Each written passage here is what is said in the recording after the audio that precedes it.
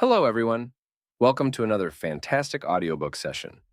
If you're interested in accessing additional chapters, please check out the playlist linked in the description below. To support the author, you can find a link in the video description. A special thanks goes out to our Patreon member who requested this novel. If you'd like to request any audiobook that is freely available on a website, please consider joining our Patreon community. Members can send me the link and name of the novel they wish to hear. Lastly, if you'd like to listen to this audiobook in the background while your phone is off, you can purchase a Google Drive link. Auxiliary. In Naruto, Reborn with talent. REI's appearance. Long pale blonde hair mostly in one massive braid, usually lying on his chest. Emerald-like eyes. Pale skin. Aristocratic face with high cheekbones and well-defined jaw. A slim and athletic body harem. Conan. Tsunade. Nope, won't reveal the future ones. Chapter 1, Awakening. In Naruto, Reborn with talent. The soul opened its eyes with a long gasp as if wanting to take as much air as possible. It was definitely a painful experience and something not worth repeating. Its eyes fell on small hands. Of course, the soul noted as in an almost broken window nearby, it could see its reflection. Pale blonde short hair, emerald eyes, pale skin and worn-out clothes. I really did transmigrate, didn't I? The soul, no. The boy was looking out of the window with an expression filled with mixed feelings. He remembered the talk with the cosmical entity that called itself Tufap.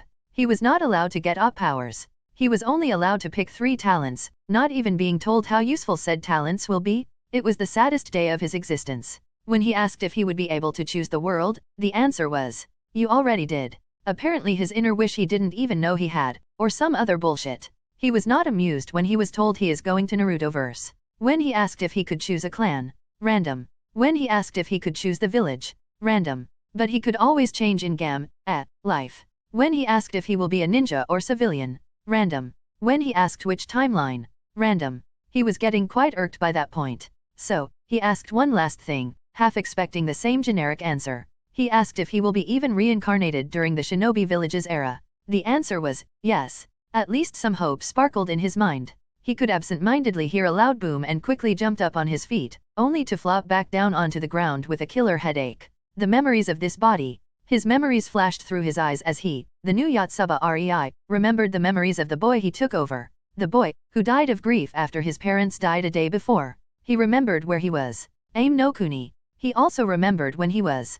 Kinda. He overheard people talking about Hanzo the Salamander. Start of the Second Shinobi War. The viciousness of IWA and Konoha shinobi towards the populace. He also remembered the boy's parents died by the hands of shinobi. His mother was raped by shinobi while his father was tortured.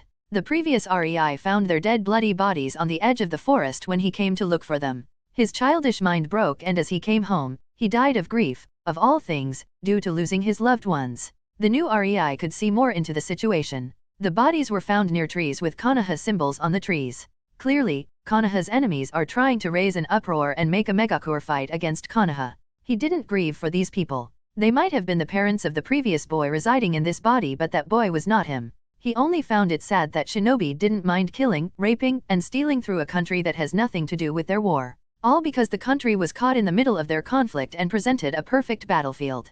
REI was lucky though. He had a house. Well, as much as a one-room wooden shack can be called a house, anyway. But it was still much more than normal orphans. He still had a roof above his head. And while the crime rate was going up, it was not yet as dire to force the people trying to steal from a kid. He was safe. For now. He also had enough food for a month or so. He could make do with that. Thankfully, the memories contained the teachings of how to read and write in kanji, so that was not a problem either. His handwriting was also naturally neat. Unfortunately, his family was a plain non-shinobi poor civilian one. With a sigh, REI sat cross-legged on the floor of his shack. He started meditating, focusing inwardly. And surely enough, his 20-something years as a normal human without any supernatural energy in his body showed. Not even 5 minutes later, REI found and unlocked his chakra. It started as a small spark of warmth in his lower abdomen, something unnatural to him. He slowly coaxed it, led it to open, and spread through his body. It was resistant. It didn't want to leave his abdomen.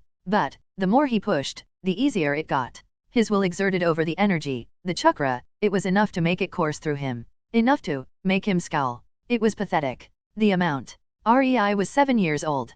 And he had, what he thought was, a civilian amount of chakra. It was not something he could use to defend himself. With a sigh, he sprawled his limbs on the floor, looking at the ceiling, resisting the urge to groan. He knew kids had it tough in this day and age. He needed more chakra, more power, more control.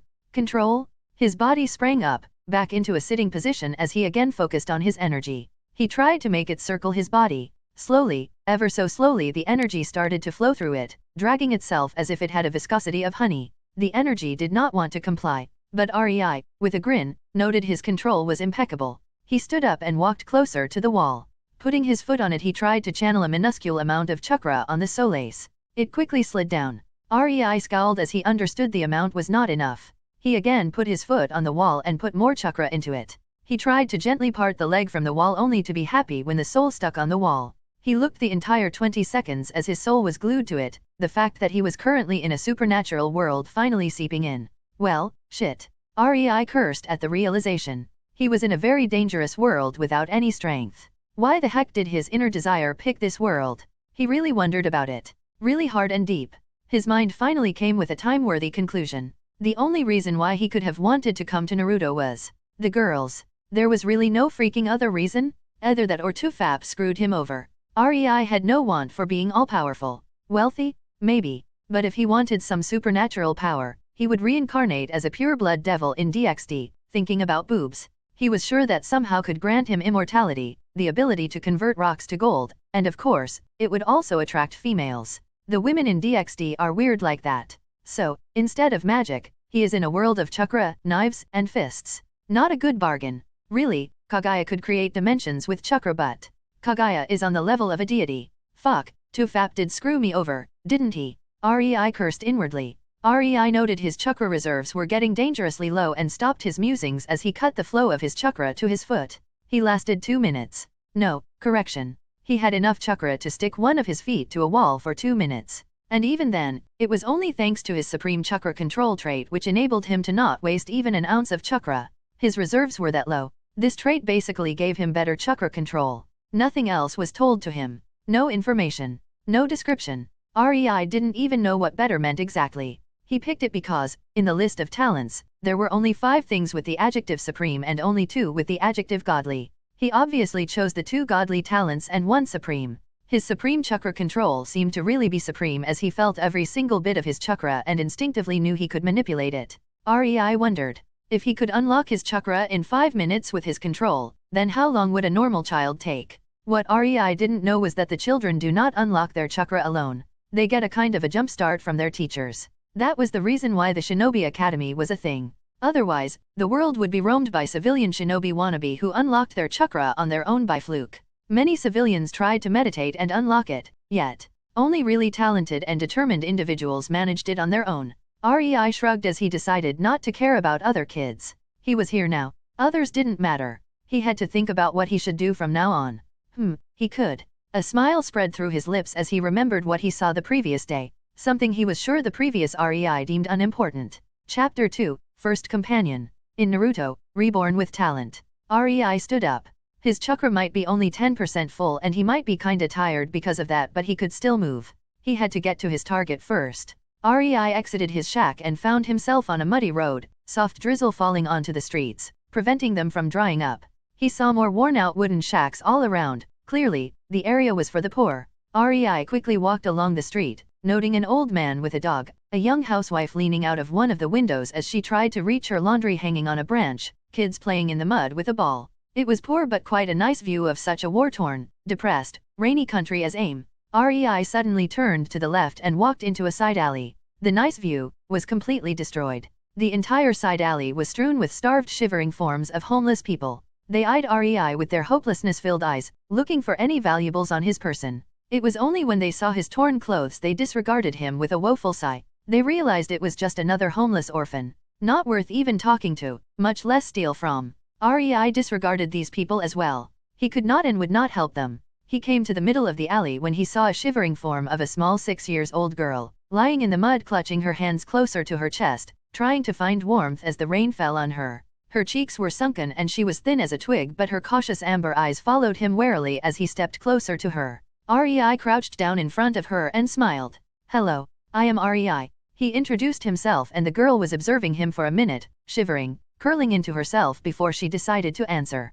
"Ko Conan." The girl whispered in a quiet, unsure voice as she was unsure of REI's intentions for approaching someone like her. Someone who had nothing to offer. It was quite a sad spectacle. 6 years old but already wary and suspicious of others. "Would you like to come with me?" REI asked her as he reached his hand towards her in the invitation. The people around looked at the pair of children and shook their heads. In this godforsaken land, children had to band together. Shruggingly, they ignored them as this was quite a common occurrence. Just, more violent usually. If it was an older girl, she would be beaten to submission to serve older homeless teenagers. After all, no matter how low they were, even they had their hierarchy. But the girl was but a child, and her body could not be sold for food or money. No elder kid was interested in making her serve them. At least adult women could sell themselves willingly to earn money for themselves rather than some opportunistic kid. Boys didn't have it any better though. The strongest were leaders and the weaker ones were underlings. But nobody was interested in deadweights like the starved shivering girl. Except, other deadweights. That's why the sight of REI inviting Conan was really nothing out of the ordinary. The others just wrote them off as the next unfortunate corpses they would see a few days later. Conan was torn. On one hand, her current spot was quite nice. It provided at least some cover from the rain, no matter how muddy it was. She was also close to dumpsters where the other people threw their trash. It provided some food for her. She would loathe to leave it, only to find it already taken later. In the end, it was the boy's warm eyes that made Conan timidly take his hand. She didn't know what her future with him held, but she knew at worst she would finally die. In her mind, it was worth the gamble. As Conan took REI's hand, he pulled her up and started slowly, gently dragging her back to his shack. He was no saint to provide the girl shelter for nothing. Conan was investment. Even Conan, after her time on the streets, knew nothing in this world is free, and if the boy really gave her something, he would want something in return. REI took her because he knew exactly what the girl would offer him in return for his kindness. Herself. Conan was worth the trouble. She might have been just an underappreciated side character that died off to further the plot and didn't really have much screen time, but she gave Yahiko and Nagito everything she was. No matter their dreams. No matter their methods. She followed. And when a girl like her is willing to become an S-ranked murderer, a worst sort of a killer to support a friend in his dream. Yes, Conan would give herself to REI. He would make sure of that. He won't exploit her gratitude. Instead, he will make sure she gets stronger and lived a happy life. But life by his side, nevertheless. He wanted to secure the loyalty of the only paper user in the entirety of elemental nations.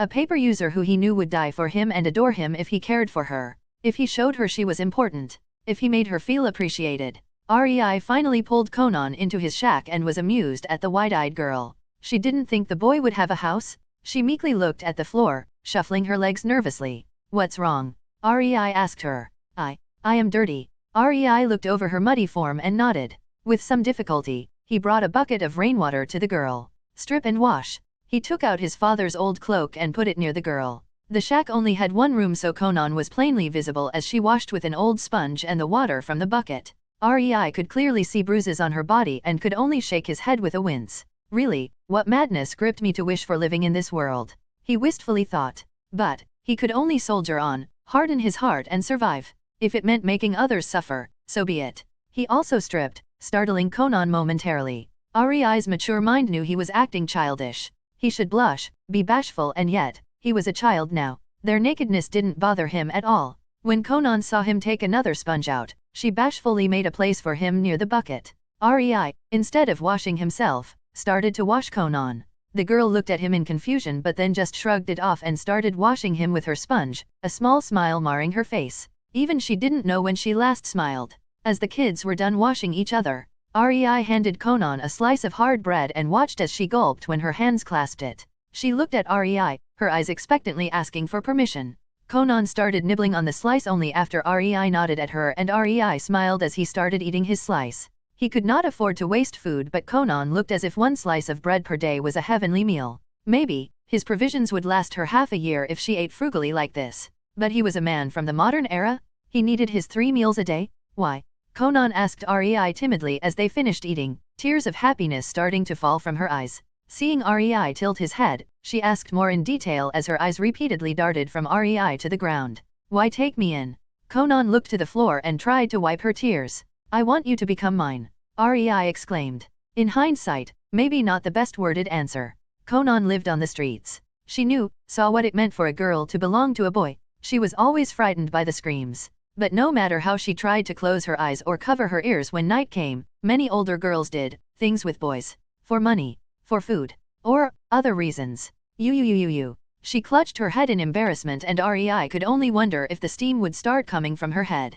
Conan decided. No one was so kind to her. Her childish mind decided she will give herself to the boy, not even understanding what it meant. She may be mature and saw many things on the streets, but she was still a child. In her mind, if she received a slice of bread and a roof over her head, she wouldn't mind doing that painful-looking thing with REI. REI slowly realized the girl was somehow misunderstanding him. So, when he had his fun due to her embarrassment and actually saw the resolve flick through her eyes, he elaborated. Of course, as a friend.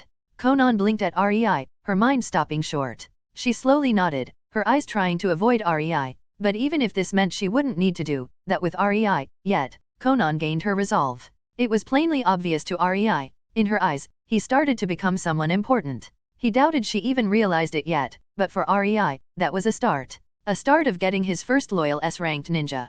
And have no doubts, Conan was more than capable of becoming much stronger than just an S-ranked ninja. REI decided he would make sure of that. Chapter 3, Chakra Strings and Paper Folding. In Naruto, Reborn with Talent. REI and Conan slept cuddled to each other for additional warmth on the small bed in the shack. The next morning, REI stood behind fidgety Conan as she sat cross-legged on the floor. Focus. He ordered, and Conan instantly closed her eyes, but her body was still fidgeting from the nervousness. REI sighed and put his hands on her shoulders as he pushed a small amount of his chakra into her abdomen through her shoulders. He could feel Conan sigh in relief as her body shuddered, relishing the feeling. Focus. He repeated, a little more sternly, and felt her body tense for a second before she relaxed and again started meditating. He helped her as she found her chakra, helped her guide it. REI saw that Conan's chakra control is very good even without practicing. Something to be happy about. Especially since she had even less chakra than him. It really drove home the point just what kind of monster Naruto was. REI stood and approached the wall while Conan, her eyes still closed, felt the warm chakra in her body, and played with it. It made REI smile as she saw her slightly curled up lips. Even as a child, Conan wasn't very cheerful. But the more she warmed up to REI, the more she opened up. Conan, REI softly called her. Come here. Conan quickly opened her eyes and crawled towards him. REI thought it was quite cute. Put a layer of chakra on the sole of your dash. He saw her uncomprehending gaze and cracked a smile. Chakra is the warm thingy in your body, all right. Conan gave him a small determined nod. Now, put a small layer on the sole of your foot and try to stick it onto the wall. Conan obediently listened and then tried it. She raised her left foot and put it on the wall. Her face looked focused as she cutely nibbled on her lower lip. Then she tried to yank her feet away from the wall, only for it to be stuck there. It imbalanced her, and with a shriek, Conan started flailing her arms in the air. REI quickly came behind her and hugged her body from behind, making her regain stability. Don't be impatient. He chuckled as he told the blushing girl. Seeing her nod and her foot leaving the wall, he released her from his hold. Practice. Try to find the smallest amount of chakra that can stick you to the wall. REI told the girl as he sat down, leaning on the wall as he tried to stick slices of paper on his fingers. Later, he told the girl who was curiously peering at his fingers and the paper. When you find the smallest amount of chakra to stick your foot onto the wall. Conan nodded, and with a renewed vigor, put her all into training. A few days passed. REI and Conan got even closer to each other, but Conan didn't get any more vocal. REI thought that the Conan from canon that saved Nagato must have spent quite a bit of time with Yahiko already to be that cheerful. The Conan cuddling to him thought, she was fearful, desperate to please, desperate for even the smallest of affection, desperate to be praised, but she outwardly appeared mostly impassive. Yes, it got better. Around him. But with others? Yesterday they went to the market and REI spotted that Conan was always clutching his sleeve and her face always stayed completely stoic. Even as the shopkeeper praised Conan for being well behaved, she only looked to the floor with a nod, but her expression didn't change. Well, at least they bought more food and some paper. After REI saw Conan could stick a paper on each of her fingers, he told her to fold it only with her chakra.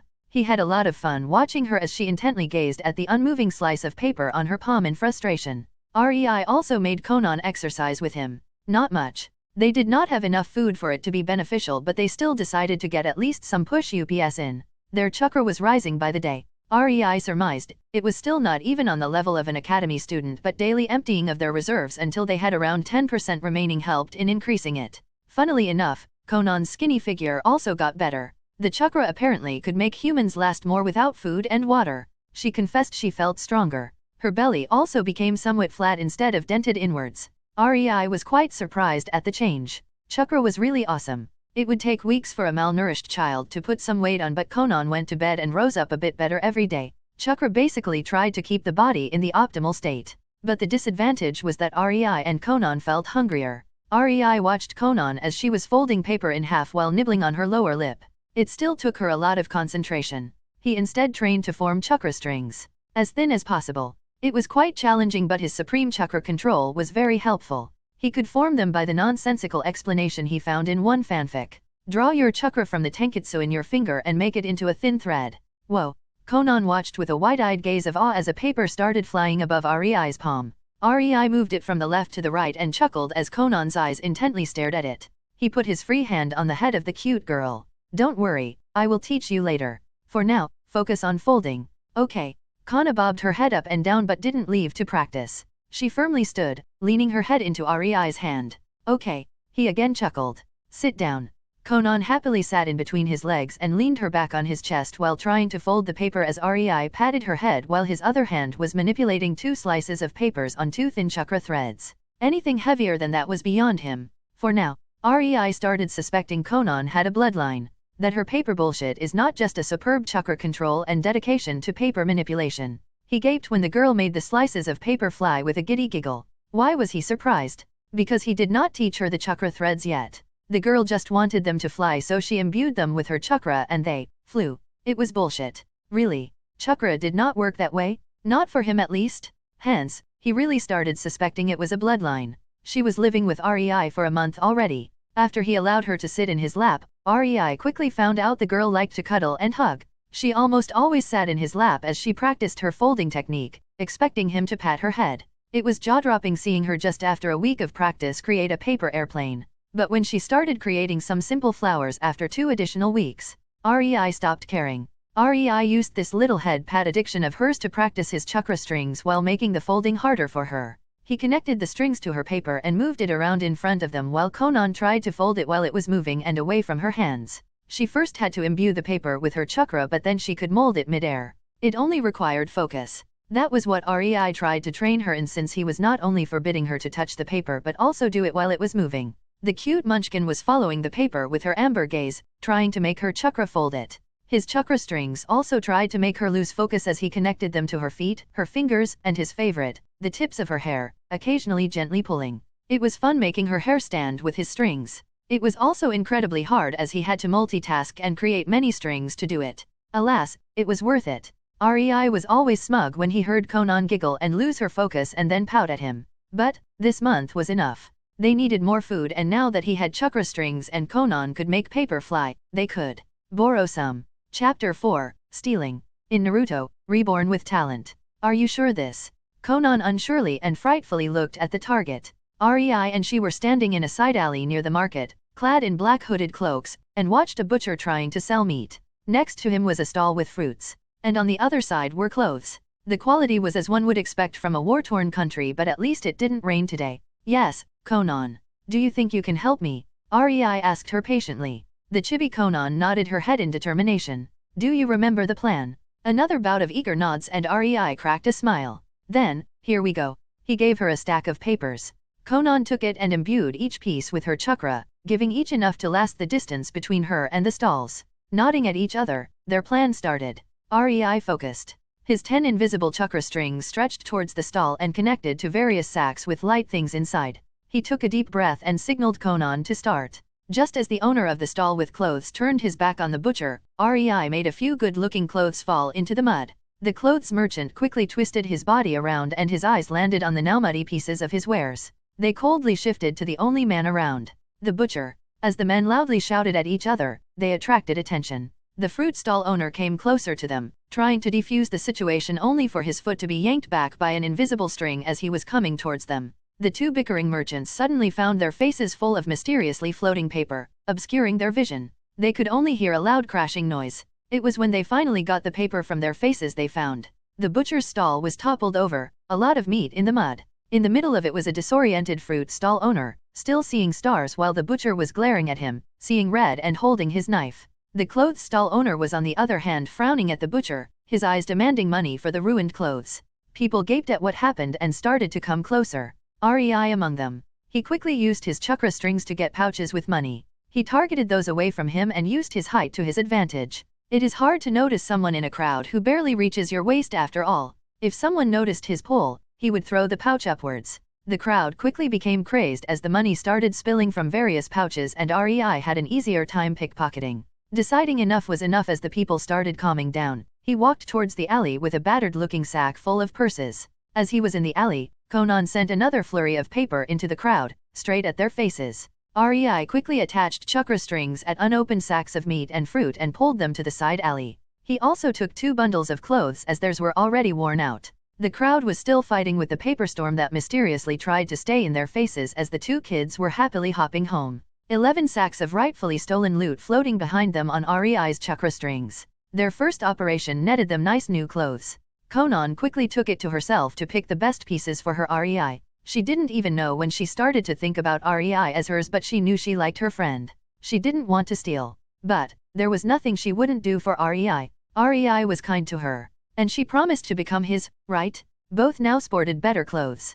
Conan was astonished at the stacks of ryo they acquired. Apparently, REI focused on merchants more and tried to get their purses. REI stole 50,000 ryo. That was a lot. The best part was the meat and fruit though. They ate their fill in celebration of success and Conan finally, for the first time in years, ate until her stomach was full. Not for once did she regret taking REI's hand. REI taught her, filled her belly, and patted her head. He hugged her good night too. Conan decided she will train hard and protect REI. Her time on the streets taught her that only the strong survive. She had her reservations but she already stole. Only the strongest can abuse and kill the weaker. Conan decided she will make sure she is strong enough to not be the weaker. No matter who, she will kill anyone trying to harm REI. Slowly, the resolve in the girl and her goals, dreams, and values started shifting. Her mind became set in its path as it approached the mindset of her older counterpart. The counterpart that let a sweet girl like her become an S-ranked killer. Unknown to REI, his desire to make the girl into his loyal follower was almost fulfilled.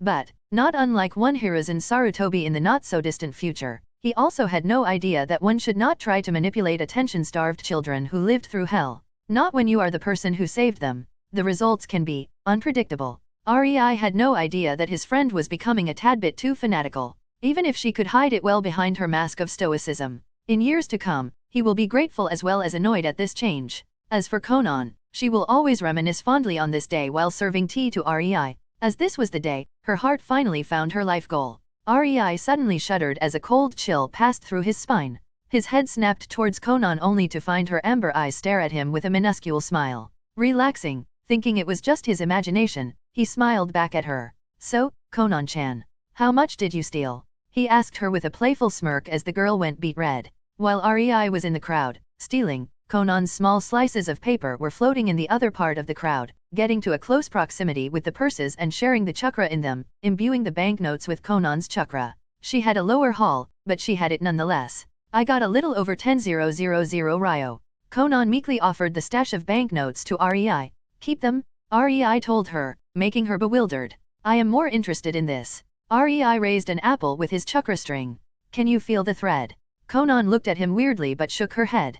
And now, REI put more chakra into it. The string was still invisible though. He didn't need her to put the answer into words. Her wide eyes were enough. It never came up because his control was always enough to not put so much chakra into them, but now that he consciously raised the output, Conan could clearly feel it. Her eyes raised between the apple and REI's hand, clearly trying and failing to see something her mind was telling her was there. You are a chakra sensor. REI cut the chakra flow and spotted Conan attentively listening to him. Well, it is not really that surprising. To be able to imbue the paper with your chakra, you would first have to feel it. So, there. REI chuckled. I just never made the connection, you know, until I saw you maneuver the banknotes through the thick crowd without the need for seeing them, that is. Then and there it hit me. You have this talent too. We will have to refine it, K. Conan nodded enthusiastically. REI knew there was no shinobi around. His second talent, godly nature energy attunement, made him able to feel his surroundings much more. He felt only 2 above civilian levels of chakra in the town.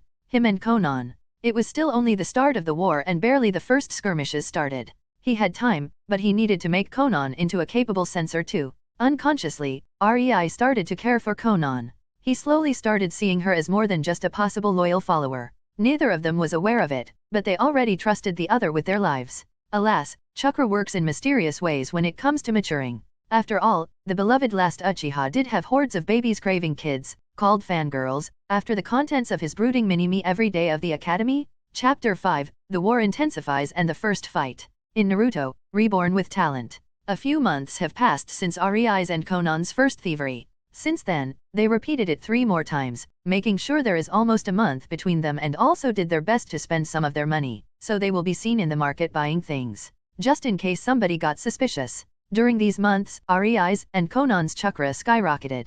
They now could walk on walls for 50 minutes before their chakra depleted. It was all thanks to the food, especially meat, that their chakra increased. It also helped with their muscles. While they were still kids, their bodies now were more of flat and toned variety rather than skinny and starved. Both of them started running around the nearby forest to increase their speed and also did various exercises. Conan was not much of a physical type, but she did try to run with REI. She made it even tougher for herself as she focused on folding 2 papers in her hands as she ran. They were changing shapes from cranes, to various flowers, to shurikens, kunaus, and so on. REI wasn't much of a physical type either. That much was obvious from the way both him and Conan were huffing and puffing at the end of the day, but he was getting better. They were getting better. REI was not really used to exercise in his last world and was a kinda lazy person. He loved just chilling and playing games or reading novels. But right now, he somehow started to get used to this life. Wake up, kiss Conan's cheek, eat, practice with Chakra with Conan in his lap, lunch, exercises, dinner, practice with Chakra with Conan in his lap, cuddles with Conan, sleep. Rinse and repeat. What astonished him was Conan. She didn't have the mentality of an adult, yet she could keep with him just fine. No, she made a visible effort and actually tried to overtake him. When he asked her why she was trying so hard, he got a well-to stare and was told to protect you. It really ignited his motivation somewhat fiercely. REI mostly focused on chakra strings to be able to hurl humans or human-sized boulders with them as if he was using slingers. And while it was quite inaccurate, it was at least something. REI also focused more on the stickiness part of tree walking. He could now stick and unstick himself whenever he wanted, either with his hands or soles of his feet. This also helped with attaching the things on the end of his chakra strings and making them stick.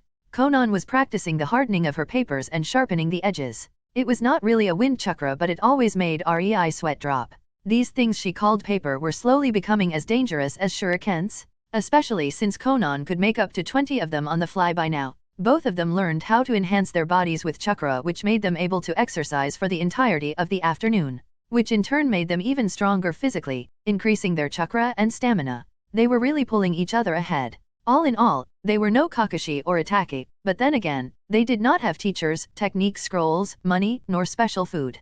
If there is one thing the villages and clans were good for, it was good learning opportunities. Without knowledge of jutsu creation, chakra theory, or at least some jutsu, REI was not about to try creating his own jutsu. Who knows what could go wrong? For the resources they had, they did good. REI and Conan were running through the forest when REI suddenly stopped. His sensory abilities told him there are 3 ninjas nearby. Thankfully, they did not feel special or strong. While they were a lot stronger than both Conan and REI combined, they were heading straight at them, so REI stopped Conan with a gesture and they promptly hid in the foliage. They didn't know how to mask their chakra, but they could disperse it. Meaning, Conan imbued 30% of her chakra into 30 papers and made them hide all around into the nearby trees and bushes. They knew this could momentarily fool sensors because REI's senses could be fooled too until he focused more in depth. As for Conan, she had no chance of finding out unless she spent minutes in the vicinity. Her chakra sensing was kinda a work in progress. What are we going to do? Conan whispered. We gotta fight. REI resignedly told her. They are heading straight for us. That's no coincidence. They probably have a chakra sensor, but he should not be a particularly strong sensor. Surprise attack. Conan nodded. Surprise attack. And with that, Conan pushed 50% of her remaining chakra into 50 small, shuriken-like origami, hardening and sharpening them. From the bushes, they could see 3 IWA shinobi land exactly where REI and Conan stood when REI sensed them. They were looking around warily. Genin Kezubo, where are the shinobi you told us about? A small annoyed man barked. I don't know, Kilabi-sensei, but I do sense something. That was as far as the sensor nin got when the man called Kilabi jumped away. Conan's shuriken origami instantly flew straight at the 2 genin. They wanted to jump away too, but REI quickly stuck a chakra string on each of their feet and pulled, making them fall onto the ground. The paper shurikens shredded the poor man. TCH stupid genin. Kilabi snarled as his eyes started drifting all over the trees and bushes. REI thought he would not find them, but it seems he underestimated experienced shinobi a bit. He barely managed to lift a rock with his string to block a kunao heading at Conan. He saw Conan freeze as she saw the men she killed, and he did not have time for making her snap back to reality. He had to engage the man. Knowing well he did not have any chance without cheating, he gave a kick to Conan and jumped out of the bush. He did not see her blink, take a deep breath, and nod with determination. Conan stayed hidden. Who are you? REI exclaimed, and he pointed at the Kilabi as if the man just offended him. Kilabi's eyebrows raised into his hairline at the sight. A kid? These two idiots died to a fucking kid. He started laughing, but REI could see the man visibly relaxed. Well, I am Kilabi, Shinin from IWA. The man who is gonna kill ya kid. The man leisurely twirled kunao on his fingers and stared at REI as if he was his prey. Okay. REI nodded seriously, making the man do a double take. But Shinobi-san? Could you tell me why? REI asked. Why what brat? Kilabi stopped twirling the kunao. Why are you so fine with your comrade's death? REI asked curiously. Kilabi chuckled. These two idiots. I wanted to get rid of them eventually anyway. I enjoy having a female in the team more, if you know what I mean. You are just a common pervert. REI screamed at him, his finger again pointing in accusation on the man. The kid was really making Kilabi mad. The respectable chinin he was, decided to get this over with and gut the kid good. There was an entire village. He could perhaps choose a woman to enjoy there afterward. This shitty war had at least some advantages. He jumped at the kid, seeing his frightened widening eyes. Kilabi's smirk became bigger the closer he got. REI knew he couldn't evade Kilabi. The chinin was too fast for him. As he saw Kilabi approach, his eyes widened and he did the only thing he could. He flung himself to the ground.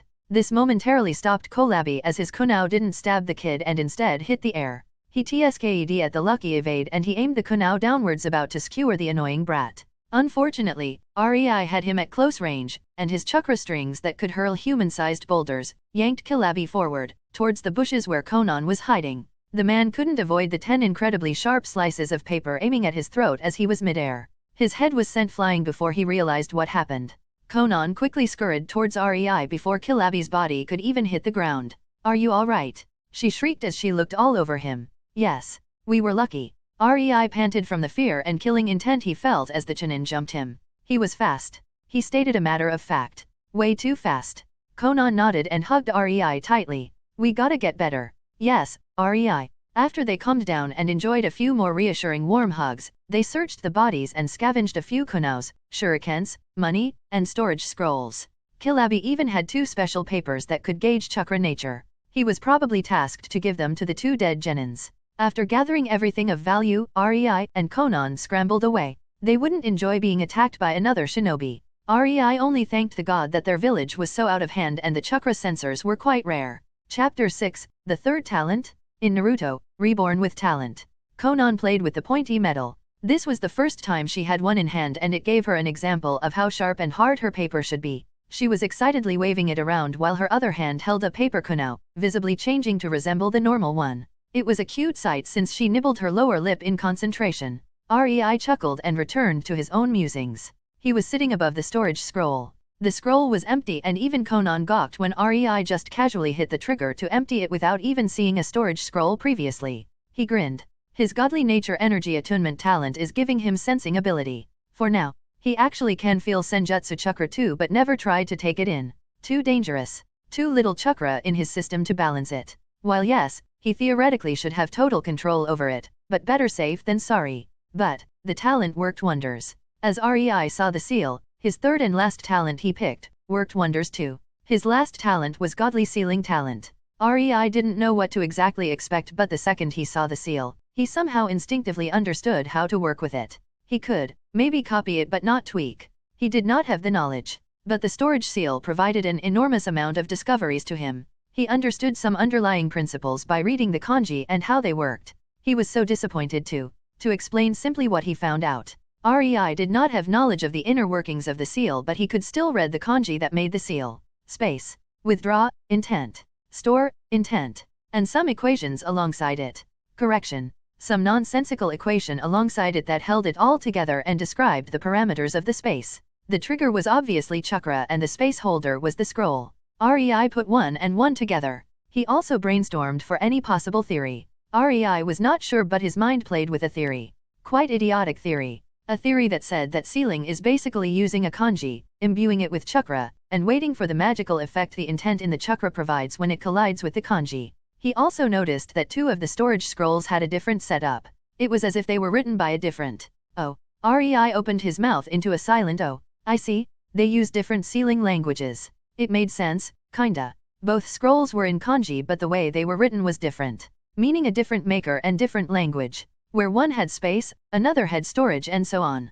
But then, why did they function almost the same? REI took out a paper and let his instincts lead him. He wrote on the paper while pouring his chakra into the ink. He wrote space, withdraw, intent, store, intent, and added parameters.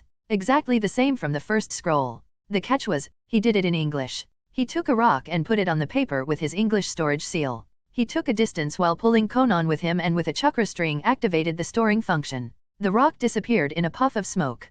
Phew. So it works that way too? Neat. I just discovered my own sealing language that this world won't be able to decipher. REI almost jumped from giddiness as Conan looked at him in confusion. In the end, she just shrugged, sat down, and returned to her origami kunao. REI then used his chakra string to activate the withdrawal function and imagined the rock.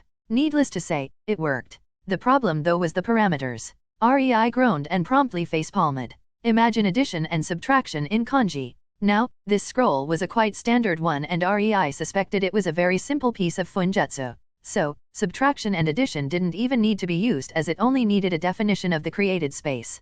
But, what about spatial funjutsu? Containment 1? Barriers? Heck. Baijuyu seals? The shit hits the fan and the seal is as long as an entire fucking scroll. Not to say ineffective as heck since this world was a feudal one. They had some electrical appliances and technology but higher mathematics? Shinobis were glad when they knew the multiplication table. It just wasn't needed for their job. REI knew the shinobi probably developed the sealing arts in a way that mathematics were not needed, but unless he saw it. He really doubted it would be efficient though. At least these storage scrolls were definitely not. REI could make one in English and better equations with 1/10 of the space that was needed for the one in kanji. REI suddenly had a very nasty sinking feeling that Minato Namikaze actually did manage to create a teleportation seal with only addition and subtraction, moreover in kanji, and suddenly he wanted to puke blood. REI decided to widen their arsenal. He started to experiment. It didn't take a week for him to create a working exploding tag, if it even can be called that, since one of Conan's small slices of paper was enough to hold it with a lot of free space. The point was, REI could not create much of them and certainly not powerful enough. His best shot was only half as strong as the single explosion tag he found on Kilabi. That stuff really needed much more knowledge on seals and REI was taping into it headfirst without having a book or teacher. It took time. Nevertheless, even if it was only half of the power of the generic shinobi exploding tag, it was enough to cause injuries. With Conan's ability, it was so worth it. To create even one tag capable of hurting somebody would cost him 50% of his chakra reserves. He now had the 3 idiots who attacked them as comparison, and he understood that while Conan was on the border of very, very low genin, he is a mid-level academy student when it came to reserves. She somehow overtook him while he was busying himself with funjutsu. Sigh, at least my control is much better than even Conan's, he thought. So far, he was capable of creating one small storage seal and exploding tag. He then spent the next few days developing a simple stasis seal. All of his experiments, of course, needed Conan, so neither of them made much progress in their own chakra practice, but they both knew this could give them the necessary edge to win their fights. The stasis seal was a very helpful thing, but they had to tweak, retweak, and then completely overhaul it so many times, even Conan was a bit fed up. The point was, if they wanted Conan's paper kunaos to keep their chakra sharpened or chakra hardened state while in the storage seal, they had to put them and the chakra affecting them in stasis until they were released. Otherwise, the chakra would run out in the storage scroll and the paper kunao would just turn into, albeit crumpled, still only a normal paper. They finally succeeded on the 5th day, and a few of Conan's small papers contained a new storage seal tweaked for battle. She could activate it whenever at will, since the activation needed only her chakra and the paper was literally soaked in her chakra. What it needed was only her intent to set off the seal. The seal was a storage one with an inbuilt stasis seal. Inside were contained hardened and sharpened paper shurikens, and the trigger had a feature that gave the projectiles a push, sending them flying in multiple directions when the seal triggered. Fast. The best part was that the speed and the directions were somewhat adjustable on triggering the seal, so it was a really nice surprise weapon. REI kept some of these papers with this seal because even he could use it. But Conan? She had already 10 stashed away for emergencies and always bugged REI to create more of them for her. REI also made quite a lot of exploding tags as every day before he went to sleep he was able to create 2, almost depleting his chakra. Conan had 7 and he had 3. It was not really a question.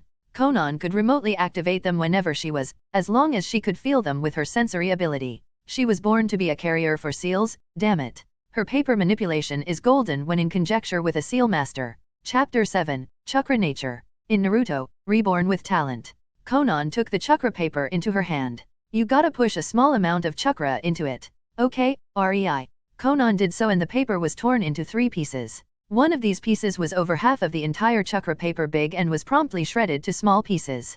Wind. One of the remaining pieces was completely soaked, signalizing water, while the other turned to dust. Earth. Conan looked at REI with an expectant and excited gaze at REI who released a soft exasperated sigh. You have a main wind affinity. A strong one, at that? Well figures, this is probably what helps your bloodline to fold the paper and sharpen it? Just my guess.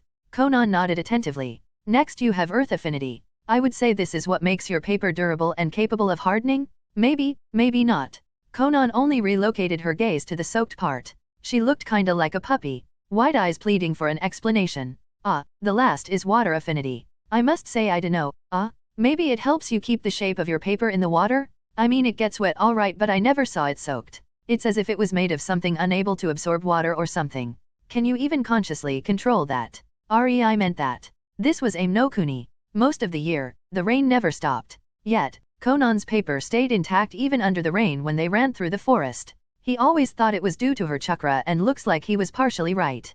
Conan took his words to heart and filled one of her papers with her chakra. She sunk it into a bucket full of water and watched as the paper held its form. Suddenly, she started to get ideas on how to exploit it in battle. She was, after all, in a water-filled country. If she could shoot her shurikens from water.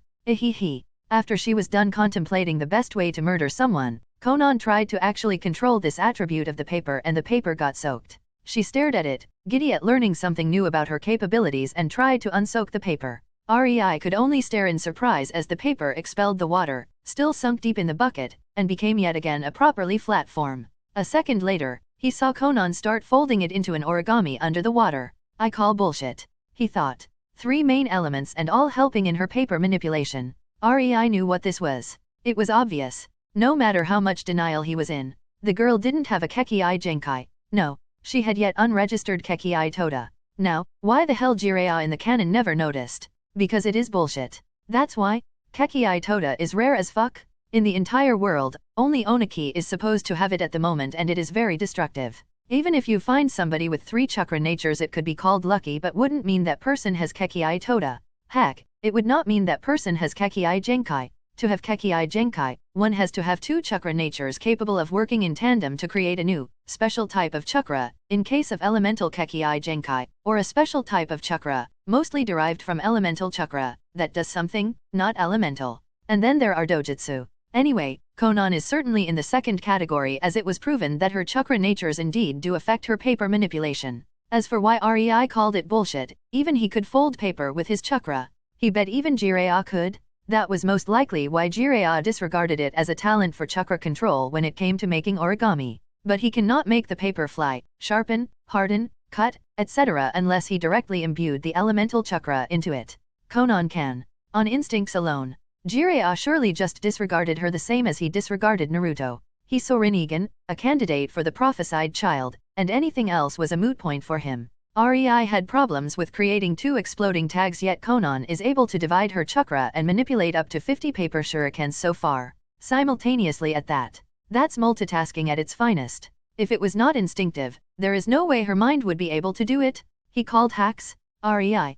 Conan pulled him out of his reverie. Your turn. She pointed at the chakra paper in his hand and REI sighed, wishing for something good. Like, dunno, at least 2 natures would be nice. He casually pushed a sliver of his chakra into it. There was really no need to be tense. The result would not change anyway. What happened next made Conan and REI widen their eyes. The paper split into 5 identical parts. One was torn to shreds. One was turned to dust. One was soaked wet. One was crumpling with sparks. One was set on fire. Oh, I have all 5 chakra natures. REI stood there stunned, thinking about how it could happen while Conan was beaming. She was happy her friend had so much potential. Congratulations, REI. Conan excitedly jumped next to him and took his hands into hers as she expressed her happiness by spontaneously kissing him on the cheek and tightly hugging him.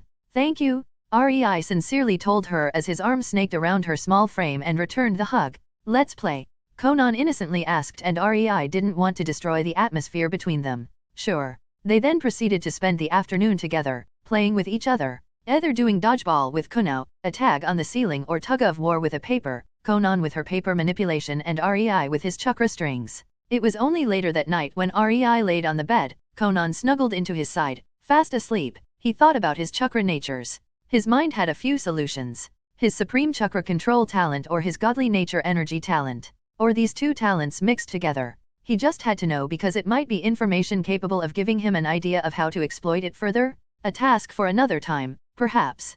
REI sighed as he felt very tired. Conan can be incredibly energetic when it comes to playing a tag.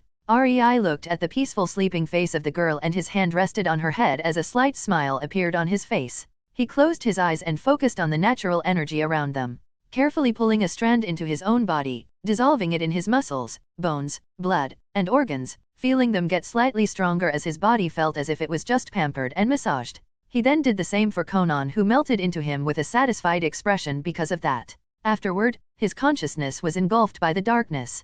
Night and exhaustion claimed him. Chapter 8, Leaving Home. In Naruto, Reborn with Talent. REI and Conan stood in the woods, both clutching a slip of paper between their palms as they trained their nature transformation.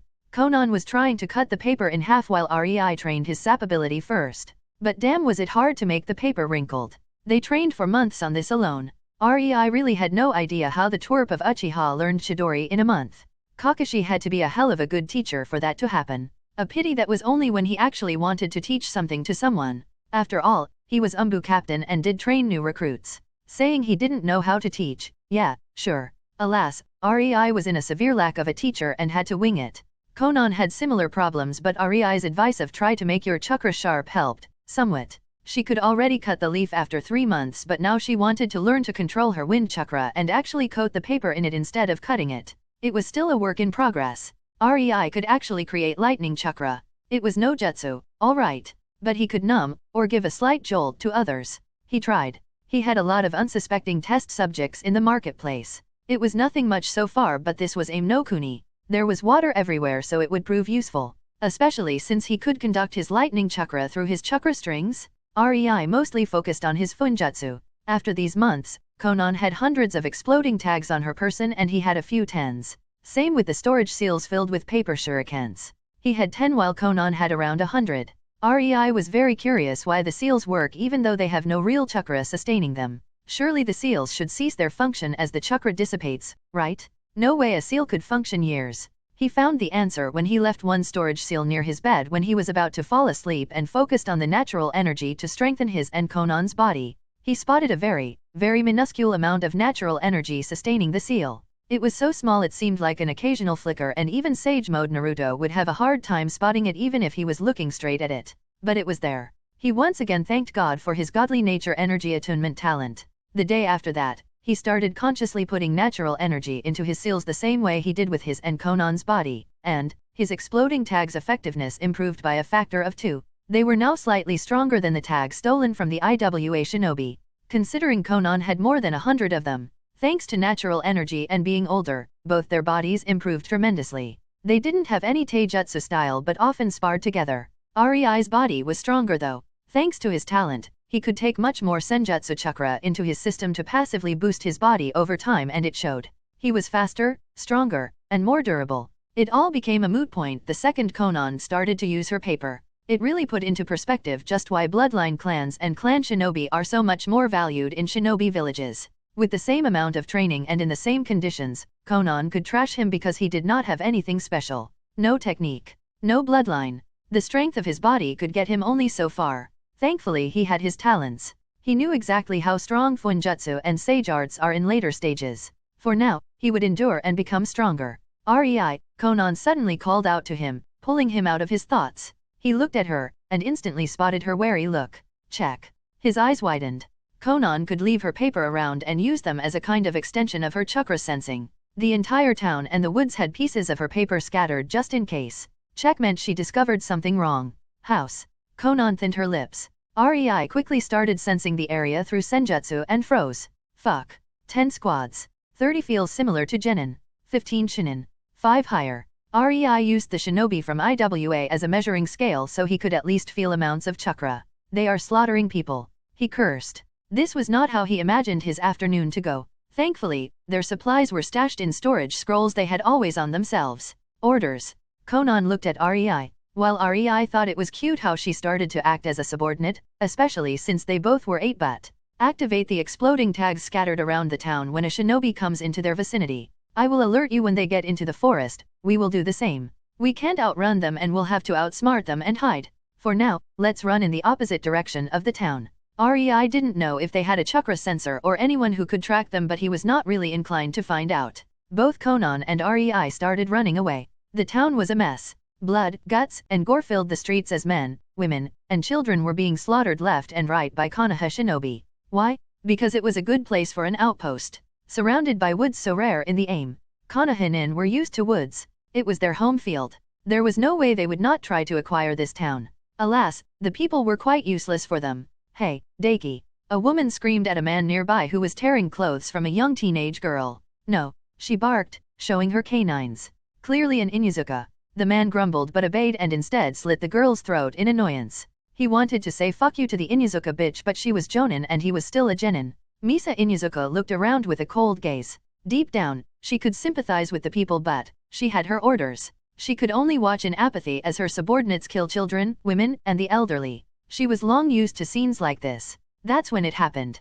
Daiki was approaching her and out of sudden, he wasn't. A loud boom resounded through the town as the exploding tag tore Daiki to shreds, sending his torn limbs flying apart as his guts painted the ground red and shitty. Misa could only curse. This was a trap. Regrow dash. Before she could give that order, a series of other loud booming sounds resounded all over the village. The Konoha finally met with each other, uncaring about the people who were running away, as their orders were to leave nobody alive in the town. If somebody manages to outrun shinobi, no qualms there. Laughable thought. Who would believe it? Misa and her ninkin sat in the corner as she saw 3 of her Jonin-ranked colleagues. That's all of us. A man, a barame, told them, making them astonished. 4 Jonin, 9 shinin, and 18 genins. They lost 19 people so far. Misa couldn't help but curse. This mission was swiftly becoming one of those fabled troublesome rank UPS. Okay, Misa sighed as she heard the man who had the command. Seizo hey take. We will stay here and secure the place. Misa, you will take 5 shinin and go scout the forest. Mikuro, he nodded at the Abarame man. Says there is a chakra trail there. Be careful, we have no idea how the exploding tags are hidden from his bugs. Especially since there seems to be no delay between activation and explosion. If you find hostiles, kill them. Misa and her 5 shinin came to the edge of the forest, all feeling uneasy. That's when Ninkin barked at her, that he found the smell of humans. The group quietly hopped from tree to tree, keeping some distance between them. Akaro, a shinin, was about to spring himself away as his feet impacted the thick branch when, what? Were his last thoughts, as his mind didn't even manage to register the pain as he was literally slaughtered by a flurry of paper shurikens enhanced by wind chakra. Misa could only watch in horror as one of her chinin was made into a Swiss cheese instantly. She gestured to the group to stop. Guys, careful. I have no idea what this shit is, but obviously, we are against a very skilled Funjutsu master. The explosive tags have no delay and the traps are enhanced with elemental chakra. REI didn't know that his stasis seal was a masterpiece in the eyes of the ninja. No stasis or storage seal was able to hold chakra infused into the weapons, much less if that chakra was elemental one. The group scattered, getting even more distance between themselves in fear of being caught up in the traps together. They hopped from tree to tree, following the ninkin. Misa could swear she could occasionally see 2 running figures far away through the trees, but as she was about to focus more on them, Kira, the man in the position next to her, was sent flying to high heavens, and fell near bushes. Misa could only curse. Her instincts flared, and even if Kira was a slight distraction, surely intentional, she managed to jump backward, just in time to avoid another flurry of futon paper shurikens. She landed on the ground and noted that the branch was completely shredded. She cursed again. A powerful wind user. A groan tore through her throat. With the corner of her eyes, she could see shaken Rika staring at Kira, her fiancé, and Wobbly approach his corpse while tears streamed down her face.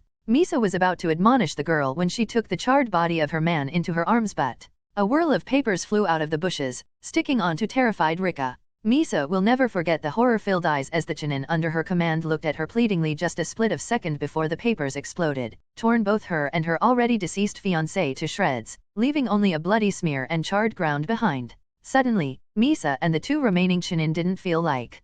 Correction. 1 remaining Chunin. Mika watched as Kaguro fell prey to yet another storm of futon paper shuriken. Yes, Misa and Muko, the last Chunin, really did not feel like following. Retreat. Misa ordered in apathy and Muko obeyed with a gulp. Chapter 9, Mistake. In Naruto, Reborn with Talent. Misa entered the house that was chosen as a makeshift command center and found Heitake sitting behind a table. The man spotted Misa's distraught expression and suddenly had a sinking feeling. Jonin Misa, what's the situation? Heitake, Misa sadly shook her head.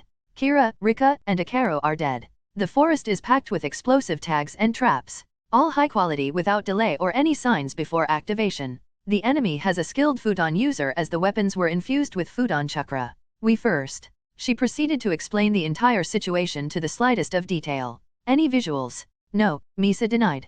Only 2 running kids, but even then it was a fleeting thing from far away. I, however, don't think a kid would be able to dash. You would be surprised. Seizo interrupted her with narrowed eyes. Paper shurikens you say? It may be some new Kekii Genkai. We have to report it. He sighed and dragged his hand through his tired eyes. This is a disaster, Misa. Yes. Seizo. The 2 knew each other as both had a thing for Ninken. They just hated to let it be known. 22 casualties on a mission to take over a civilian town. It couldn't get any worse.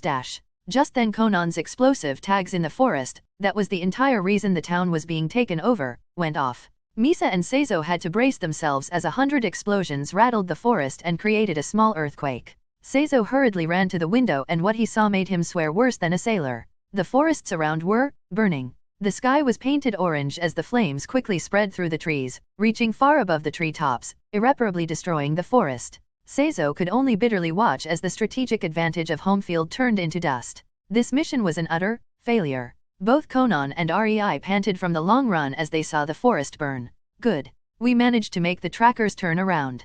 REI smiled slightly. Conan, hearing him, hugged his arm to her chest in relief as her forehead rested on his shoulder. They are alive. For now. The 2 kids proceeded to trek through the stony fields away from the edge of the forest. Their direction, unknown. Night fell and both REI and Conan were shivering under a makeshift roof made of Conan's papers. The air was still shivering though, and even huddled together it was very cold.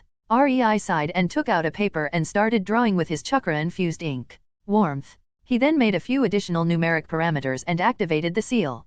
Putting it on himself, he could feel warm again, as if he was under the sun. It was not hot but it was incredibly pleasant. He swiftly made another seal for Conan, who smiled at him for it. Before he could smile in return, he found Conan's lips pressing into his for the first time in the time they lived together. Flushed, Conan flopped back into the spot next to him and meekly looked to the ground as she fumbled with her fingers. REI also had red cheeks and he couldn't help but think.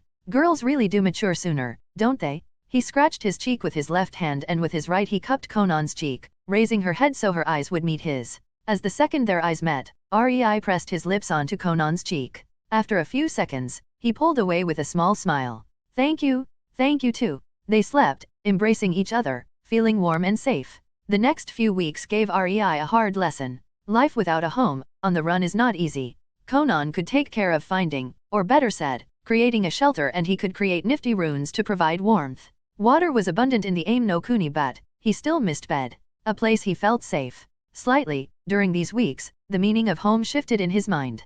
He no longer associated it with a building or village. He now associated it with Conan. He could feel at ease and protected when he was with her. The same could be said about Conan. The 2 kids quickly learned how to fend for themselves in the wild and avoid skirmishes of shinobi. Needless to say, REI and Conan only stayed out of sight and range. They were getting more and more daring, learning by doing. As they came to witness more and more battles, scavenged battlefields for money, seals, and weapons, their chakra senses caught on many shinobi and the way they controlled their chakra. REI could detect hiding shinobi easily thanks to his natural energy sensing, and through that, he managed to create chakra hiding technique. He found out that if he adds a sliver of natural energy on top of his chakra signature, he is basically invisible to chakra sensors as they were unable to sense it. At the end of the 3rd week, both Conan and REI were bunking in a small cave, holding hands as REI still thought about a method for teaching Conan the chakra hiding technique. No matter what, he was sure the girl would be able to use natural energy for it. It was an external technique and as such, not dangerous. The problem was she could not sense the natural energy. If she could sense it, she could learn how to control it. Not entirely, but masking her chakra would be enough for now. He was racking his brain about it when suddenly Conan shook him. "Are you thinking about a new seal?" she asked with excited eyes. REI quickly found out the girl loved it when he showed her his seals. Anything he showed her, really. By now, REI knew that Conan was his for life. The girl would never even think about betraying him and it warmed his heart. In only a slightly over a year, he managed to inspire enough loyalty in the girl as Yahiko did after 10 years of living with her. Of course, he was smug about it. He just didn't like her tendencies and her way of thinking. She would gladly be left behind if it meant REI would survive. That's the main reason why REI decided to make them stronger, subtler, invisible. He did not want to encounter such a situation. Conan was his and he would be damned if he let anyone take her from him. Ah, seal. Conan expectantly bobbed her head up and down. But, seal. REI thought as he was patting delighted Conan's head. The cute girl became his pillar of support in this dangerous world. He remembered how she alerted him of the shinobi and smiled to himself. He had to focus on sensing. Conan sensed in a limited way unconsciously and could channel it through her papers. It was a very useful thing. Her sense.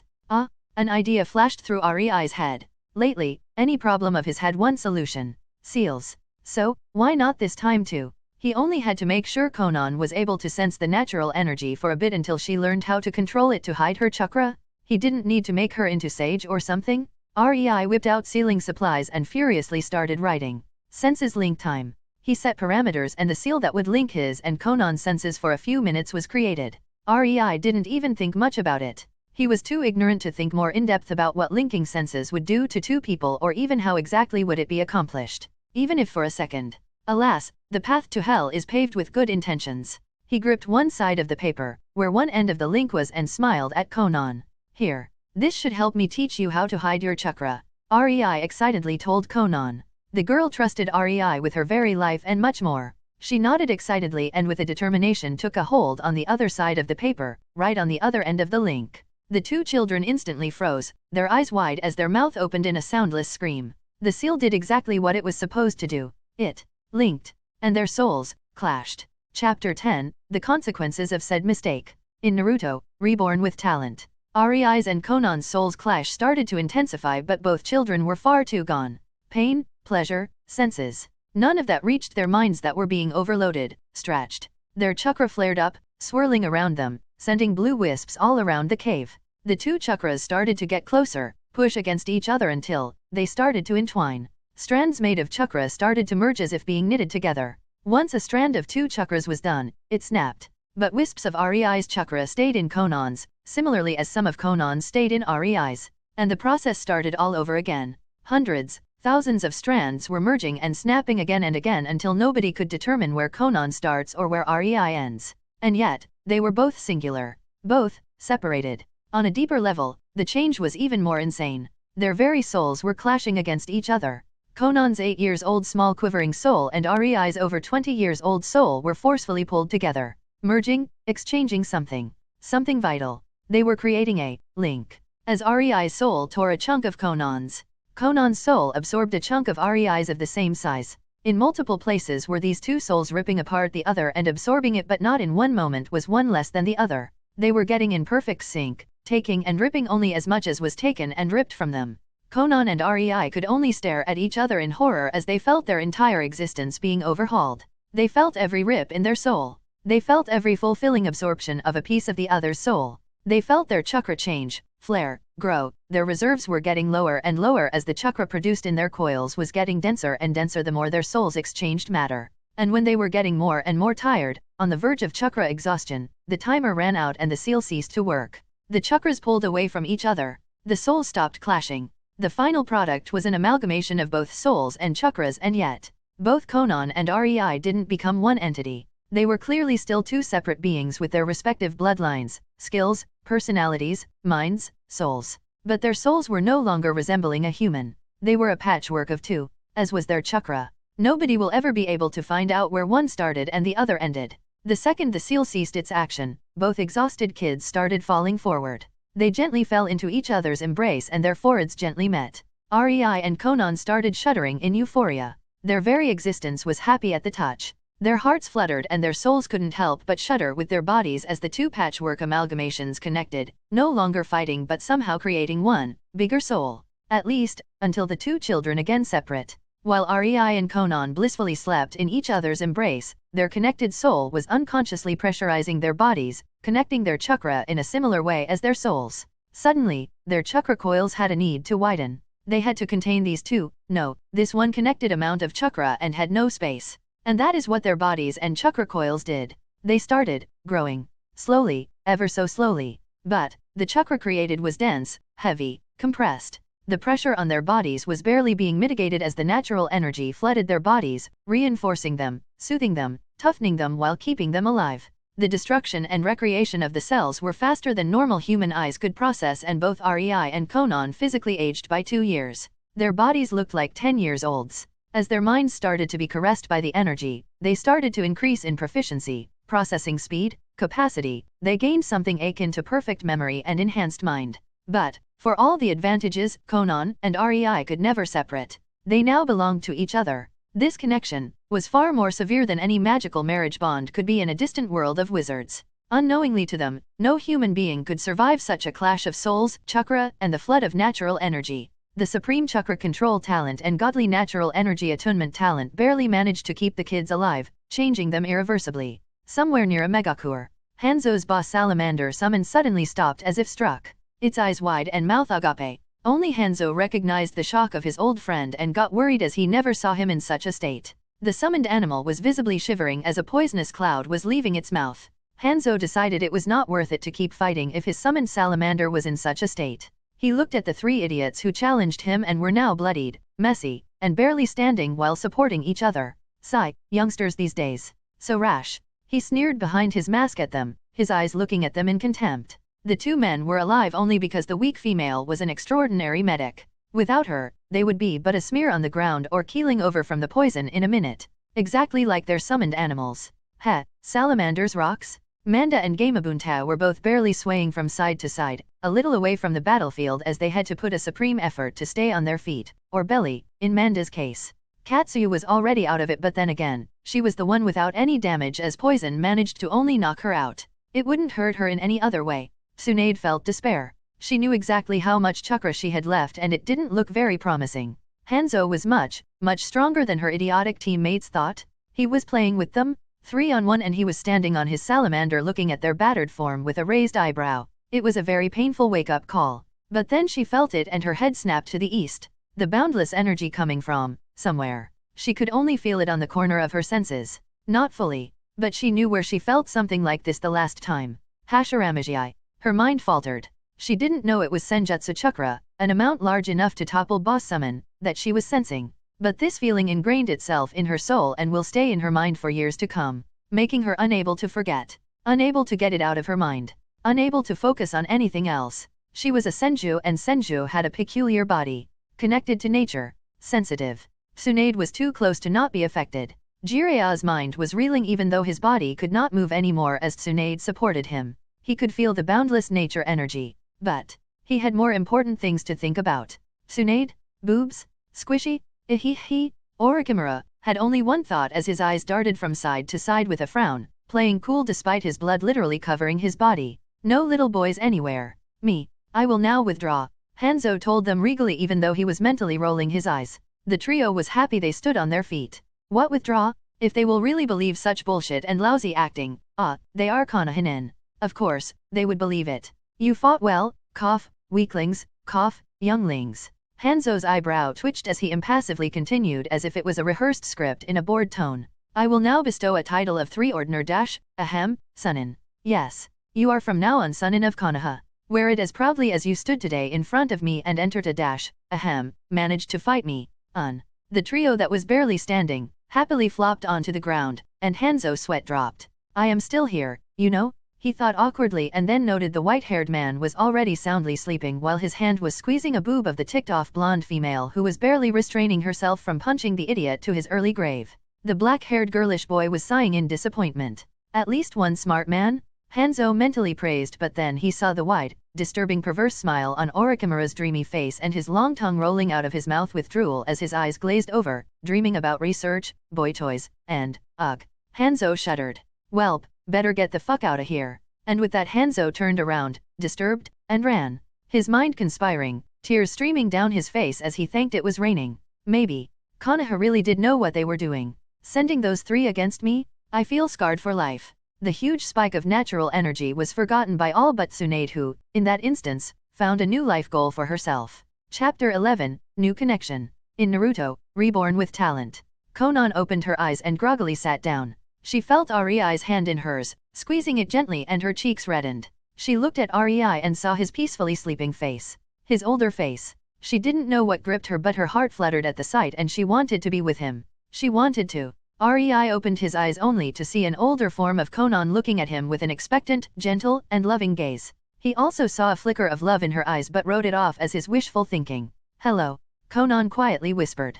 Good morning, Conan. REI yawned and rubbed his tired eyes. It was then that both of them remembered what happened how much did they sleep?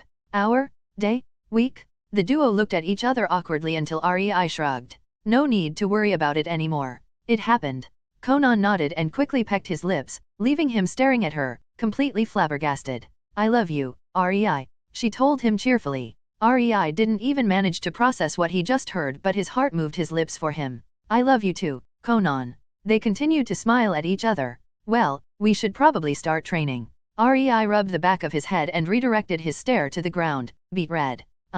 Conan agreed as she also couldn't help but look towards her fumbling hands with crimson cheeks. The duo distracted themselves with running, sparring, and training their chakra natures for the day. The evening quickly came and both REI's and Conan's feelings were already calm. They knew what they felt for each other. They also knew they would eventually end with each other. It was inevitable. That was what their minds and hearts were telling them. But neither of them was ready for anything more than a peck on the lips. No matter how explorative they felt. They instead channeled the energy into the training and thankfully it helped. With a calm mind, REI remembered why he made the linking seal in the first place. It's such a pity the seal didn't help you feel the nature energy. Oh. Conan stopped nibbling on her jerky and gulped down what she had in her mouth. But I somehow sense the world differently now. What? REI looked at her bewildered and then a theory appeared in his mind. What if? He started to conduct many tests and told Conan to do many things and tell him how she felt and found out a very staggering result. Conan had a more diluted version of his godly nature attunement talent. She could sense nature chakra but then. Conan? Quickly look at your chakra control. REI giddily jumped up and down. Conan nodded and a few seconds later, squealed. It's almost perfect. In the excitement, she smashed her lips to REI's, and the kids kissed for a few moments. As they separated, REI gently patted bashful Conan. Kissing is okay, he told her in a whisper. Conan raised her head hopefully, her eyes met his as she chewed on her lower lip. But nothing more than that. Conan nodded profusely in happiness and pecked REI again. Now, will you tell me what exactly changed with your chakra control? Conan's face morphed to seriousness. I need a lesser amount of chakra for better effect. I can better circle it. I became better at manipulating it. And I have 5 times the chakra I had before but my control is even better than it was. Conan finished unsurely and REI's eyes widened as he instantly felt his own chakra. He also had 5 times the amount of what he had before and his control stayed the same. It was still perfect. A lopsided grin appeared on his face. Well, Conan-chan. Looks like we are on the level of Lochanin with chakra amount. REI exclaimed giddily and Conan instantly hugged his torso in happiness. REI smiled at her and thought. Guess that means a somewhat diluted version of his supreme chakra control. Check. After a few moments of relishing their fast growth by patting Conan's head, REI took a deep breath. Now, the last one. REI took the storage scroll he first learned on and gave it to Conan. Conan had slight problems with reading and kanji but REI did his best to teach her during the year they were together. She knew enough. As she saw the seal and read through the kanji on it, Conan blinked at REI. I understand it. She whispered to herself.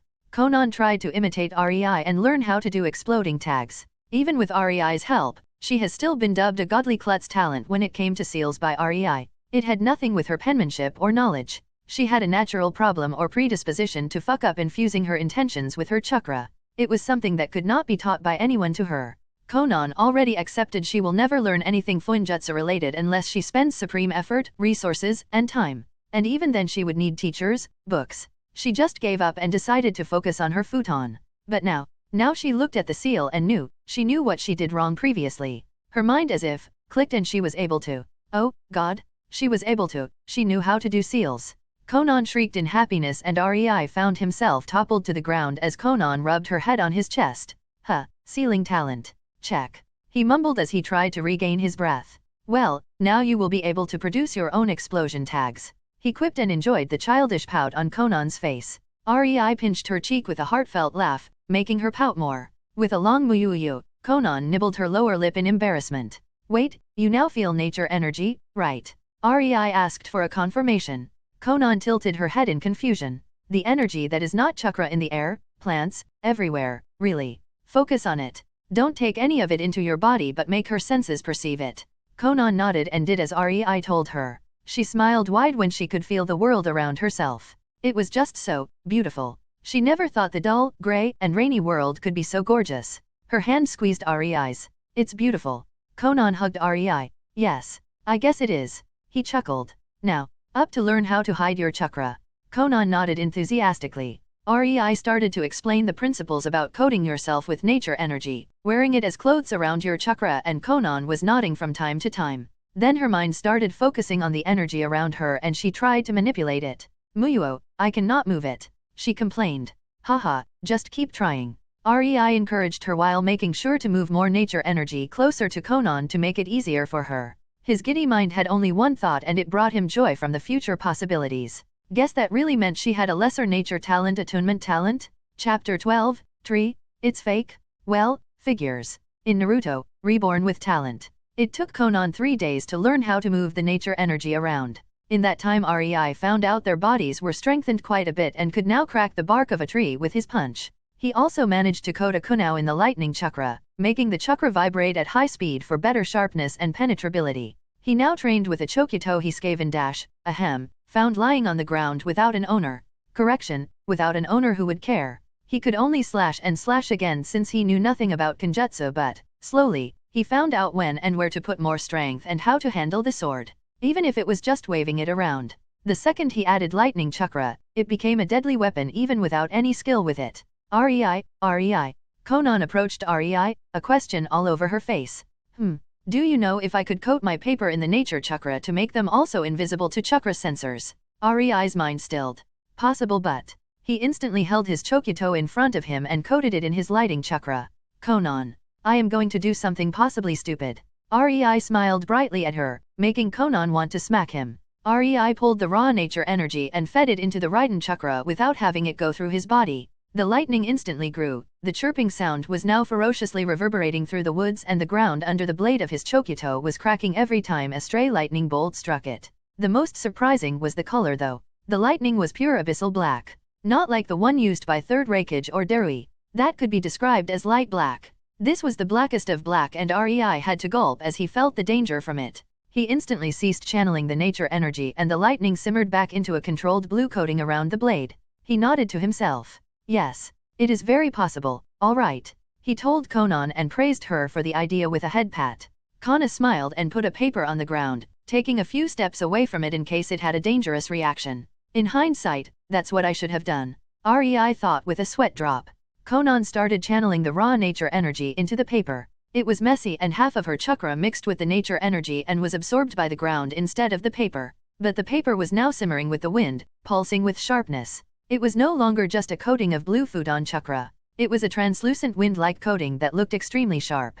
Conan flung it into the nearby tree and both REI and Conan were gaping. The paper was so fast it was hard to follow. Moreover, it didn't pierce through the tree as expected. It completely felled it into 2 pieces on impact and went on, felling 10 more trees behind it until the futon chakra dissipated, making the nature energy disperse. REI looked at Conan and patted her head with a sigh. Demolition master, indeed. Then his eyes fell on the spot where Conan channeled the raw nature chakra mixed with her chakra into the paper. His jaws dropped again. He yanked Conan towards the place.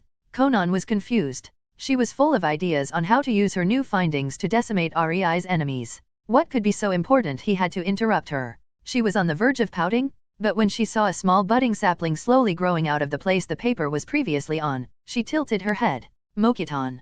REI watched the sapling stop growing when it reached 4 feet because of insufficient chakra. What did you do? His head snapped to Conan, who nervously fumbled with her fingers. I mixed my chakra with the nature energy and wanted futon chakra. Conan trailed off, not knowing if she did something wrong. Of course. REI slapped his forehead and started to laugh hysterically. You have wind prevalent with earth and water secondary? You just pushed your earth and water natured bits that were still mixed with raw nature energy to the ground while leaving the futon mixed with nature energy in the paper. He still chuckled as he explained what just happened and started to mix an entire fifth of his chakra with nature energy and pushed it deep into the ground. Conan and REI had to jump away as a tall thick tree quickly rose from the ground. It was not a giant tree that could be found in Konoha, but it was still a full-grown tree. Oh, well, looks like I gained a Kekii Genkai too, even if it is a fake one. Well, figures the Mokuton is not really a Kekii Genkai of Senju. Instead, it is their attunement to the nature chakra, and Hashirama just mixed his elemental chakra with nature chakra. He was supposed to be an incredible sensor, after all. REI chuckled. The only Mokuton reproduction is through his cells. Yup, it makes sense since his body would get used to channeling it. REI? Conan asked, not understanding as he mumbled to himself. Listen, Conan. This. REI explained. He explained about Hashirama Senju, the Senju clan, Konoha, and how dangerous it would be to show anyone this ability. Conan furiously nodded. She had no intention of going to Konoha. Konohinin killed her parents. She still held a grudge. That's why when she found out it was Konohinin attacking the town, she may or may not have used more exploding tags than she should and made sure lots died. But Conan was sure REI noticed. After all, he was creating these tags. She was happy when he decided to say nothing about it. She really loved REI. We will have to train earth and water manipulation. REI sighed.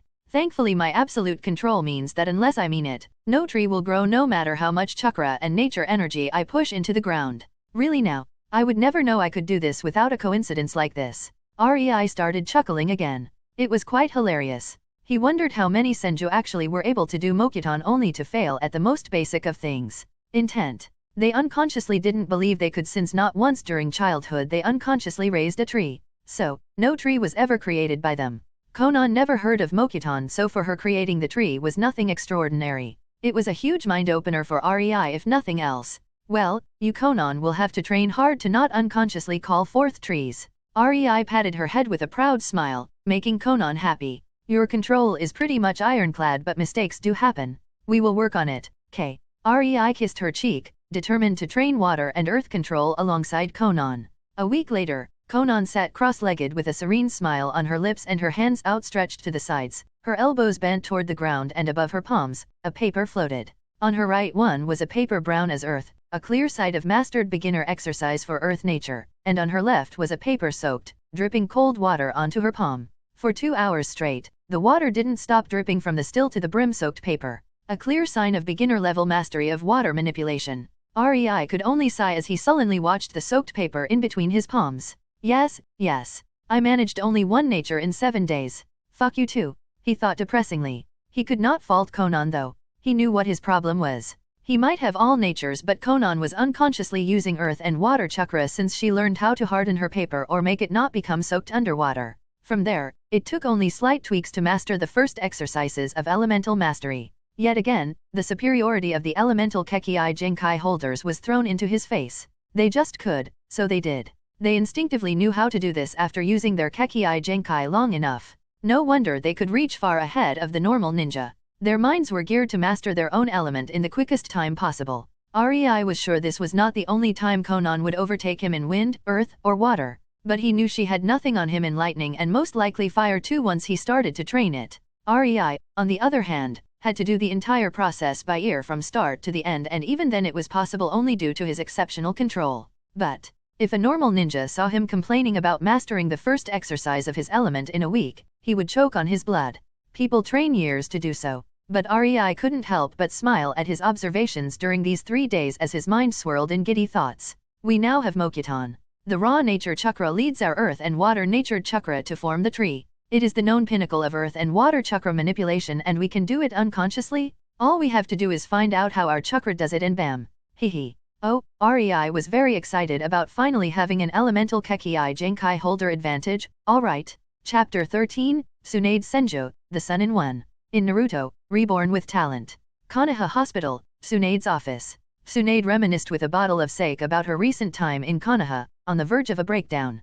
Tsunade returned to Konoha a week ago and a lot of things have happened since then. First of all, she and her teammates were hailed as heroes for keeping Hanzo at bay during the clash of the AIM and Konoha army, leaving AIM's military in quite the precarious state. Tsunade could see the proud smug look of Jiraiya as he eyed big-breasted females with apparent lust as if he was about to choose which pouch is the right one to stick his kunao into. Tsunade found it gross. And they wonder why she never fell for such a gallant figure? Tsunade loved Jiraiya, as a friend. But a lover? She would rather commit seppuku. Oh, she couldn't even remember the number of times Jiraiya asked her to scratch the itch when they were in the field together. Tsunade had her urges too as every self-respecting 20-plus years old woman, but Jiraiya? Really? Blah. Her status as a kunoichi from the Senju clan made her shielded from receiving seduction missions, and she was not about to give her virginity to anyone, much less a pervert who sticks himself to every hole he finds on the road.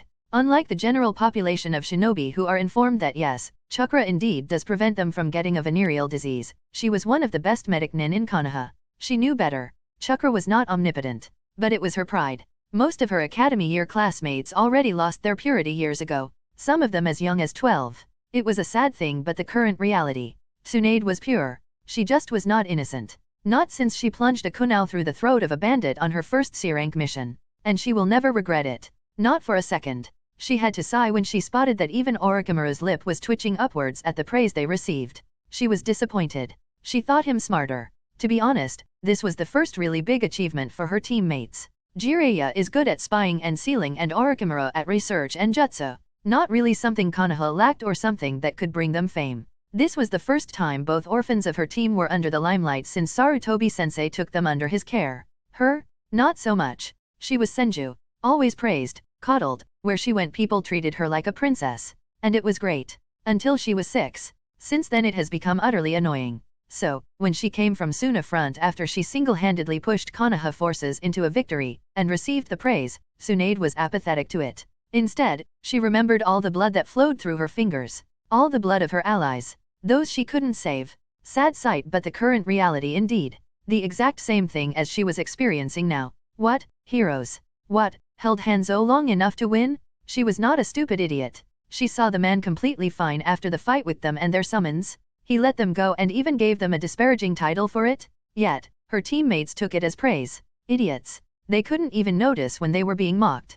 Tsunade couldn't, no, didn't even want to count how many times she had to use her experimental technique, creation rebirth, and how much life force she was forced to use. Tears streamed down her cheeks every time she realized that one fight cost her 50 years of her life. 50 years in exchange for saving her teammates and herself from a continuous lethal dose of salamander poison. No matter how she pleaded, her teammates refused to retreat. Were Jiraiya and Orochimaru even worth it? Jiraiya took 30 and Orochimaru took at least 12 years from her. Her body was freaking 70. Only her medical transformation and the vitality of Senju kept her looking the same or her performance from dropping. Nobody even realized. Sensei was too busy being Hokage. Orochimaru had his research and wanted recognition. He was already on a mission with her brother. And Jiraiya, he didn't care. He would soon leave again to AIM in order to train 3 orphans. The idiot thought he finally found his chosen one. Oh, why does he have to sound so much like Orochimaru when he starts to talk about finding a prophesied little boy? Tsunade quietly sobbed into her arms, as the bottle fell onto the ground, spilling the contents. Unknown to the Sunin, their breakup was set in stone in the exact battle they received the title from Hanzo. Their medic was forced to do too much for the team. Too much sacrifice to keep 2 childish idiots alive. Neither Jiraiya or Orochimaru were yet the fabled incredible Sunin from canon. Tsunade just couldn't. 50 years. She was well aware of what that meant for her. It meant Noeke was the only one who could restore the Senju clan. She never cared for it. But this was one blow too many for Tsunade. Orochimaru may be a poison expert, but he was completely out of his league when it came to rare salamander's poison. She only had to use 8 years of her life to keep herself alive through the poison thanks to her medical expertise and various drugs in her system. 42 years were squandered through Katsuyu to a white-haired idiot who cared only about fucking whores and to a research-addicted just a crazed smug bastard. Not even a single meaningless thank you. Tsunade was a realist. And the reality was, Hanzo could single-handedly fuck up the entirety of Konoha force. Tsunade really doubted even the god of shinobi Hiruzen Sarutobi would come out of that fight alive. Hanzo was indeed a ninja from the generation of her grandfather. It showed, all right. He could make a bloody smear out of the Konoha shinobi force and wouldn't even need to approach. His poison was better than anything Suna could ever come up with. It's just, he found it more amusing to play with the pupils of the current god of shinobi. They did not fight a war with IWA in aim. They were allowed to fight a war with IWA in aim. A very distinct difference. Tsunade only hoped a Megakure didn't join the fight. She had enough of meeting Hanzo for one lifetime. She would most likely not survive another. Tsunade snorted when she realized she was a 70-years-old virgin. It actually brought quite the humor into the entire situation. Her eyes trailed to Nawaka's photo and a charming smile spread through her face. As long as Nawaka survives, the clan can still go on. I am not needed anymore. She sadly noted but was happy it was that way. No forced marriage to recreate the Senju clan. No political schemes. No, she was now supposed to live her remaining life in the hospital, helping the village. She chuckled as she remembered that discussion with her sensei, telling the man she was now physically older than him. Both had to get drunk under the table. Hiruzen because she was apparently his first choice as successor and Tsunade because she just didn't want to have a mental breakdown in front of her sensei. Tsunade of course tore him a new one. Spending her life in the hospital. Huh? As if. Tsunade remembered the spike of nature energy. Yes, she flipped through the books of her grandfather and was surprised when the sage arts, the thing Jiraiya Baka was so enamored with, were a chakra-diluted form of raw nature energy. Tsunade deeply desired the war to end so she could use her new privileges as one of the Sunin and retire due to old age, and start looking for the source of that spike. Her very own adventure. She didn't even know what for. She only knew, her instincts, her heart deeply longed for anything that was produced by that spike of energy. Illogical but, it was the first and truest feeling she held after her love for her brother. It was precious. Tsunade played with a bottle of sake, her head lying on the table, half drunk as she did kissy faces at the photo of her cute lil bro. Suddenly the door flew wide. Tsunade. Jiraiya shrieked. What Jiraiya? Tsunade screamed in annoyance. He was the very last idiot she wanted to see this fine alcohol-filled evening. I won't go on a date with you. Now go. Jiraiya quieted down, his face serious. Tsunade blinked as a really bad feeling sneaked into her heart. Tsunade, I am sorry. It's Nawaka. Tsunade palled to ghost white and didn't even wait for him to finish. She rushed out of the room. Her heart, breaking. Chapter 14, Tsunade Senju, the Sunin 2. In Naruto, Reborn with Talent. Tsunade rushed through the hospital, heedless of the shrieking doctors or nurses, her mind focused only on her destination. The place where her brother was. She burst through the door and stopped in her tracks, her wide eyes wavering. Tears started pouring down as her wobbly steps finally reached the charred remains of her brother. She looked at the still body, and the completely intact necklace of her grandfather. She could only stare in shock at it, her mind blank. Orochimaru looked at his completely distraught teammate and couldn't help but to feel bad. It should have been a simple mission. He shouldn't have even been the leader. He was only a casual observer. But, they just had to be ambushed? The stupid Senju boy just had to get out of sight when he was admiring the other boy, the skill of the other boy in the team, and walk onto an exploding tag. As he watched what remained of the Senju clan, Orochimaru yet again couldn't help but ponder about his mortality. He knew the kid shouted about his dreams everywhere he went. But, he ended up as a corpse. Will I have the same fate? Somehow, that thought frightened him out of his wits. Tsunade, I am sorry. It was a trap. He stopped himself as he saw Tsunade completely non-responding with a horror-filled expression. She needed time. Orochimaru sadly nodded and left. His disgust for Konoha's higher UPS increased. It was they who sent them there for a common reconnaissance. Even going as far as saying it was a completely safe thing. That they already checked with Umbu and are sending 3 Genins, 1 Senju, 1 Uchiha, and 1 Kurama, and him right under the ambush of 5 Jonin? This could have severely hurt his chances of becoming the Hokage. He sensed something smelly and it was not Jiraiya for once. The funeral was a quick affair. Tsunade was used to those. She attended a few every year. Her clan was now, only her. A shudder ran through her body. Only her. Only a woman who is utterly unable to recreate it. Only, God. The Senju clan is dead. A traitorous thought started to fill her mind. She mostly wondered why was Nawaka personally requested for that mission right after she talked with her sensei about her inability to have children. Why wasn't the last fertile Senju kept inside the village? Why? But she waved them away. Her sensei would never. Stupid girl, she admonished herself. These days, she completely disregarded the hospital. All she had to do was sign off the dead at the end of the day. The dead that could survive if she could bring herself to look them over. But, she didn't care. She spent her days sitting in front of Nawaka's grave, pondering what to do. In the end, it was all meaningless. Her life was meaningless. Then her eyes brightened as she remembered the energy spike. She promised to Nawaka. She promised him she will look forward and fulfill her own dreams. With a broken smile and hitched sobs, Tsunade decided. She will find out what caused the spike and she will find out why she was so drawn to it. Nawaka would want her to live, to fulfill her dreams. The sadness in her mind cleared and she started to look forward. A new determination filling her. Tsunade suddenly felt a hand on her shoulder and barely restrained herself from killing whoever dared to touch her. Are you fine? Tsunade jerked her head toward the voice and found a light blue-haired man. Dan. She murmured, making the man astonished that she remembered him. What the heck is this annoyance doing here? He is stalking me again? Geez. Trying to approach me when I am at my lowest? Tsunade frowned. Canon Tsunade would be moved that someone cared. But then again, Canon Tsunade was emotionally so down she literally wouldn't mind dying. This Tsunade, however, had a goal. Determination to live. The man was trying to get closer to her for 2 years straight. She would understand if he had a crush, but he didn't? As a medic she could see his body reactions. Tsunade really didn't know what the man wanted from her. I am fine. She politely smiled, albeit a tad bit too forcedly for her taste. Okay. Dan didn't think he would find her like this. Hokage told him to approach Tsunade and make sure she is feeling fine. He fancied himself a somewhat smart man and knew the underlying meaning of these words. If he got closer to her and got the support of the head of the Senju clan, meaning Tsunade, becoming a Hokage would be easier than ever. Hiruzen really wanted to desperately give someone the hat. Dan resisted the urge to chuckle in order to appear compassionate. What about? He tried to start a conversation. Tsunade stood up, ignoring him, and brushed past him before he could even finish the sentence. Dan could only look at her leaving back with his cold gaze as a loud colorful curse left his mouth, making the nearby grandmas look at him threateningly while raising their garden hose. Did I approach too abruptly? He asked himself quietly. Fuck. The bitch. 2 years and she still doesn't give me even a second of her time. The flowers in his hand were violently thrown onto the ground as he ruffled his hair in annoyance.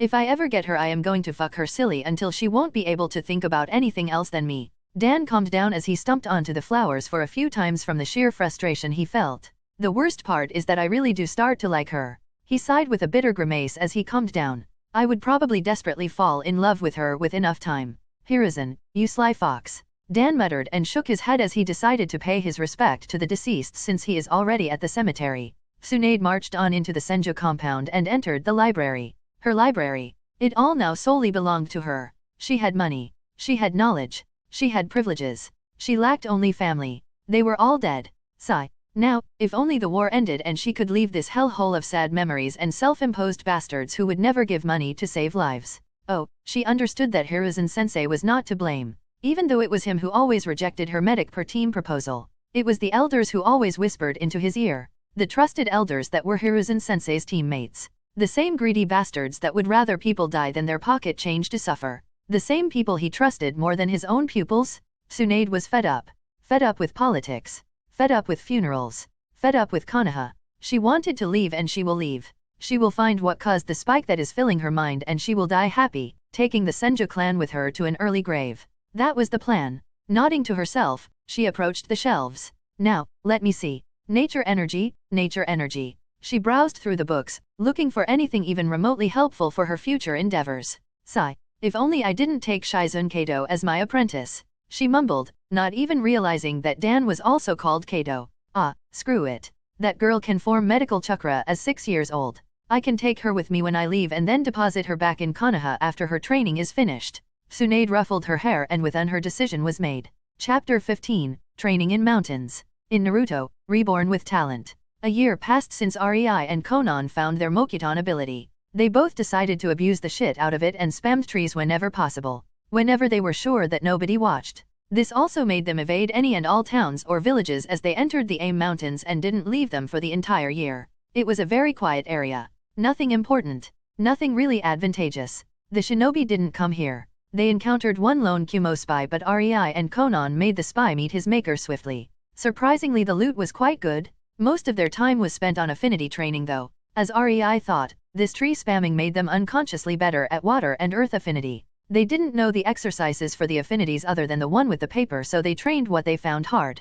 Both Conan and REI could float a boulder while sitting on it for 3 hours until their chakra depleted. This was what they found hardest when it came to earth affinity. They had to continuously mold earth chakra and supply the boulder with it to make it float through gravity. REI started to seriously suspect that Oniki was not floating himself but the specks of dust on the soles of his feet and in his clothes that pushed him up.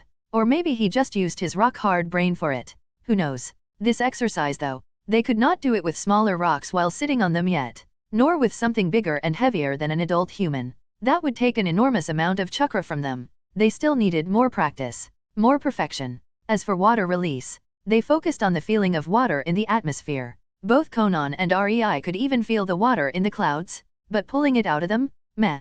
Thankfully in Aim no Kuni water was supplied very frequently. Their first exercise that took them 3 whole months was all about standing in the rain and making sure the droplets evade them. They simply had to stay dry, which was a freaking chore when you are walking in a downpour. They had to always supply water chakra and coat themselves with it. It was like a human-shaped makeshift umbrella or aura around them. It was completely invisible but it worked. When they were both sure they could stay dry even under a waterfall, they tried something more challenging. They tried to pull water out of the surroundings. Easy, right? They were in a country where water always fell from the sky, but no. They tried to pull the water in the surroundings and add it to the clouds. It was a backbreaker but their improved Michinin reserves barely managed it. It was more about water chakra control anyway than the amount of their chakra. This made sure there was always a downpour in their location. But no worries, they had their umbrella no jutsu. The downpour was not the result, only a step.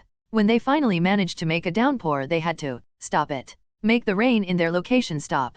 Keep it in the clouds. Both REI and Conan felt as if the heavens were pushing onto them during that exercise. The rain wanted to pour down onto the earth but they held insane amounts of water in the sky, until the clouds started to get charged with lightning and instead of downpour, a lightning storm started.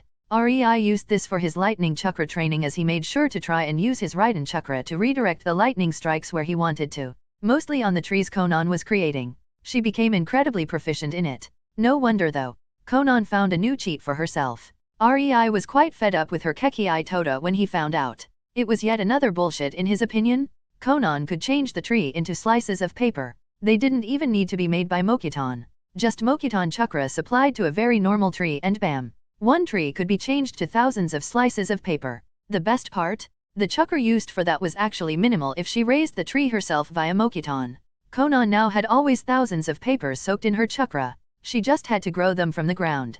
REI vowed he would train hard when he saw it. Fortunately, his water manipulation was a hell of a lot better than Conan's. As for earth, they were about the same. REI always added nature chakra into the water, increasing its volume and density. His chakra nature manipulation was leaps and bounds above Conan, where she could potentially create a house-sized ball of water in 10 minutes. REI could create an entire lake in 5. And then there was his lightning affinity. Hehe. Zap zap.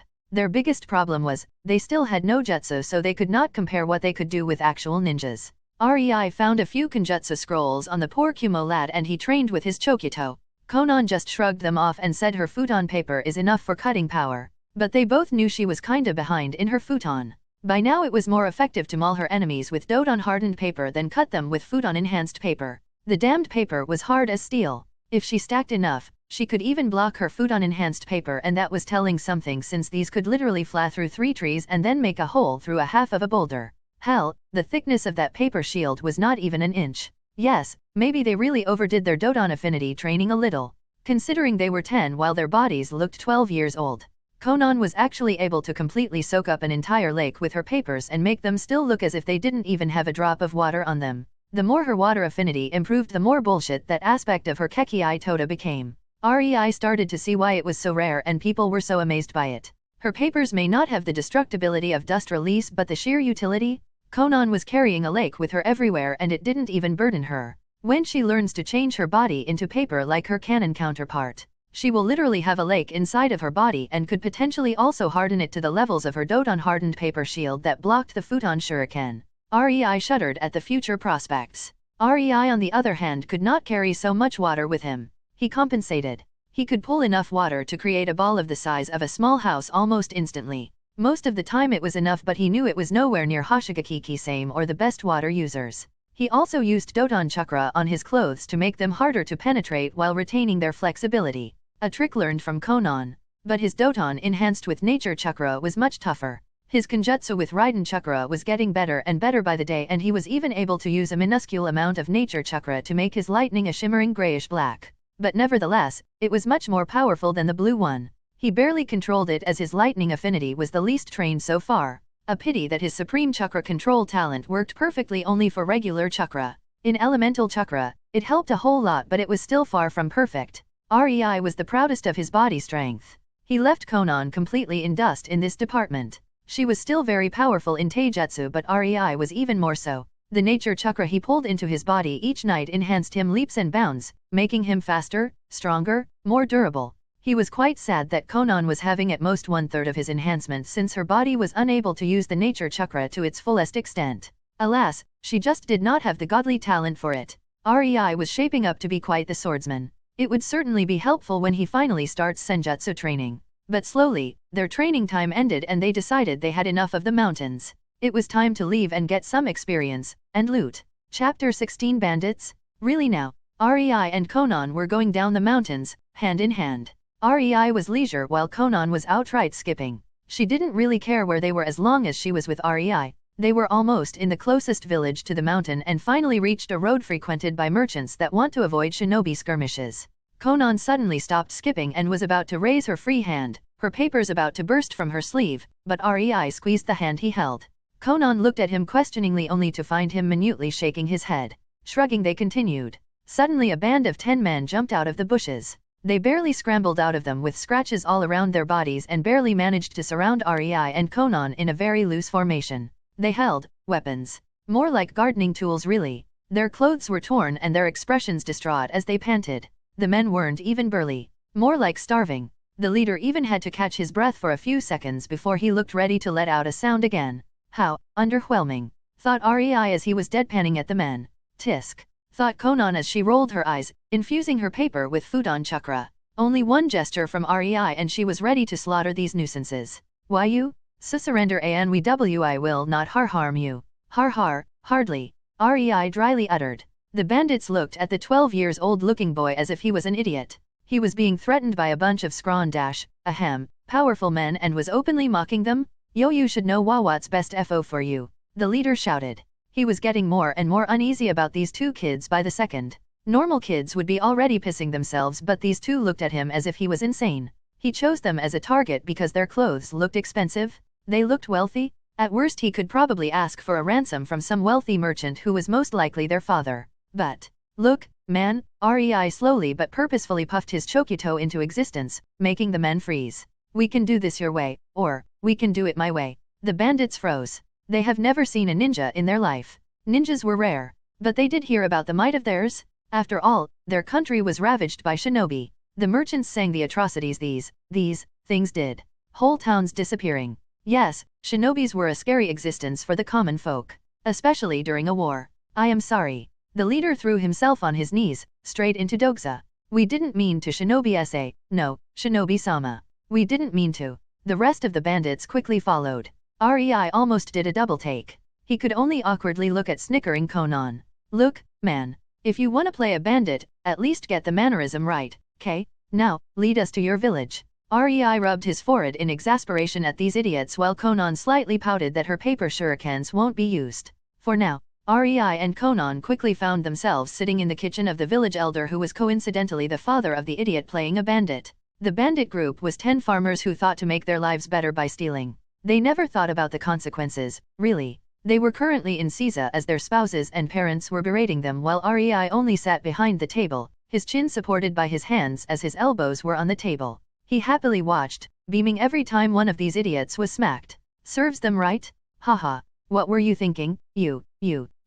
With every you, the wife of the leader delivered a painful swat on his forehead with a roll of paper. The man was growing quite a bruise on his forehead. I am sorry, dear, he exclaimed with tears and snot streaming down his cheeks. The woman looked as if her anger was sated after beating the man, but REI was a petty person, too petty to let it go. You know, if it was any other shinobi you would be all dead, he exclaimed cheerfully, attracting attention as he started to explain his reasoning. It was obvious they were not bandits but farmers from some village around.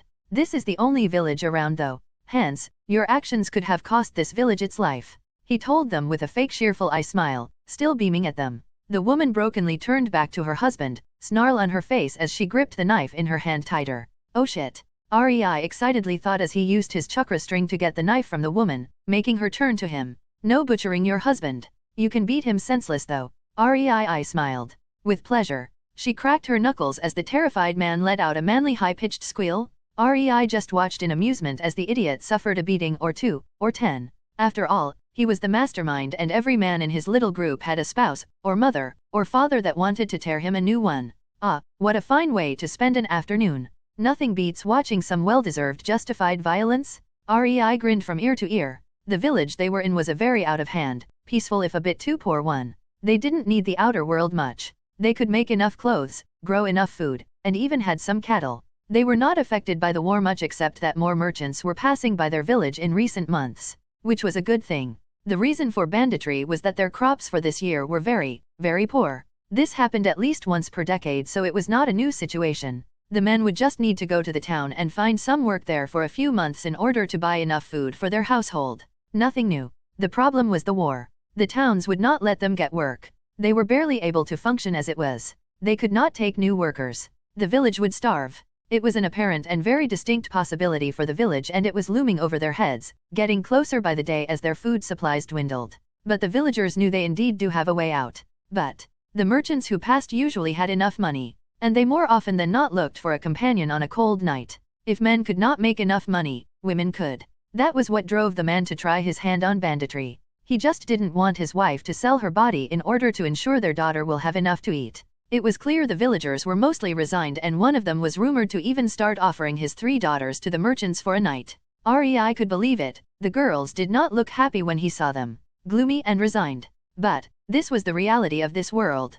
And yet, here they were, the villagers sharing their food with him and Conan. He couldn't do anything but shake his head at the kindness of these people. That's why he was now, in the middle of the night, standing with Conan on the edge of their field. They surprisingly grew potatoes. He and Conan connected their hands and focused on molding chakra. Apparently one could use chakra without molding. They could grow a tree without molding. But if one adds molding, it becomes a jutsu. Because molding gives the chakra a kind of a manual direction. It strengthens the effect exponentially and makes chakra possible to affect the world more. For example, Hashirama had a lot more chakra than REI and Conan together. But even he would be able to raise at most 30 trees with his chakra supply alone. But when one added molding and made it into jutsu, he was suddenly able to raise forests and gigantic statues, capable of restraining a baijuya. That is why jutsus were so revered. The growth of strength rose exponentially while the cost decreased even more. That was what determined the rank of a jutsu. How much stronger it was comparable to its cost. Of course, higher rank needed higher destructibility. Also, one cannot spit the ocean like Hoshigaki same with water chakra alone. Oh, REI tried. But after he produced only an ordinary spit over 100 times, he gave up. He could only gather water from his surroundings and affect it with his water chakra, like he and Conan did with the clouds. But once one creates the chakra in his throat and mold it, it suddenly became possible. Same with fire. Same with earth. Same with any element. It was almost laughable, and REI understood that hand signs were nothing but pre-learned sets of molding. One of the IWA-nin had a book about it, but it made no sense to REI until he realized that simple single thing about molding. Kids are taught hand signs and how to mold their chakra instinctively according to these signs in the academy. Some are better, some worse. But if one wanted to be shinobi, he had to know how to mold his chakra. That's why some people could skip some hand signs. They just could mold the jutsu without them because they were very proficient in it. That's what REI and Conan wanted to do. But it was hard, learning to mold their chakra without a crutch. But they persevered. By now, after an entire half year of on and off of trying, they could still only instinctively mold chakra according to one hand sign. It was a long run, indeed. They molded the chakra, slowly, kneaded it, and interwove it into their jutsu. It took them 30 minutes of continuous molding and focusing, but finally, they had what they wanted. Mokuton, gift of Mother Nature. They quietly whispered together. A small tree rose in front of them, and as it reached 4 meters in height, it stopped growing. Instantly tendrils of wood burst from the ground around it and started to enwrap the tree in a spiral-like motion, leaving not even a bit of the original tree visible. When they were done, it looked like a weird thick tree with a spiral-like bark. This tree had enough density and the ability to channel nature energy. It did it in 2 ways. First, the outer shell strengthened itself with the energy. It would take at least B-ranked jutsu or chakra metal to penetrate the bark. Impossible for the villagers. It was a precaution from having the tree chopped down by some greedy schmuck.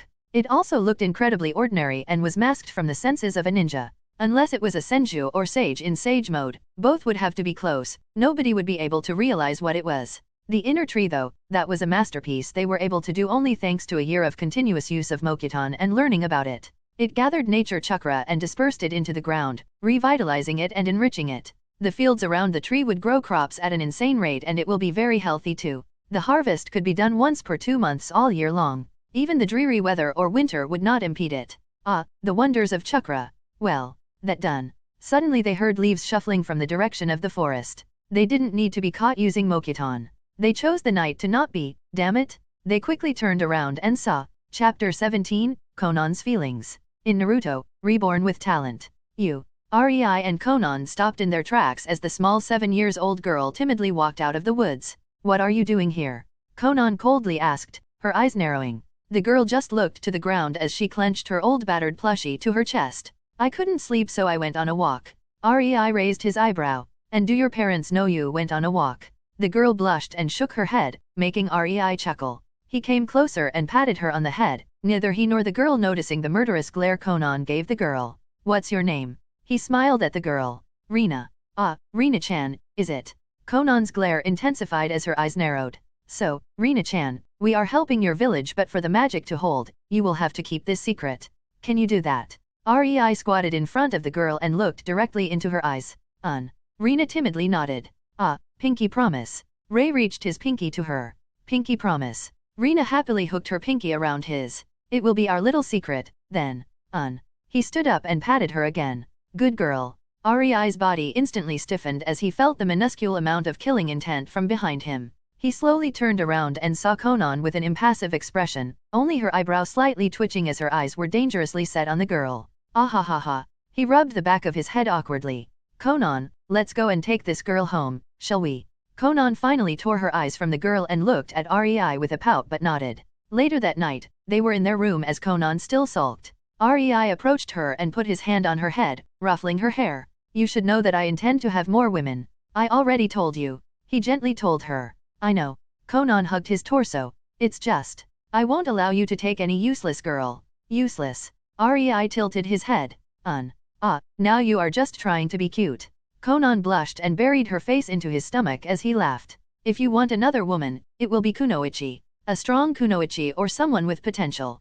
Conan mumbled. May I know why? REI asked as he stroked her hair. Because I want to be special. Conan ashamedly whispered. Special. Yes. I want to be the only civilian girl you took under your care and nurtured from the scratch. I want to be special. Conan said with determination burning in her eyes. So, let me get this straight. REI groaned. You don't mind I will make a harem as long as you are the only girl who joined it as a civilian? Seriously. It's dumb, I know. Conan bit her lower lip cutely. But it is my reason. You will be always special to me, Conan. REI told her softly. I know. The connection through the seal is ironclad. Conan nodded. You don't even know how many times I wanted to have sex with you. She put her finger to REI's lips, preventing him from interrupting. I can hold myself until we are at least 13. 3 more years. She said it with such longing and need. REI almost faltered but his mouth spoke on instinct. 15. Conan pouted but gave a whiny reluctant nod before she continued. But I know we won't be able to separate anymore. You gave me something that day, and I was insufficient. That much I know. I stopped seeing other males as something desirable. They are but strangers. Just thought of kissing one of them disgusts me. I didn't know, Conan. REI told her and got a weak smile in return. I know you don't feel that way. My soul, it was too small compared to yours. I took what I could take. Those, talents as you called them. And in exchange, I gave you the entirety of what I am. However insufficient it was compared to what I received from your soul. Conan looked to the ground. I am not complaining. I love it. I love you. I know you love me. That you will always love me. It is kind of freeing, really. Not having to doubt it since we are bound, even beyond death. Conan softly sighed but then her eyes went hard. But if you want another girl, she will join us in this bond. She will be a strong kunoichi. And due to my pettiness, she won't be a civilian. If you want a civilian to join, make her into kunoichi first and then, fine. Conan strongly told him. But in exchange, you have to agree that you are my master. She blushed and whispered quietly. Dana-sama. REI rubbed his forehead in frustration. Shit. I knew telling you the story about Graphia Lucifuge was a bad idea. He mumbled to himself, making Conan snicker. Fine. He sighed in exasperation but then chuckled, bemused. Guess, these are acceptable terms, Conan-chan. REI started patting Conan's head and saw her closing her eyes in delight as she put her head on his lap and enjoyed the care. Good girl. He whispered to her, making her shudder. He sat there for a few minutes, just enjoying Conan's silky hair, thinking about what he just heard. Yes, he had his suspicions. The small changes in their relationship after the mishap with the link seal were a big tell, especially since both vividly remembered what happened. He never thought it seemed like that to Conan. He knew they were linked, but he didn't know his soul took so much from Conan's. But it made sense. His soul was older and had even these talents. Hers? It had only itself. The most I could do, is to make her as happy as possible, he thought as he watched his almost purring girl. Why did you let the girl walk away? Conan suddenly asked, her eyes still closed. Yes, the girl. She saw our Mokutan. Conan's ambers softly opened and peered to REI's emeralds. Ah, she is small. He moved his hand dismissively. Even if she started screaming about people growing trees. Civilians mostly do not know about Senju unless it is in a capital city or some very wealthy and knowledgeable merchant. Even then, nobody would believe her. There is also no proof as the tree would need a Senju or sage to be in close proximity to verify it. It would take either a very hopeful and determined person or a complete idiot to believe her. I see, you basically let her see important information without any danger to us even if she babbled. She is a child. I see. True. Nobody is as delusional as to believe another Mokutan user emerged. Much less two. And with that, Conan tackled REI to the bed, cuddling with him as they both fell asleep. It will be only years later when the small girl, Rina, finally breaks her promise for the first time. Coincidentally it will be, as REI put it, a very hopeful and determined person. A very hopeful and determined person who was on the verge of despair as for years she taped in the darkness, having no clue about the spike of nature energy she felt in AIM. That person will come to the tree, and her determination will grow exponentially as she will break down crying due to receiving the first clue in years. That person will be able to fully feel the overpowering life force permeating from the tree to the ground because that person will be Senju, and since she felt the spike of nature energy, her feeling for nature energy started slowly growing. She will feel finally at home, feeling the chakra in that tree, and she will be completely aware of what kind of a powerful Mokutan technique this was as the nature energy will engulf her senses. And as Conan put it, she will be delusional enough to believe two Mokutan users emerged. And Tsunade Senju will be damned to not find them? Without their knowledge, this small act of kindness toward the village will mark REI and Conan as a target, no, an obsession for a very determined kunoichi who won't stop at anything to find them, even if she had to turn the elemental nations upside down, rock by rock. 4. The sensitivity of Senju works in both directions.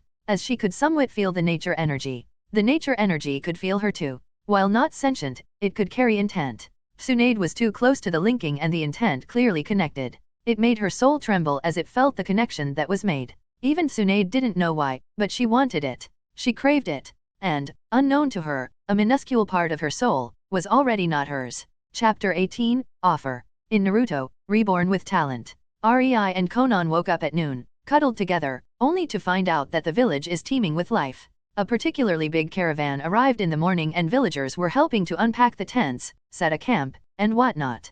REI and Conan clothed themselves and went out with the intention to go to the woods to train. On their way, they were stopped by a man. One of the merchants. He was a burly thuggish-looking man a little under 2 meters with shaggy black hair. He ogled Conan's body as if she was a piece of meat.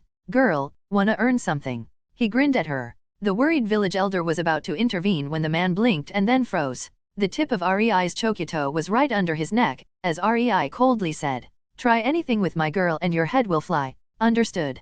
The man started quivering. He might be strong but the boy in front of him was fast. I asked if we understand each other. REI asked, his lips curling into a chilling menacing smile as the tip of his chokito stabbed a little into the man's neck, just enough to draw blood.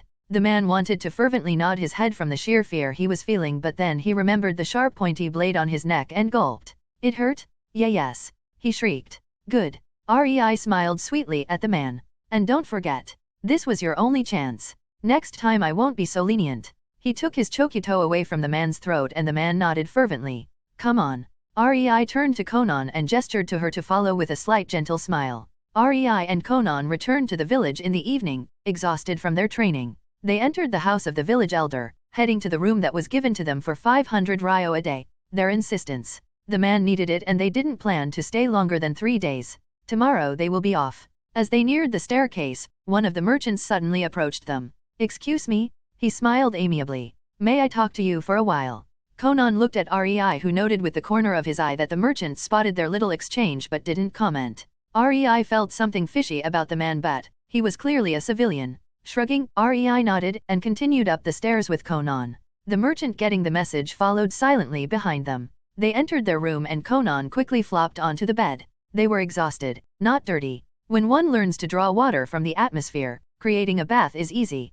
Conan was always giddy when they bathed.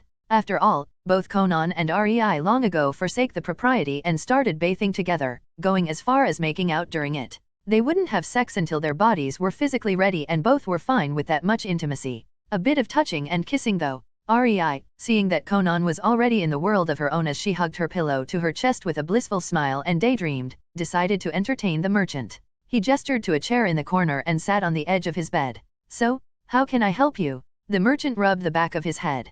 "Ah, I am Karabosizero. Nice to meet you. REI Yatsuba." REI smiled and nodded. "Actually, I wanted to ask if it would be possible to hire you to act as my bodyguards. I am actually heading out of the aim as my business is concluded, you see. I am afraid to meet bandits along the way. I saw you handle Munuro this morning and immediately decided to try." He laughed awkwardly. REI pondered.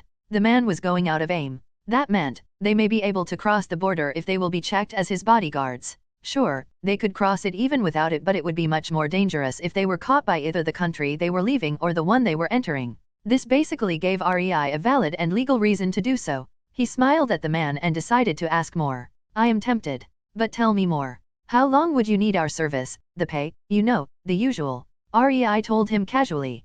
Carabo, seeing REI basically agreed if the conditions are good enough, decided to be quite generous. "I offer you 500 ryo each per day." REI raised his eyebrow at that. "While not much, all right. But if they accept, they would tag along at least half a month, and that's without crossing the border as the civilian speed is very slow. That would be 7,500 ryo for half a month. 500 ryo per day may seem a little insufficient, but it is quite generous in this day and age, especially since there is no village backing him and Conan. This would be a classic C rank mission, meaning they should get 50,000 ryo if they were from a shinobi village. Well, not really, since AIM is a war zone, but REI doubted the merchant wanted to walk into a skirmish. Anyway, that amount would be divided between teammates and the village. Let's say, the village takes 10%, who was he kidding? It would be more. Anyway, hypothetically 10%. That is 5,000 off. Assuming it is a standard Jonin, 3 Genin team from Konoha, the Jonin would get a lot more than Genin.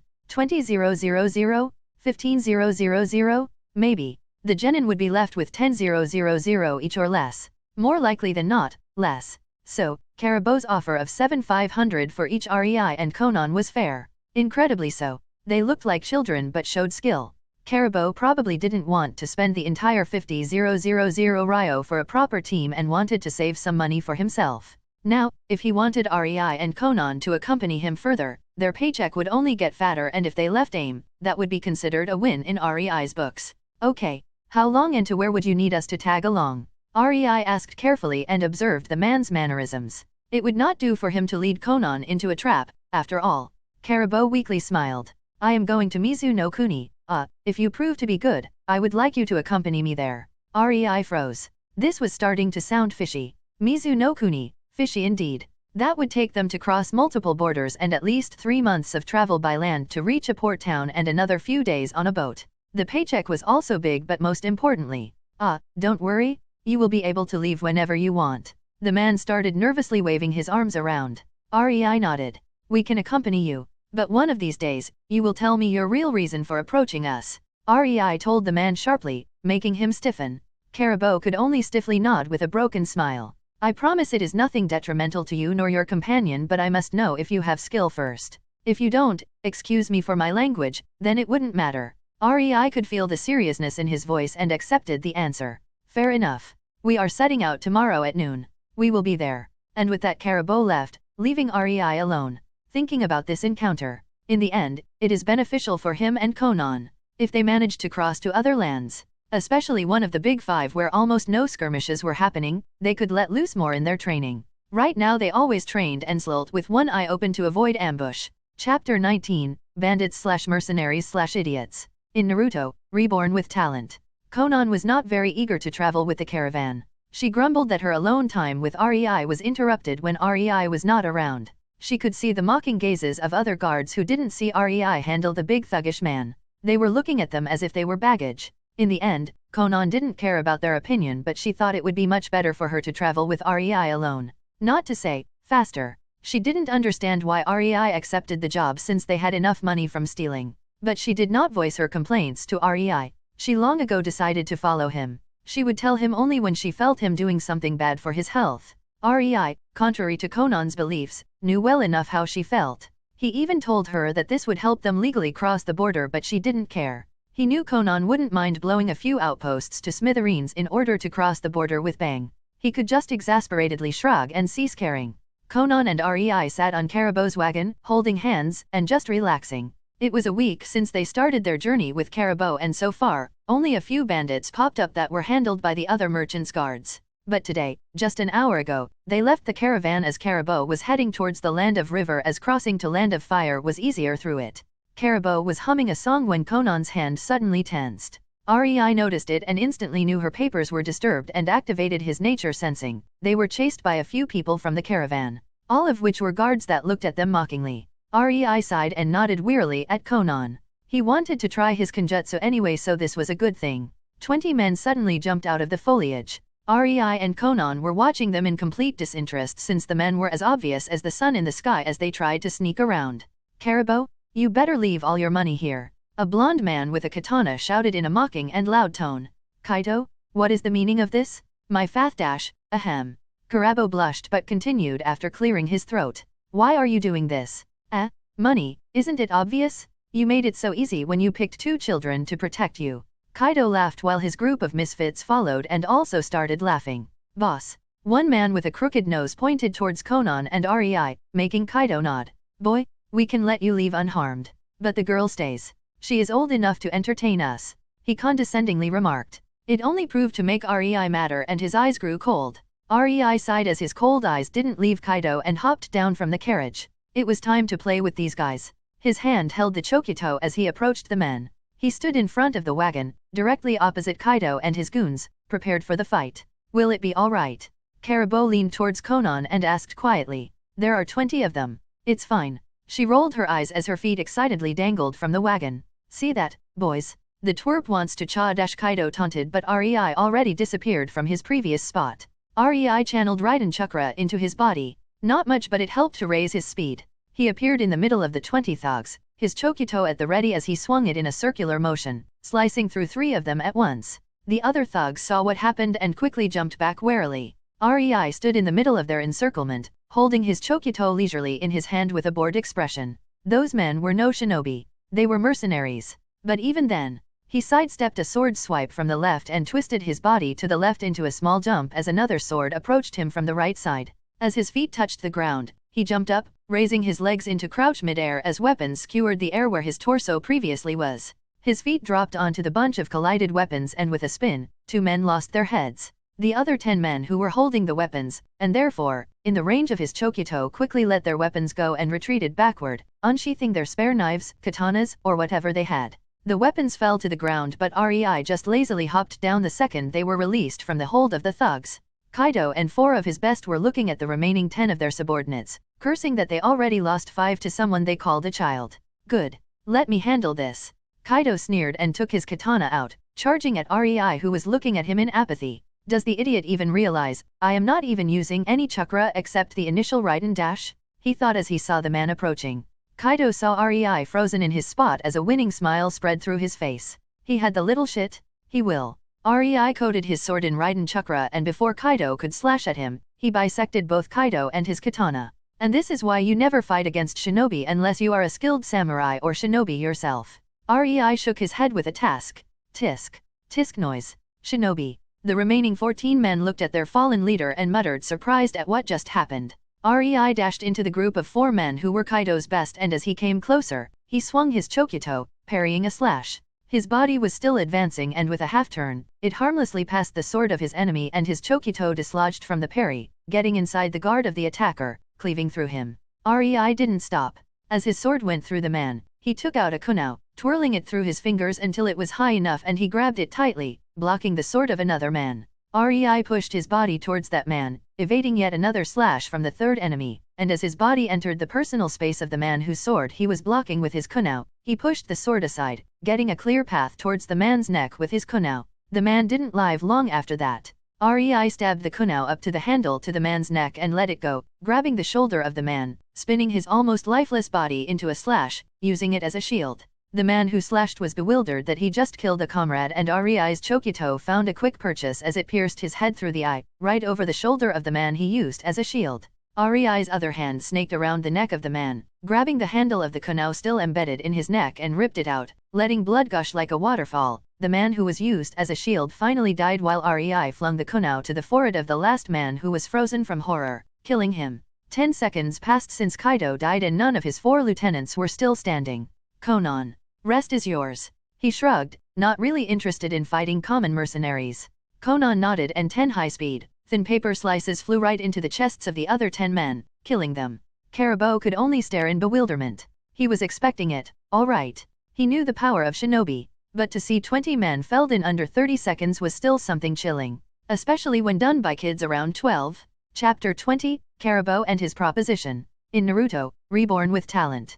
Caravan, REI, and Conan just exited the Land of Rain and entered the Land of River a day ago. REI was at ease. He was out of the Land of Rain, the biggest battlefield in this conflict. While the Tsunade battlefield was vast, it was still smaller than the battles in AIM. It has to be noted, Tsunade was more straightforward as the two armies met and clashed. Tsunade tried to spread poison while Konoha wanted to rake up the kill count. Tsunade really saved Konoha there as her skills mitigated most of Tsunade's offensive when she found the antidote. Hence, Tsunade was out of the war already and at most did some guerrilla warfare to chase Konoha in out of their territory. Kumo and Konoha. They didn't clash much during this war. Kumo was mostly tied up with Kiri in naval warfare. They did attack Konoha but it was more on the hit and run basis. No really big skirmishes happened. REI was incredibly surprised at the amount of military knowledge Caravan, the utterly normal and not out-of-place merchant, had. His suspicion of the man only rose. But there they were. The man was willing to part with this knowledge. Both knew that this meant he was meaning well. There was no need to antagonize him over it. Kiri, they had it best. As the reason for the war was the forceful expansion of territory with force, Kiri as an island didn't have much surrounding land to force under their rule. Therefore, they only fought with Kumo over some islands in the Kaizoku Sea, and that led REI to the last battlefield. AIM.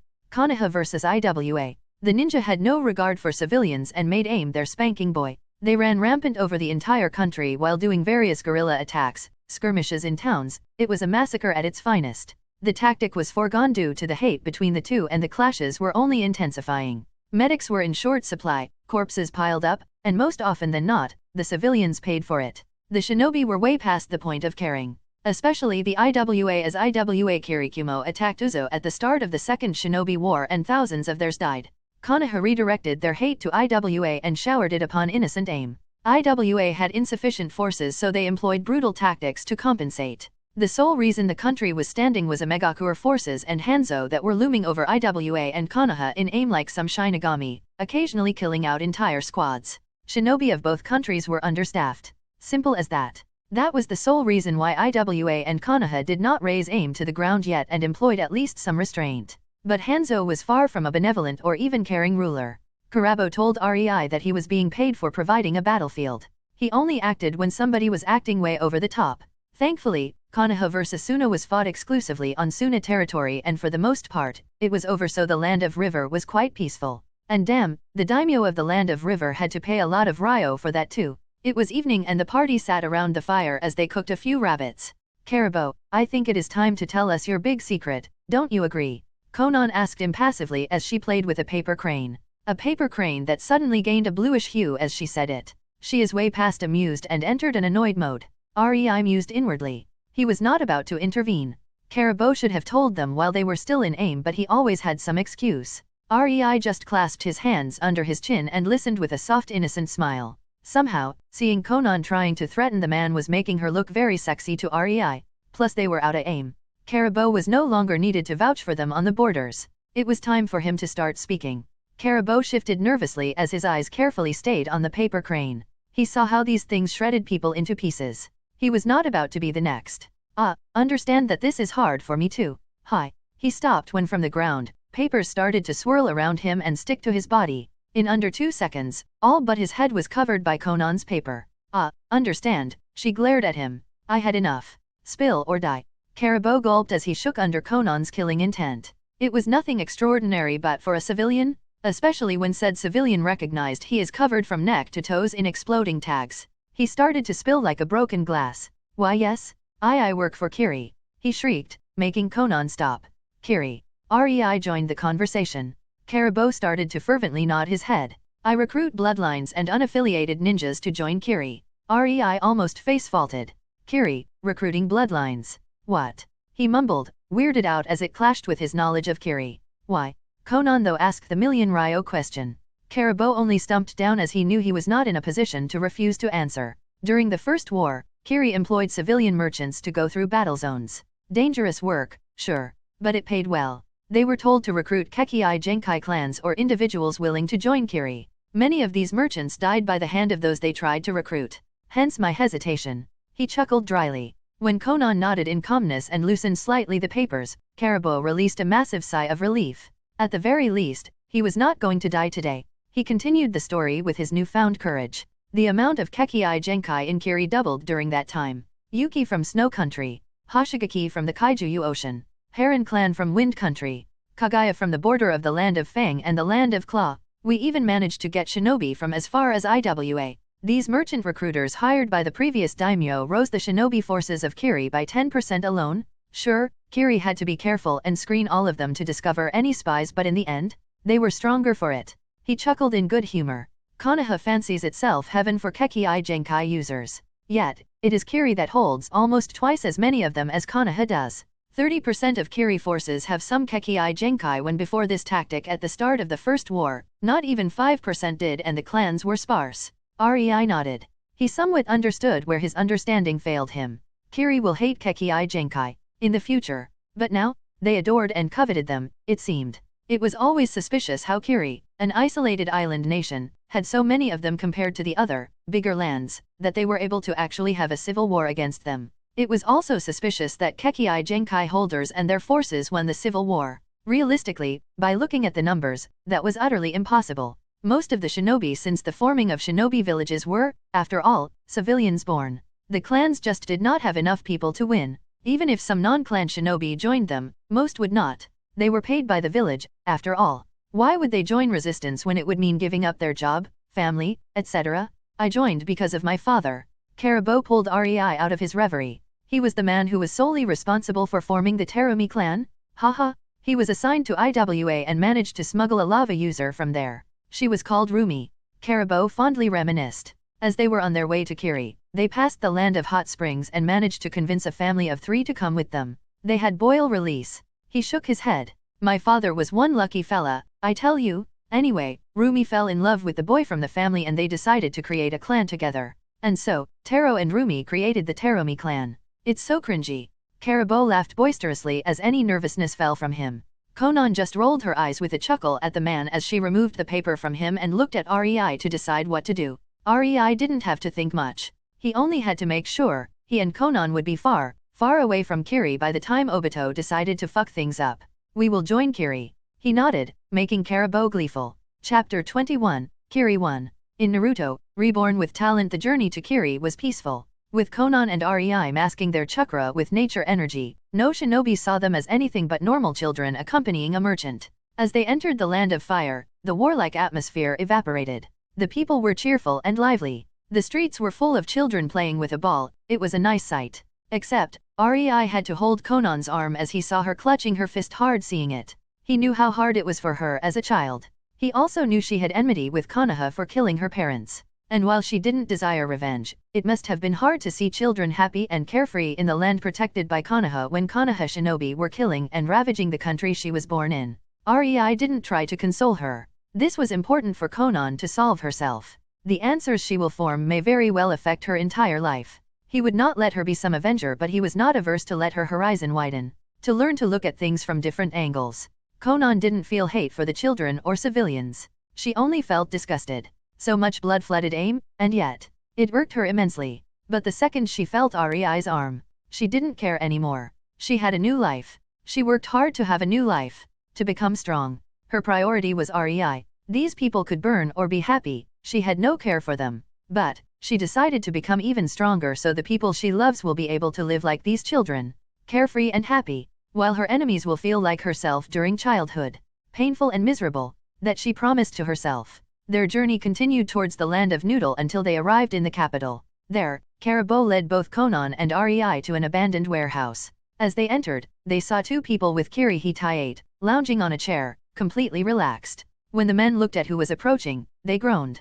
Karabo-san, kids? Seriously? A pale man with blue tear marks under his very tired-looking eyes asked the merchant. Well, as long as they are useful. Keek. Another man who was twirling kunao on his finger, trying to appear menacing, rolled his eyes while snickering. You kiddies wanna join Kiri? Huh? Are you of any use? He condescendingly asked. Spar then. REI quipped before Karabo could interrupt, shrugging down the coat from his shoulders, coming forward. Oh, look at him. This one is spunky. Kid, sigh. The tired-looking man turned to his companion. Don't fight him too seriously. We finally became shinin. The Mizukage won't be thrilled if you beat the shit out of them. They are kids, Kiribaro. Ah, shut up, Mizuru. I will be gentle. The man, still playing with his kunao, stood up and walked leisurely towards REI with a mocking expression. REI could only sigh. These two idiots had as much chakra as the chinin, Kilabi. They killed in aim. To be honest, REI had at least 5 times than them by now. He was already on low jonin reserves with Conan. But to be underestimated due to his age? He smiled widely. The tired-looking man, Mizuru, was observing the kids. One was an impassive girl. Very beautiful girl, he offhandedly noted. That one will definitely be a looker in the future. His uncaring eyes looked at the cocky boy and slightly widened. That smile. He saw it. On one of the Kiri 7 swordsmen right before. Bam. Kiribaro found himself thrown into the wall, cracking it as the kid appeared in front of him, his foot raised at the level of Kiribaro's stomach. You are just a chinin and you wanna compare notes with me? Seeking death. REI shouted condescendingly as he was inwardly fanboying. He, always wanted to play big bad cultivator bully. He was mentally bouncing up and down. He wasn't in a war zone anymore and could let loose his more mischievous side. Conan snickered while covering her mouth with her gloved hand and walked forward. My turn. Her expression turned stoic as she impassively said, looking at Mizuru. Mizuru's sweat dropped as he felt the killing intent the girl was releasing straight at him. IILL pass. He gulped. Ah, Mizuru-san. I forgot to tell you. These two are from AIM. They are strong. Karabo sheepishly rubbed the back of his head. Say so sooner, bastard. Mizuru's eyes twitched at him and Kiribaro groaned, still on the ground. From there it was smooth sailing. The men started asking questions. Name, former village, country, age. Say what now? Kiribaro asked, irritated at what he just heard. He was still holding his stomach as he sat on the chair, his head laid on the table. I said we are 10. REI nonchalantly responded. Kid, you Ludash. Jutsu accident. Made us grow. REI shrugged. Mizuru ever so slowly nodded. He was weirded out, all right, but he heard of weirder cases. As he was about to write it down, REI suddenly added. Oh, don't forget to write that we are connected because of it. We can't separate otherwise it would be detrimental to our health. Conan nodded eagerly and Mizuru only sighed and nodded. He was not about to say no to a kid that could wipe the floor with him. Really now? Kiribaro grumbled. Then it came to any known diseases, living family, and finally skills. Karabo said the girl had some paper Kekii Genkai. Kiribaro stated, unsurely looking at Conan. No, she does not. REI quickly attracted the attention and took a paper slice from his pocket, folding it with his chakra. It is a chakra control skill. She uses her chakra to fold it into shapes and her futon to make them fly. REI was not about to let them know it was Kekii Genkai, much less Kekii Toda. Conan knew what she held and that was enough. Mizuru nodded. So, any affinities other than futon? He didn't miss that little tidbit. 10 years old proficient with futon? The kids in front of him were true monsters. Both of them. REI and Conan looked at each other. Conan bit her lip and took a step back, letting REI deal with it. She knew he didn't want to reveal the full scope of their skills, but she had no idea what she was allowed to reveal. Mizuru, seeing that little gesture, resisted a groan. He knew that he won't get a full account from the kids now. Alas, he was already used to something akin to this. Did not make it any less annoying though. REI sighed as his head swirled with ideas about what to reveal. As for me, Raiden, Doton, and Suten plus Kenjutsu, well, somewhat. It's all self-taught. He told them. He was not about to tell them that Conan and he were able to enhance their attacks with nature energy, nor was he about to reveal his sealing arts. He made tens of seals that he would never reveal to someone who he didn't trust. Also, he didn't tell them just how good he was with the affinities nor that he was starting to train Cat on. Kiribaro almost dropped the documents when he heard the kid could do 3 elements. His jaw dropped. Did I hurt my ears when I impacted the wall? He mumbled, hitting his ears gently. REI didn't care and just continued, gesturing at Conan. She is good at futon, doton, and suten. Trained the last ones together. Oh, and her specialty is origami. Again, REI didn't tell them she could harden, sharpen, soak up water. Origami. That told them literally nothing of her real skills other than she uses paper. They had absolutely no clue that she could manipulate hundreds of paper slices at once. Plus Conan always had at least 1,000 explosive tags made by REI in a storage scroll on a paper she had always in her body. She was starting to learn how to change herself into a paper. Plus she also started learning to draw explosive tags. And while her funjutsu was looking to be abysmal at best even with the talent, it improved very, very slowly. There was so much REI didn't tell them. Oh okay, then. Mizuru nodded. Oi, are you sure you wanted the report to be like this? You know, you will have to prove it to Mizukage later on.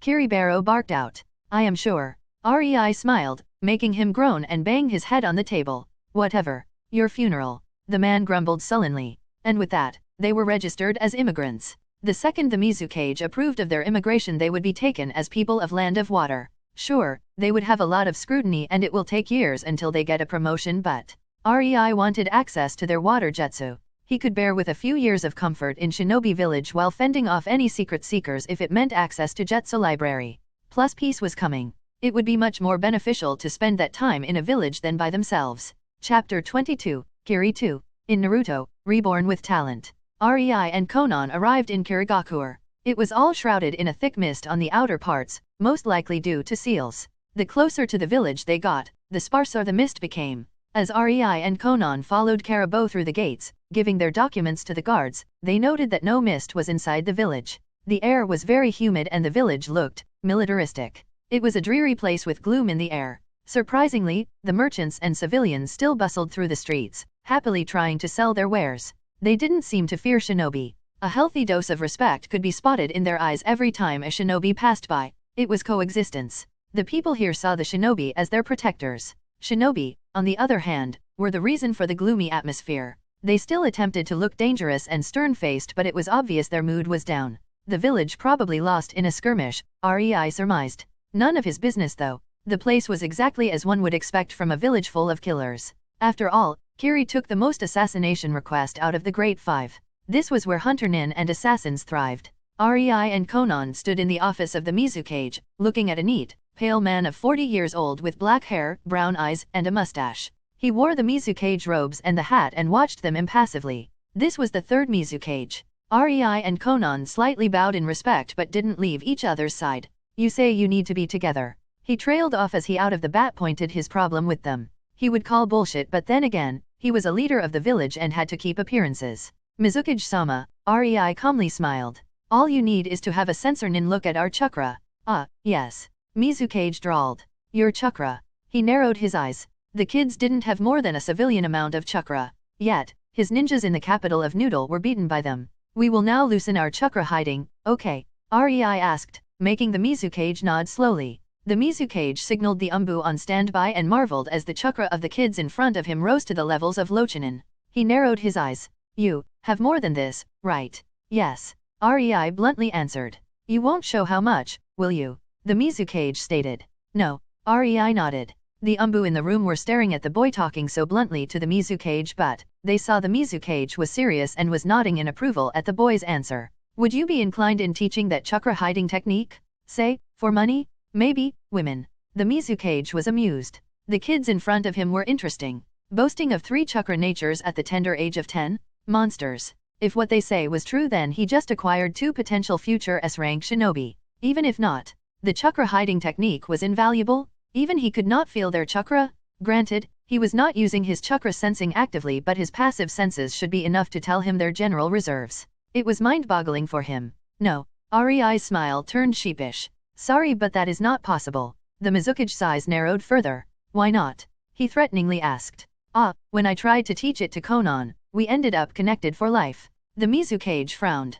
He didn't believe in their so-called connection. A guy dash. Just have a sensor-nin look at us, Mizukage-sama. The Umbu tensed. Interrupting Mizukage was not a good thing, but REI saw that the man was too interested in him and Conan to do anything about it. Fine. I will look. Mizukage told them somewhat sullenly and activated his senses. He instantly blanched. What the fuck? He quietly swore to himself. What he saw was their chakras merging, intertwining, knitting together. It was as if there were 2 people sewn together in front of him. It was disturbing, to say the least. He had no idea what to think of it. You say you can't separate? He resignedly asked in the end. Oh, we can. REI let Conan's hand go and the Mizukage could see their chakras disconnect. But not for long. The Mizukage slowly nodded. He had no idea what was going on, so he could not judge if the kid was telling the truth, but even disconnected, their chakra was a patchwork of the two. Honestly, he found the sight quite distasteful. Not because of its appearance. It looked like their aura was made of two colors to him.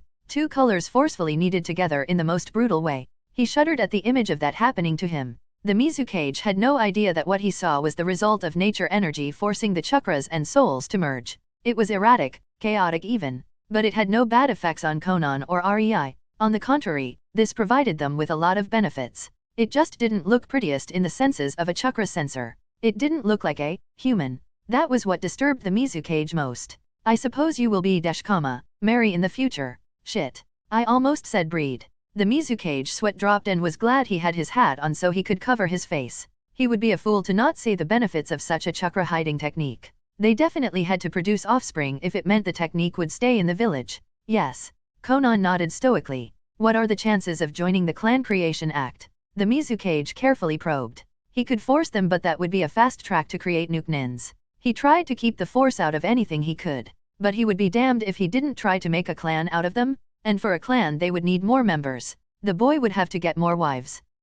REI was stumped at the Mizukage. The Mizukage smiled knowingly. He couldn't help but mentally scold himself. The boy was just a kid, yet he was talking about giving him a harem to produce kids. He almost snorted at himself as he felt stupid. Only if the woman is suitable. Conan took the reins, surprising the Mizukage. Thankfully he prevented himself from gaping. And the conditions. He decided to entertain the girl. Kunoichi, strong, beautiful, and most importantly, REI must fall in love with her. The Mizukage was about to nod in approval when REI decided that enough was enough. Oi, stop trying to play a matchmaker for me. REI swatted Conan's shoulder with a scowl. Mizukage-sama, forget what she just said. REI turned to the third Mizukage. I will live here, and if a woman that I like is willing to join us, then why not?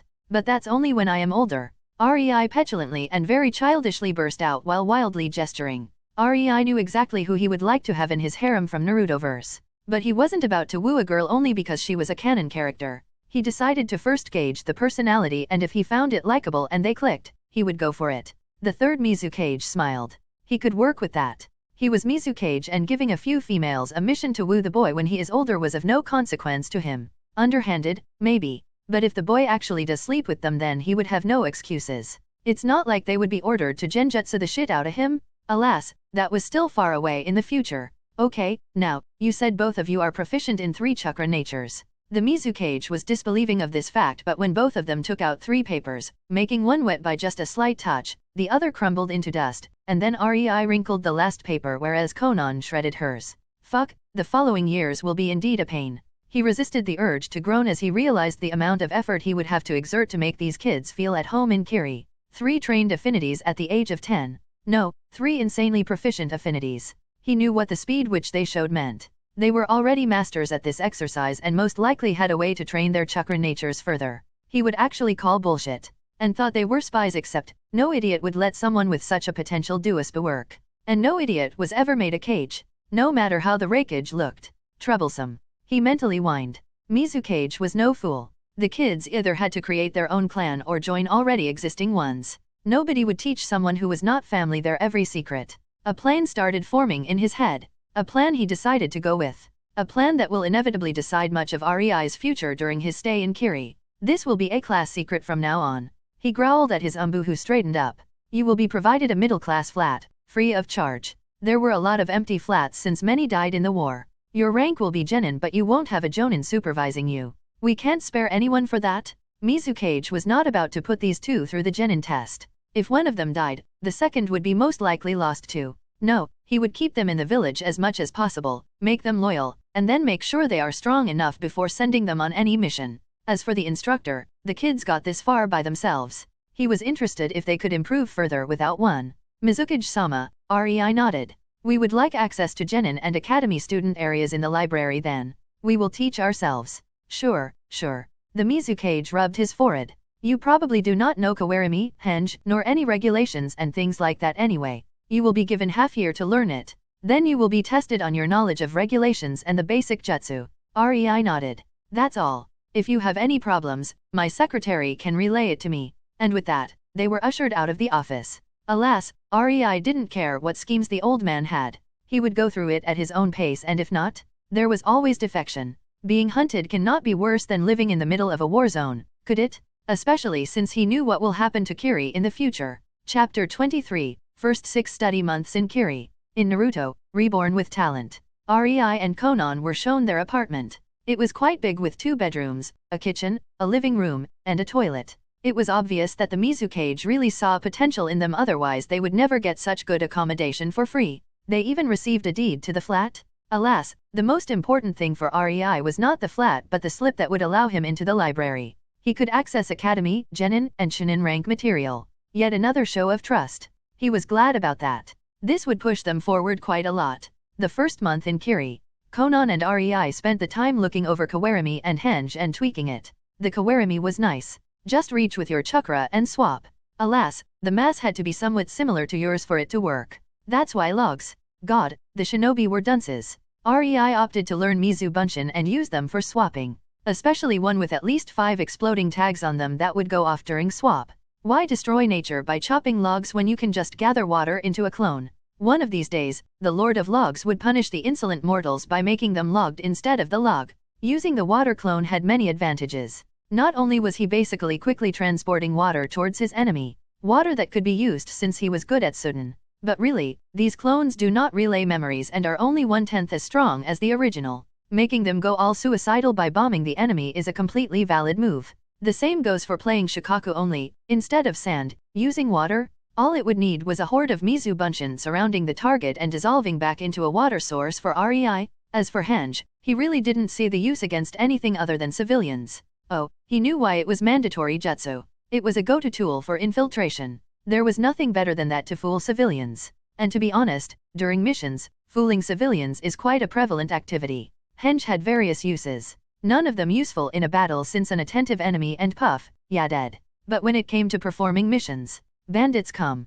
Henge 30 clones, bandits run. Need to seduce a man? Kunoichi puts a henge of gorgeous courtesan and done. Need info from a merchant? Henge into his friend and bam, done. It was one of the most useful things ninjas ever learned, but it was utterly useless in battle. Genjutsu could have lasting effects on the affected. These effects could be discovered.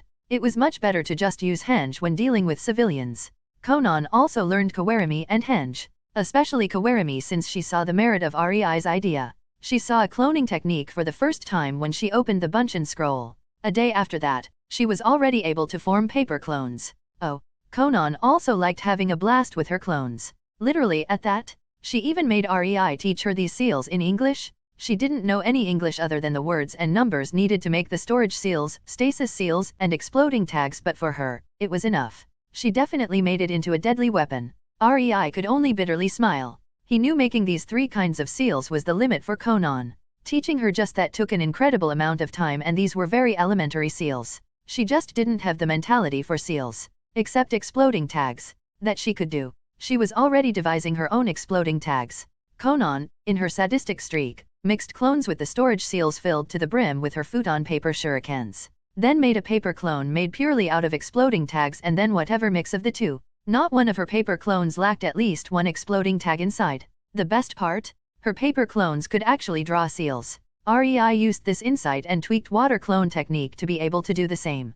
Since then 2 Conans are drawing exploding tags, storage seals, and stasis scrolls out of real Conan's paper supply, and 5 Reis who were trying to come up with new more advanced seals. The second bedroom of their flat finally saw some use. The second and third months. REI also found a lot of funjutsu theory in the library. Nothing extraordinary but enough to push his knowledge forward. But he didn't dare to borrow these books and instead studied them in the corner, trying to be unassuming. He didn't want to tick off anyone that he could make seals. It was a slow process, as even if the knowledge was the basics of sealing at most, he was able to find some neat Uzumaki scrolls. This signified that Kiri indeed acquired some scrolls for Muzu. REI was mostly interested in Uzumaki battle funjutsu, but he only got an inkling. He would need a pass to Jonin Library if he wanted more. Conan. The more paper clones she made, the more her body became familiar with the prospect of pulling paper together to make a body. She unlocked her Logia powers and became a paper human? Well, in reality, she just learned how to make her body into paper and how to reverse it. But with the chakra control boost she got by connecting with REI, with focus, she could do something similar like Logia users in One Piece. She, however, had to prevent herself from being hit. But changing the middle of her stomach to paper and make it move out of the strike mid-fight? That was a nasty thing. Or changing herself into a flurry of paper and reforming elsewhere. Or making her torso disappear when she was about to be bisected. REI was so annoyed he devised a seal that would prevent her to use it by slightly messing up her chakra control. Nope. No one will pull crocodile on REI. The last 3 months.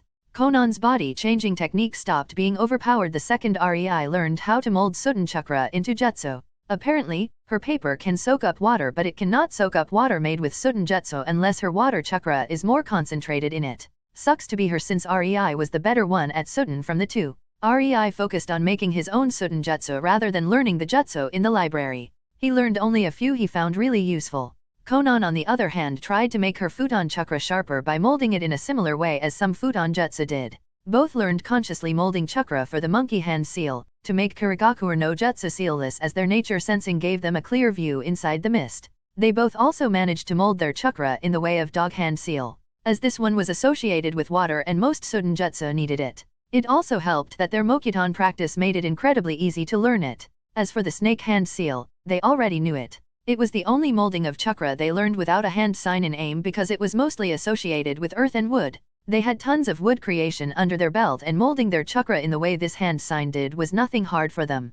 Conan focused on the bird hand sign next, for better futon while REI started with the tiger hand sign, which went incredibly well as not only Katon, it was also used for Doton. But it would be months until both of them learn how to do these properly. Alas, they never learned Jutsu for that reason. They refused to learn hand signs. They knew that once they fix it in their brain that they need hand signs and learn to instinctively mold Chakra according to them, it would be hard to unlearn it. No matter how big of a crutch they were. REI could compare them to a wand for wizards in Potterverse. It was easy to learn them and their bodies got quickly used to them. But it was insanely hard to start molding the Chakra consciously on your own once you did get used to them. It was better to choose the harder route.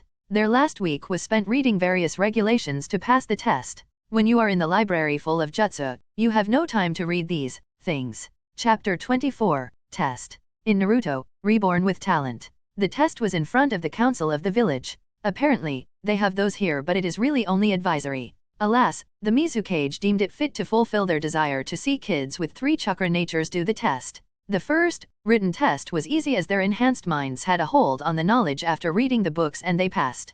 Then they were tasked to show Kawarimi and swapped with each other. Conan swapped with REI first and then REI did with Conan to end up in their starting position. The council was quite astonished as it was advanced to be able to swap with other humans. As for clones, they showed water and paper clones respectively which instantly caused murmuring and promises of training their clan prodigies more. And so, at the tender age of 11, both Conan and REI earned their genin rank. The test was not over though. They relocated to the training ground covered by a thin mist. A spar with a jonin was scheduled as the council and the Mizukage wanted to gauge REI's and Conan's strength. The Mizukage picked one of the 7 swordsmen to gauge REI and Conan. REI was inwardly cursing the petty man to hell.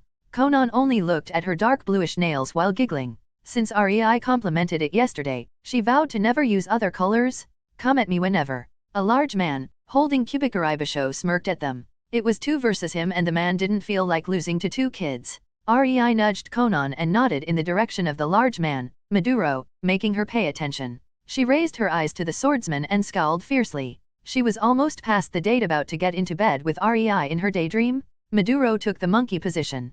Kirigaku no Jutsu. He was a typical wielder of Kubikaribasho, silent assassin of the mist. The third Mizukage watched the relaxed figures of Conan and REI. What made him frown though was not their careless posture. It was the sealless Kirigaku no Jutsu they both employed, making the mist so dense, seeing even an inch was a problem. It was definitely a complete overkill as normal Kirigaku no Jutsu provides at least some limited visibility. But this? Even Hyuga would be as blind as mole. He could see the council members asking those with chakra sensing abilities to tell them what's going on but, the Mizukage knew that out of the sensors present, only him and Hymen Oyuki were able to see or rather sense what was going on in such thick, chakra-heavy mist. His plan for being a matchmaker for REI and one orphan from one extinct clan was becoming even more important in his mind as he saw the mist.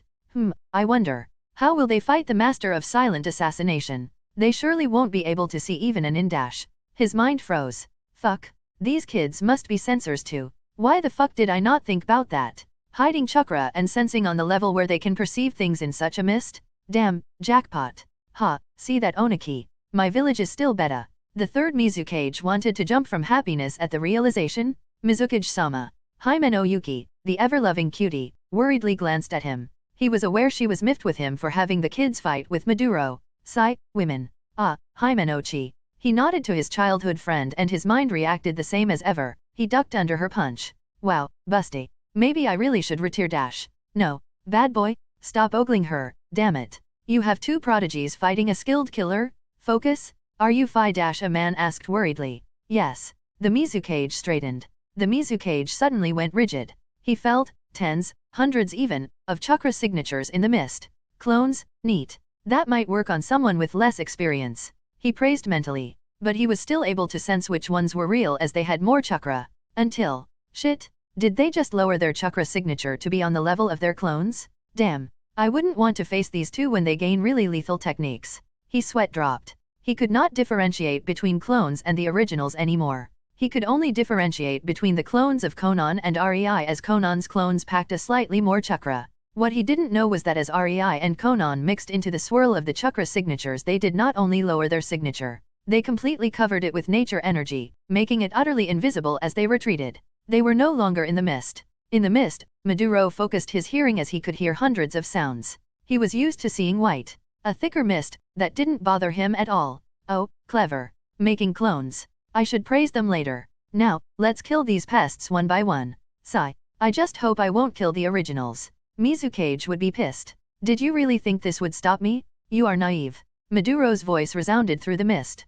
He swiftly set on killing the clones, one by one. The Mizukage felt the biggest chakra signature, Maduro on the move. He sensed him approach the closest clones, one of REI's. Well, Maduro is too experienced to freak out from being surrounded by clones. But nice tr dash. As the Mizukage felt Maduro's blade approach the head of the clone, a loud boom resounded through the clearing, and Maduro's body was flung backward like a ragdoll due to the explosion. Mizukage and Himeno's jaw dropped. This, are they all? Himeno asked wide-eyed as she looked at the Mizukage. He knew Maduro was fine, but his body was uncontrollably flying in the direction of another chakra signature. This time it was one of Conan's. The Mizukage could feel Maduro twist in the air and aim a slash at the girl when, boom, an even louder boom reverberated through the clearing, making Mizukage wince. The kids were using Maduro's sense of hearing against him. He could sense Maduro's body being yet again flung away as the explosion impacted him. I think, that answers it, Himeno-chan. The Mizukage answered as his eyebrow twitch.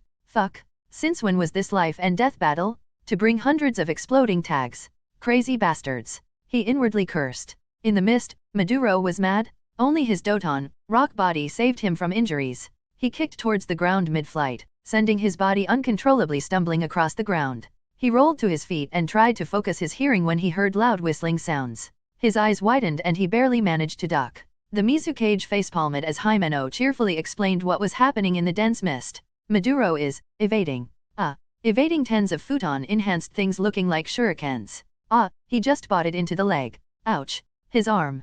Oh, that was close to the crotch. He almost lost a chance at daddyhood. Damn, lucky him for having that rock body technique or he would be a Swiss cheese without it. Finally. He started to block the projectiles with his blade. Dunce, I tell you. The Mizukage almost face-faulted. He could only groan in exasperation. Two 11-year-olds were totally wrecking one of the 7 swordsmen in his own home field, using his own senses against him. Maduro was panting. His leg was useless and one of his hands was injured too. His body looked like one of his training dummies. Fucking cut up. He gained control over his breathing as he killed another clone by kicking it away as it was about to explode. He quickly shielded with his Kubikaraibisho, but the clone of the boy didn't explode. It changed to water, making him confused. He stopped for a moment and instantly cursed himself for that when through the water the clone dissolved to. Suddenly a water jet shot at him at insane speeds from the mist behind it. He barely managed to duck but his sword. The Kubikaraibisho. Himeno exclaimed suddenly. What, Lady Yuki? One of the clan heads asked impatiently. It kinda broke. Himeno tilted her head. The Mizukage's eyebrow was twitching. A strongly pressurized water jet, gathered from the mist itself, cleaved through the Kubikaraibisho like a knife through butter while someone focused on strengthening the mist, ensuring it won't lose density. Their teamwork was seamless, Mizukage happily noted. That's when his eyes widened. He could see all Chakra signatures stop and start running in the direction of Maduro's injured body. Maduro was gaping at his SWO- at the half of his sword he held in his hand when suddenly he heard sounds of multiple footsteps closing in on him. He quickly, as the clones were close to Maduro, the Mizukage and Himeno widened their head and quickly started weaving hand seals. Sudden, water wall. Hayaton, freezing. Third Mizukage created a wall of water and Himeno quickly froze it solid as both could feel all clones explode. Even though the wall, they could still feel the whiplash of the wind as it sailed around its sides, sending their hair flailing from side to side. The shockwaves were hitting the ice wall as it trembled under the pressure while Mizukage and his council had to brace themselves as a small earthquake shook the ground. The mist long ago dispersed due to the wind created by the explosion. Mad kids. The Mizukage's mind trailed off as he had to remove a strand of his hair from his face since the wind messed up his hairdo and his face was full of hair that should be on the other side of his head. He heaved a sigh of relief when he sensed Maduro still alive. Maduro barely managed to use Doton, Iron Rock Dome, his strongest omnidirectional defensive jutsu, and used Doton, Iron Rock Body to harden his skin to weather the raging concentrated explosions of over 100 clones. As the aftereffects ceased, the Mizukage and the council could only see Maduro flop on his knees and slowly fall down face first into the ground, unconscious. The gaping audience was interrupted as a bitter-looking Mizukage who didn't know if he should jump from joy or facepalm at one of his strongest jonin being bested by two genins. So, did we pass? REI's cheerful voice sounded from behind them. Do you even need to ask, twerp? The Mizukage thought, completely fed up. Chapter 25, First Mission. In Naruto, Reborn with Talent. The war finally ended. There were still some occasional skirmishes but the full-blown war was finally over. This increased the influx of escort missions as the number of people trying to profit from the conflict by turning to banditry was high even in the land of water. And so, REI and Conan found themselves on their very first mission. D rank, escort to a merchant, heading to the capital of the land of water. The ranking was different than when REI remembered from canon. There were very little chore missions. Most of these were not approved since it was after war and ninja were in low supply, stretched thin. Hurry up, load it. A pudgy man hurried REI and Conan as they entered his warehouse. He was pointing at a pile of goods he wanted to be loaded onto the cart. REI looked at the man with a raised eyebrow. Hurry? I didn't hire you to lose my time. The man stomped his foot to the ground. REI shook his head in disbelief. The merchant saw it and was about to deliver a proper verbal thrashing to what he perceived as lowly genin when REI disappeared. Enhancing his body with Raiden Chakra, REI appeared behind the man with a burst of speed, holding a kunai to his throat. The companions of the merchant froze with their eyes bulging out. You hired us to protect you from bandits. Not as an errand boy, REI coldly stated, pressing the kunai deeper to his throat, drawing blood. I could slit your throat and be done with it. So, you will shut up and stop ordering us around. The merchant quickly understood his position. This was not Konoha that put civilians first. Clients were important but even Konoha, the gentler of the big five, had fail-safes in case the clients were too unruly. Merchants could be grumpy, mocking, even condescending. Ninja would bear with it. But every ninja had his limit that when reached, he could say fuck it. For example, no merchant could sexually harass or ask for sex unless it was a part of the mission. After all, merchants were merchants, not nobles. Unless they were connected with daimyo, which would most likely be a B-rank mission done by jonin or high-rank shinin. But even then the village had a list of willing kunoichi if the man was known for desiring entertainment during the mission. After all, these missions paid a lot more than the standard. But unless it were these merchants, then it didn't matter even if they completely bombed a D rank. All it would do was a black mark in their records that nobody would care about. Not even a fine would be administered. D ranks are for those that can't pay. It shows the low social status and nobody important would pay for one unless that person ceased to be important and wealthy. Hell, some nobles even pay C ranks for babysitting, all to show their importance. Next time you want to ask something of us, you will ask it nicely. Are we clear? REI asked with steel in his voice. He may be young but no 2-bit barely above average merchant is going to boss him around. He survived in a war zone and he didn't do it only to be looked down upon. It was not that he had something against the menial work. It was the attitude of the merchant that irked REI. Yes. The merchant fearfully admitted as sweat was flowing down his forehead, his legs shaking. REI's killing intent made the man see himself die numerous times already and it was the worst experience of his life. REI put the kunai away from the merchant's throat, making him flop down onto the ground with his eyes shaking and teary. REI casually walked closer to Conan as she was floating the goods with her paper and put it on the wagons. They sat on the edge of one wagon, Conan's head leaning onto REI's shoulder as she sat in his lap, both on guard. Needless to say, the journey was mostly quiet after the little show in the warehouse. The journey was boring. REI just created 20 water clones who killed off any bandit in the vicinity. He didn't even need to care if they are guilty or not. The peasants were poor, but they were not so poor as to not be able to afford food. The current daimyo was selfish and greedy, but he was not as bad as to make his subjects starve. The capital of the land of water was unexpected. It showed the wealth of the country. This country was in the exact same situation as AIM before the war, just bigger. The capital was rich while anything else was poor. Both situations were created due to the leaders. While yes, daimyo of water would gladly pay for recruitment of new ninja and kekei genkai by hiring merchants and promising a hefty sum for it, that just meant he valued the safety of his country, his safety. As for the peasants, it was obvious he didn't see the need to care. Only the capital had electricity. Only the capital had a massive, luxurious-looking port. Only the capital had proper marble roads. Only the capital had marble statues.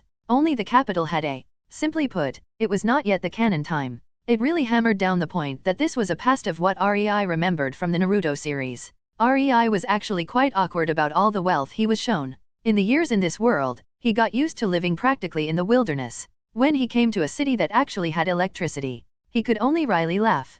Conan was indifferent. She didn't care either way if the people around her had happy or miserable lives. She looked at REI's face, smiled, and sprang up, kissing him fully on the lips while licking them, getting his mind away from whatever plagued it. Only when she felt REI's gentle hand on her head did she pull back and gave a death glare at the gawking merchants they were supposed to protect. The wagon stopped in front of a warehouse for goods. It was different from the one in Kirigakure. This one was bigger and clearly made of expensive wood. Could you please help us with unloading it? The merchant asked politely, and REI looked at him impassively. Flinching, he added quietly, "Please." Conan nodded, and the paper yet again floated the goods to the warehouses, stacking them. The confirmation? REI asked, and the merchant nodded, signing off his name on the paper confirming the mission was fulfilled. REI and Conan had 2 days to spend in the capital of Mizunokuni. They decided to enjoy them. Chapter 26, Easy Money. In Naruto, Reborn with talent. The next morning, REI made breakfast for Conan. They both enjoyed it alongside some light morning kissing.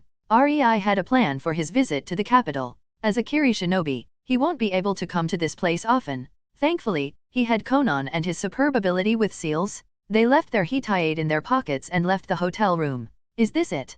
Conan asked, bewildered as she stared at the rundown building on the edge of the capital. Both her and REI were in a henge of their adult forms. "Yes." REI trailed off. "Anyway, let's go in."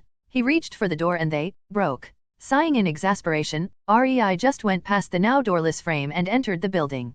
"Who are you?" An old man suddenly shouted, trying to sound confident, but the stutter didn't help it much. "You are Mikado Biribiri?" REI asked, trying to sound polite. "Why yes." The man nodded, looking at him in suspicion. What do you want? REI heard the guy was basically Hinata MK predecessor, but this was really going to be a long talk, wasn't it? "I came to offer you a business deal." Bulletin bussy bussin dash. "Yes." REI clicked his tongue as Conan snickered behind her palm. Bulletin dash. "I know." REI told the man with a groan.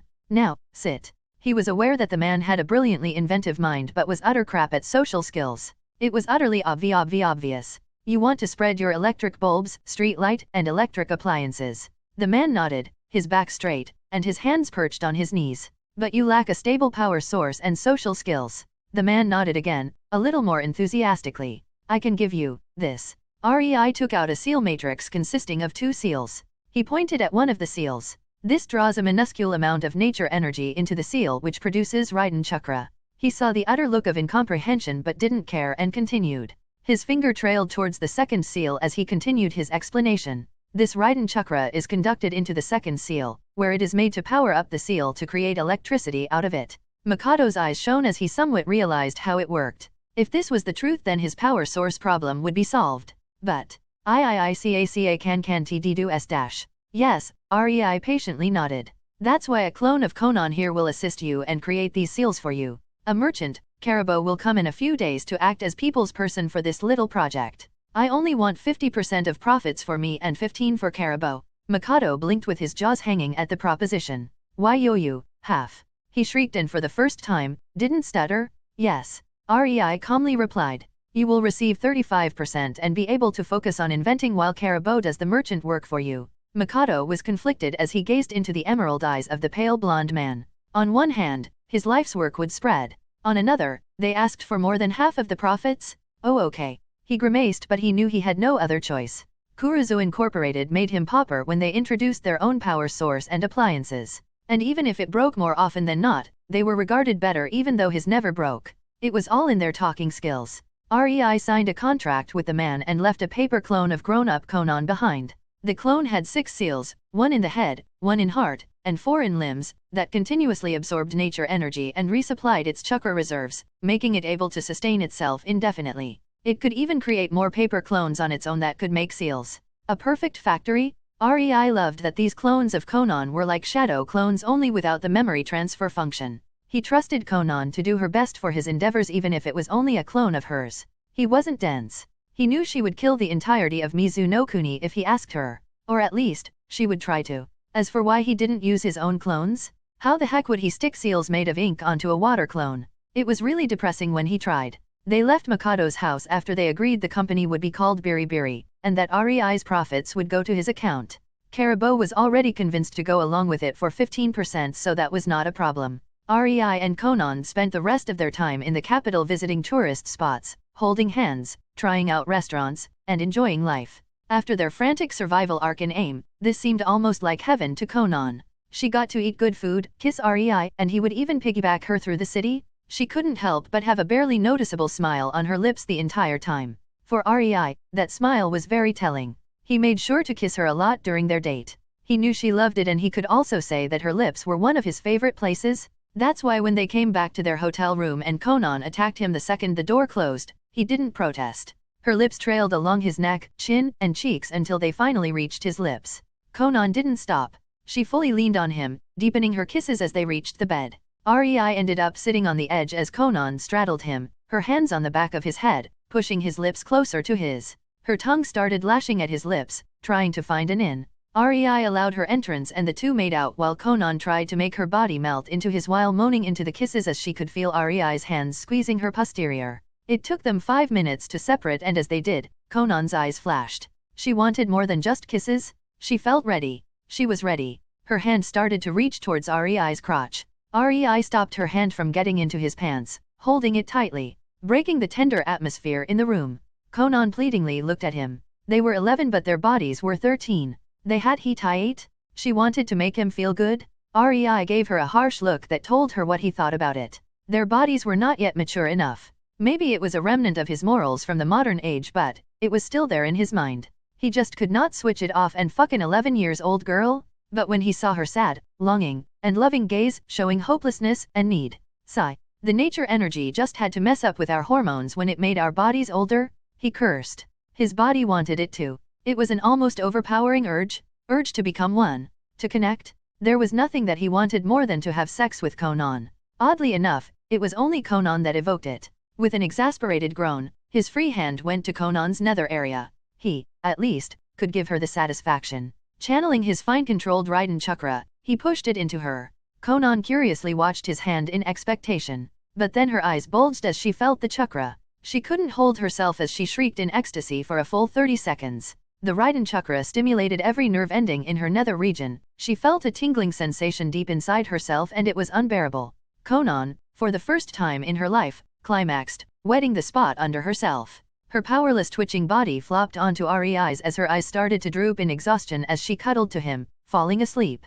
REI looked at her satisfied smile with happiness. Sigh, such a difficult girl. He licked his wet fingers and his smile widened. At least she tastes incredible. He tenderly kissed her forehead. I will have to teach you how to let your carnal desires wash over you and disperse into the nature energy. It will alleviate at least some of this uncontrollable need.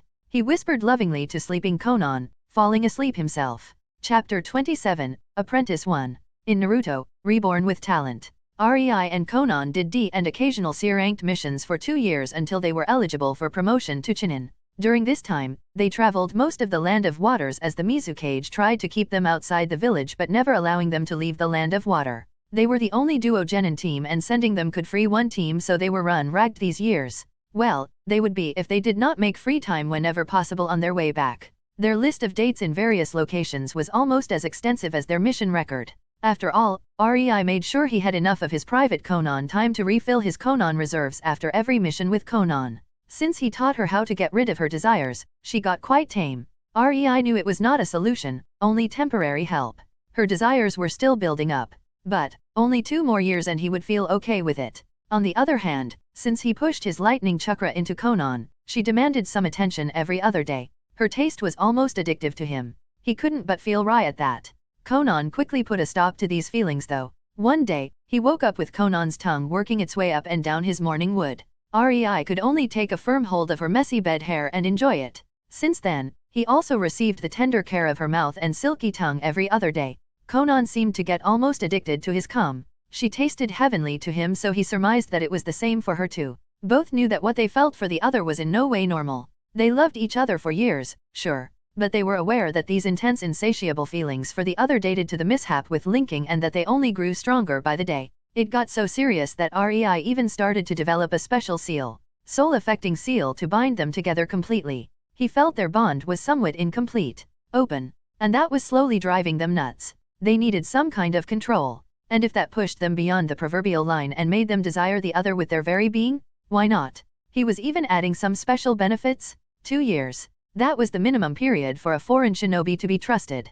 REI felt that the third Mizukage was really pushing for their integration with Kiri. In these 2 years, he and Conan didn't fail any mission. They had the best record out of all genins, which was a big embarrassment for them since they were solid elite jonin level already. They often sparred with the 7 swordsmen, more often than not beating them. It brought only increasing depression to the third Mizukage seeing them beating his best. Alternatively, he jumped from sheer joy when REI or Conan was defeated. But then again, neither of them actually showed their full skill in these spars. REI often limited himself to Raiden and Kenjutsu while going blow for blow, bettering his Kenjutsu in these spars, and Conan preferred her paper clones and explosive tags while employing more of a hit-and-run tactic. To be honest, most fights, she was not even on the battlefield. Instead, she ate snacks in the treetops as her clones did the work. It was driving Maduro sparse and the current wielder of Kiba, that man hated Conan with passion. Especially since she took a sick pleasure of always cancelling his Raiden coating on the blades with her futon. Always finding a different way to do it too. REI mostly sparred with Same Hada and Nuiberi wielders. Same Hada wielder. It was some unknown dude with spiky white hair. REI didn't care enough to remember his name. All the guy had was a large chakra pool, speed, and compliance of Same Hada. His skills were good only at waving the chakra sucker around. But fighting him was really a good exercise for dodging. Nuiberi was dangerous. Even REI received a few holes in his body when sparring with the woman wielding that sword. She was insanely skilled and fast with it. No matter the edge he had as someone who was strengthening his body with nature energy for years. No matter that his senses were incredibly developed. The woman always found just the right hole in his defense to put the needle in. It really showed REI that he was not yet invincible. REI found a new respect for shinobi by fighting her. She was the prime example that it was not all in pure unadulterated power and that precision and skill could kill too. A pity the woman will be killed by her student, Kushimera. It was the day of their promotion to Chunin when the Mizukage called for them. REI, expecting another mission, came leisurely into Mizukage's office and with a slight bow, waiting for instructions. By now, the secretary was not even stopping him as his team frequented the office the most. The benefits of being able to fly on a platform made out of Conan's paper, enhanced by REI's Raiden Chakra. Their traveling speed was insanely fast. They are able to have 2 days off after every long-distance mission and be in Kiri 3 days before their expected return. To this day, Mizukage didn't know how they did it and always grumbled about that feat. Alas, sooner returns meant more missions. Pissing off Mizukage with even sooner returns from them, made for even more missions too, which made for more free time with Conan outside the village and a bigger paycheck. REI thought it was a win-win? Ah, REI-kun. The Mizukage cheerily shouted, making REI scowl. You made Chunin, I see. REI's scowl deepened. The man pulled all pretenses with REI and Conan a year ago. He no longer was that stern serious leader, but he was now more of a goofy idiotic and annoying shit. Of course, you know I am Chunin. You approved of it, Baka? Who do you think signed the library slip to Jonin section right before my eyes? REI mentally raged. Anyway, I have something special for you, you see. The Mizukage trailed off. Call her in. Into the room walked a 9-year-old girl with a hitayate on her forehead. She was small, but her eyes were sharp, used to fending for herself. Instantly darting all around the room, checking for ways to run, just in case. Her eyes instantly snapped to Mizukage and she bowed. Mizukage-sama. Ah, Ringo-chan? You will be given to REI-kun, all right. The girl, Ringo, instantly looked at REI with a conflicted but kinda disappointed gaze. After all, he looked 15 at most and not that strong either. She was too. The girl blushed and looked to the ground. As a disciple, REI finished for Mizukage in deadpan, making Ringo blink and nod slowly as her blush deepened for that misunderstanding. Of course, as a disciple, the Mizukage repeated with a smile. How perceptive of you, REI-kun. REI would forever remember the day he doomed himself and allowed the Mizukage to call him REI-kun. The twat used it against him in every single instance he could. Mizukage's jovial mood suddenly disappeared as he deflated. That said, Genin Amarai, he sternly uttered, making the girl straighten up. Your affinity for Kenjutsu and Raiden was duly noted. That's why you are getting the best teacher for Raiden and one of the best swordsmen of Kiri. Any questions? The girl at first hesitated but then her eyes flashed in resolve. I thought the best was the wielder of Kiba.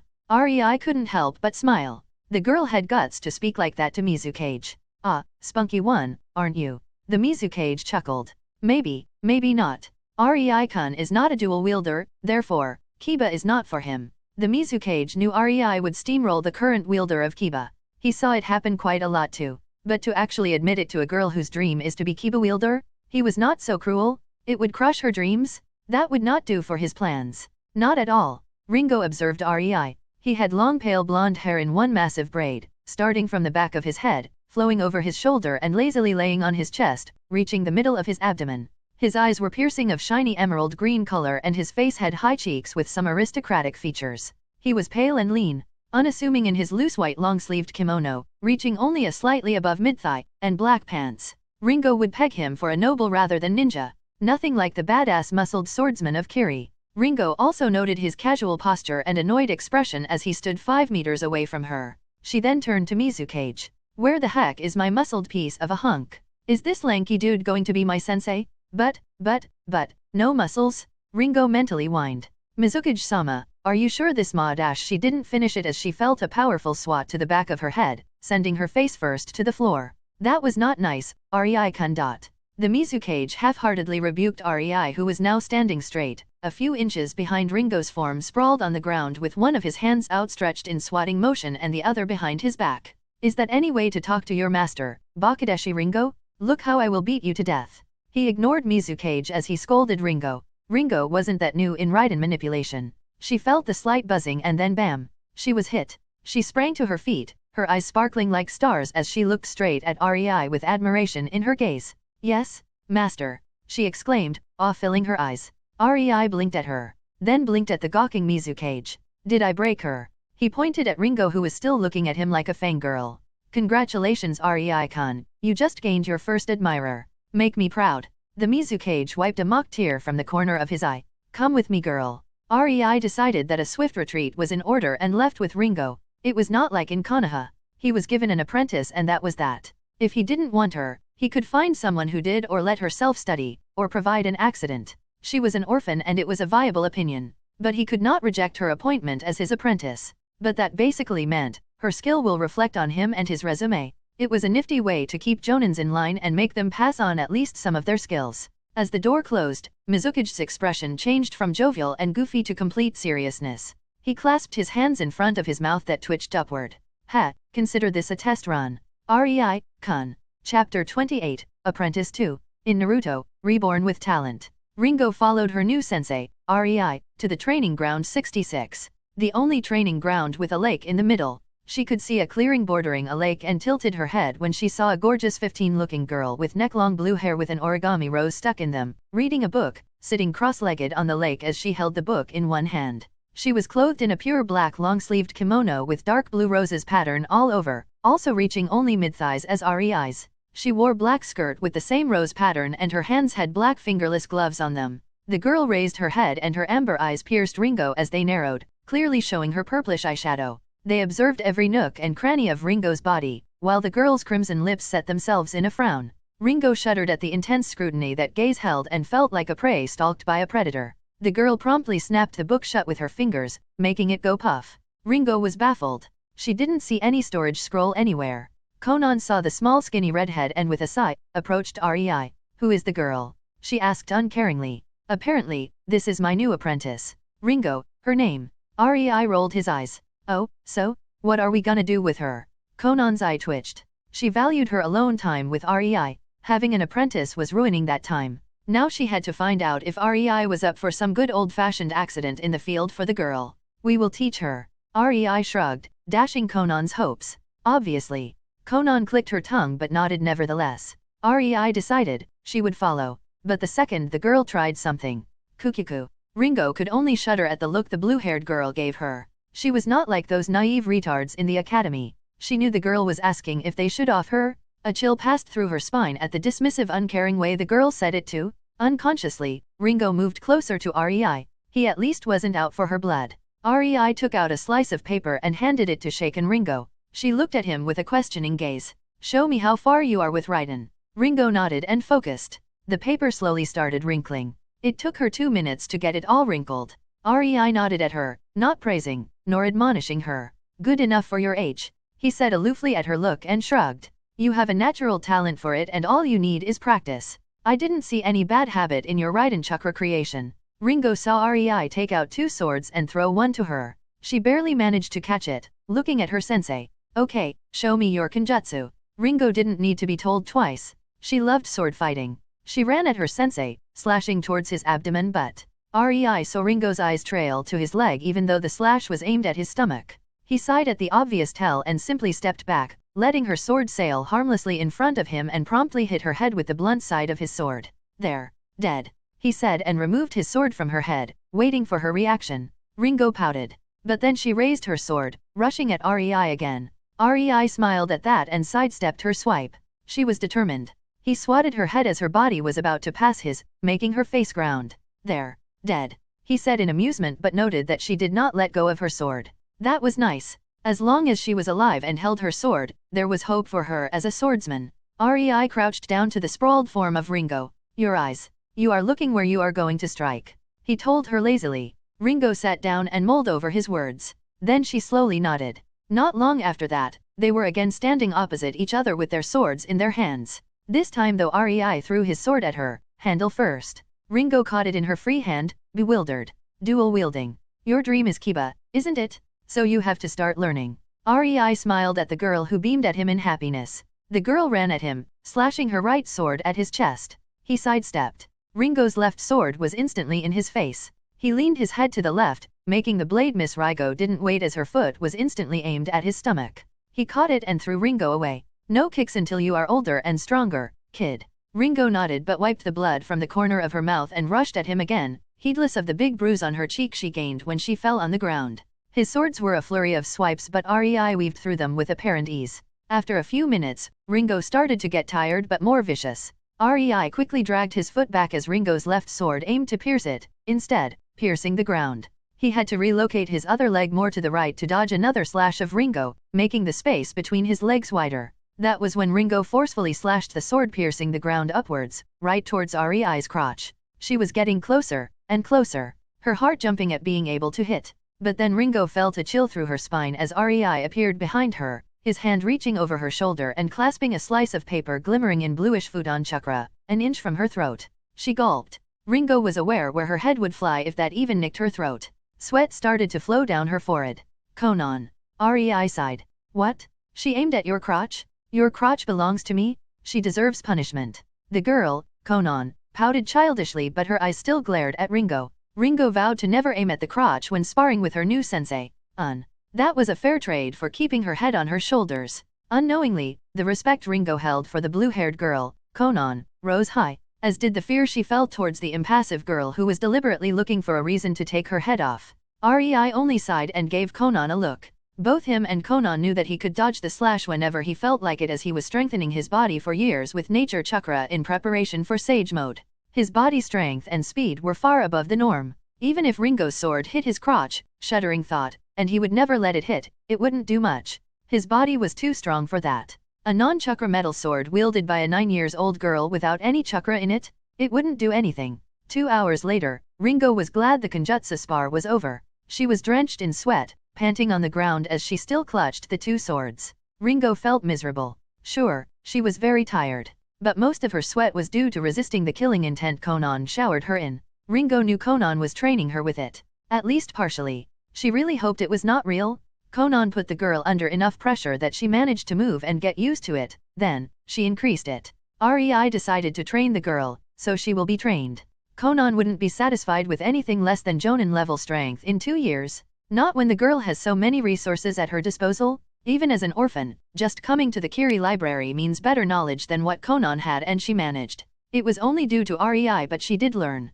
Conan decided she would observe the girl very, very closely. She was sure the old coot Mizukage had some plans for REI and the girl just might figure in them. But plots and schemes aside, if the girl has REI to help her and the shinobi library to boot, then she will either learn or be discarded. No waste of time will be tolerated. Not when that time could be used for more meaningful things. Like snogging? REI knew the look on Conan's face. He could only wryly chuckle at it. Just seeing it, he was sure the following years would be rough for Ringo. Conan, as a dutiful wife, had no patience for someone wasting the time of her Danasama, especially since Ringo was heavily intruding in their alone time. REI could only sigh and pray Ringo would survive it. Chapter 29, Nice Morning, Annoyed Ringo, and Schemes of Old Coot. In Naruto, Reborn with Talent. REI woke up and saw Conan's sleeping face in front of him. She had a small smile and cutely furrowed brows, most likely from a pleasant dream. He couldn't help himself and his hand quickly landed on her cheek, softly and gently caressing it.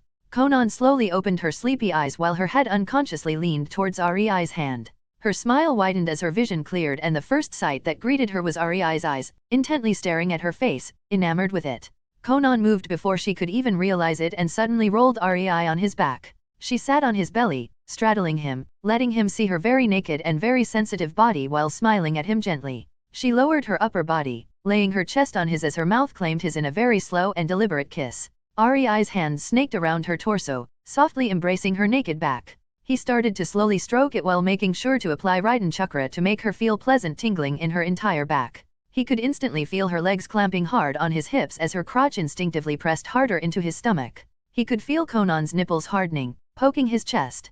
Conan ended the slow soft kiss and pulled her head slightly away before her head lowered again, towards his ear. That was not nice. Now I am all horny. She seductively purred into his ear and started to kiss his neck. That makes 2 of us. REI returned the favor by releasing a hot breath into her ear that was conveniently close. His left hand raised from her back, taking hold of the nape of her neck as his right hand reached across her back, gripping her hip.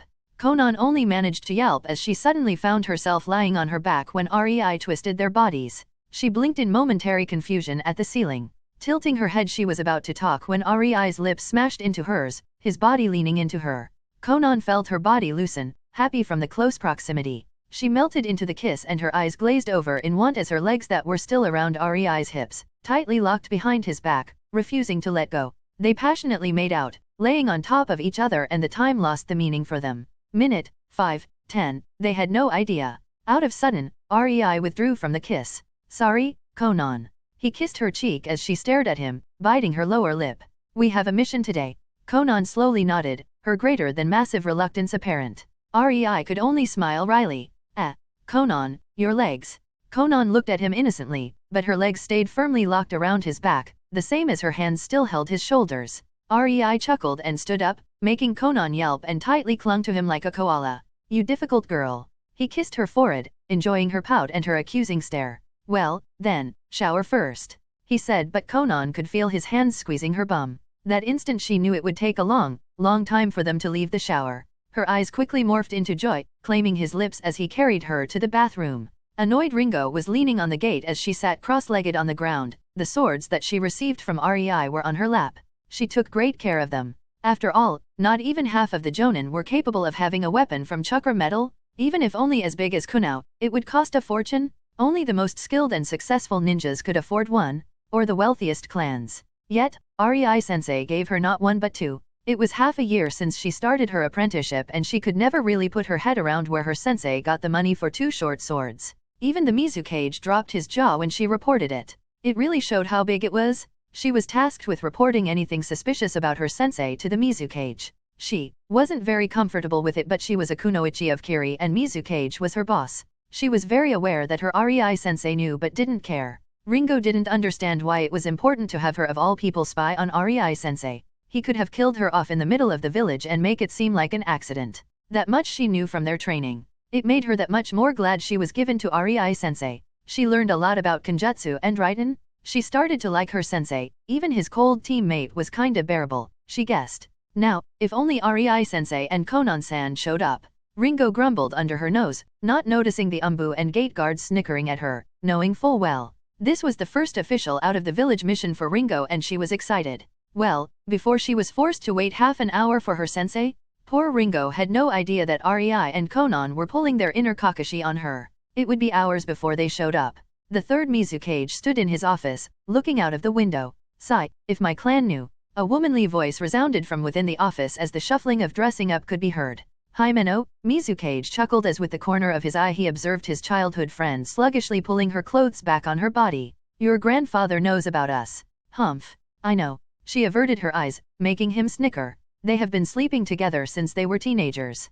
Himeno never married. Always beaten her suitor to an inch of his life to dissolve any arranged marriage. She was to be the next clan head and yet by now there was nobody in the Yuki clan who dared to propose. No matter the benefits. The Mizukage came closer to Himeno and kissed her on the lips. How is our daughter? He softly asked her, making her wryly smile. Still forbidden from any shinobi training. The elders are forcing her to be a civilian. The only civilian in the entire clan. Himeno shook her head sadly. It's not that bad. She clearly has Yuki Kekkei Genkai and is treated like princess. She elaborated when she saw Mizukage getting angry. She is only forbidden to train. They don't want someone with impure blood to be the next leader of the clan. The Mizukage held back a sneer. Sigh. It was hard enough when I came back home pregnant, unwilling to tell who the father was. Himeno shook her head. Only my grandpa supported me. The Mizukage nodded and continued for her. That was the only reason why no repercussions were enforced. He sighed but then bitterly grimaced. I know. He asked for a hefty price for that too. I am planning to retire soon. Unless a war comes, in 5 to 7 years I will be all yours. The Mizukage hugged her and whispered to her ear. Then, I can stop this politicking and we can make many more daughters together. He kissed her near the ear, making her giggle. Himeno pushed him away. We just had sex. She pouted at him, making him chuckle. As she looked down, blushing hard, she found a file pushed to the side of the table they just used for their lovemaking. She took it to her hand and started reading. The more she read the higher her eyebrows rose. You. Himeno looked at her lover with wide eyes. The Mizukage saw the file she was holding and let out an insufferable sigh. Yes. You want that orphan, Ringo, do what? Himeno shrieked. Are you sure? Himeno quieted down and seriously stared at him. I doubt Conan will let Ringo sleep with REI. The Mizukage nodded. You never know but she is only a trial, anyway. I doubt she would manage it. I am sure REI knows well what my game is and Conan will never accept Ringo because of that. Because both know. The Mizukage smiled deviously. But that will be their undoing, you see. I did account for my retirement into the plan. And I am counting on their cleverness too. Ringo is a cover. Himeno stated dryly. She knew that smile, it instantly became apparent. Read ahead. The Mizukage told her simply and Himeno did. You. Himeno could only gape as her mind stopped. You betrothed him. He. Your man is a master at manipulation, after all. He proudly stated with his hands on his hips. As Mizukage, I am legally able to do it?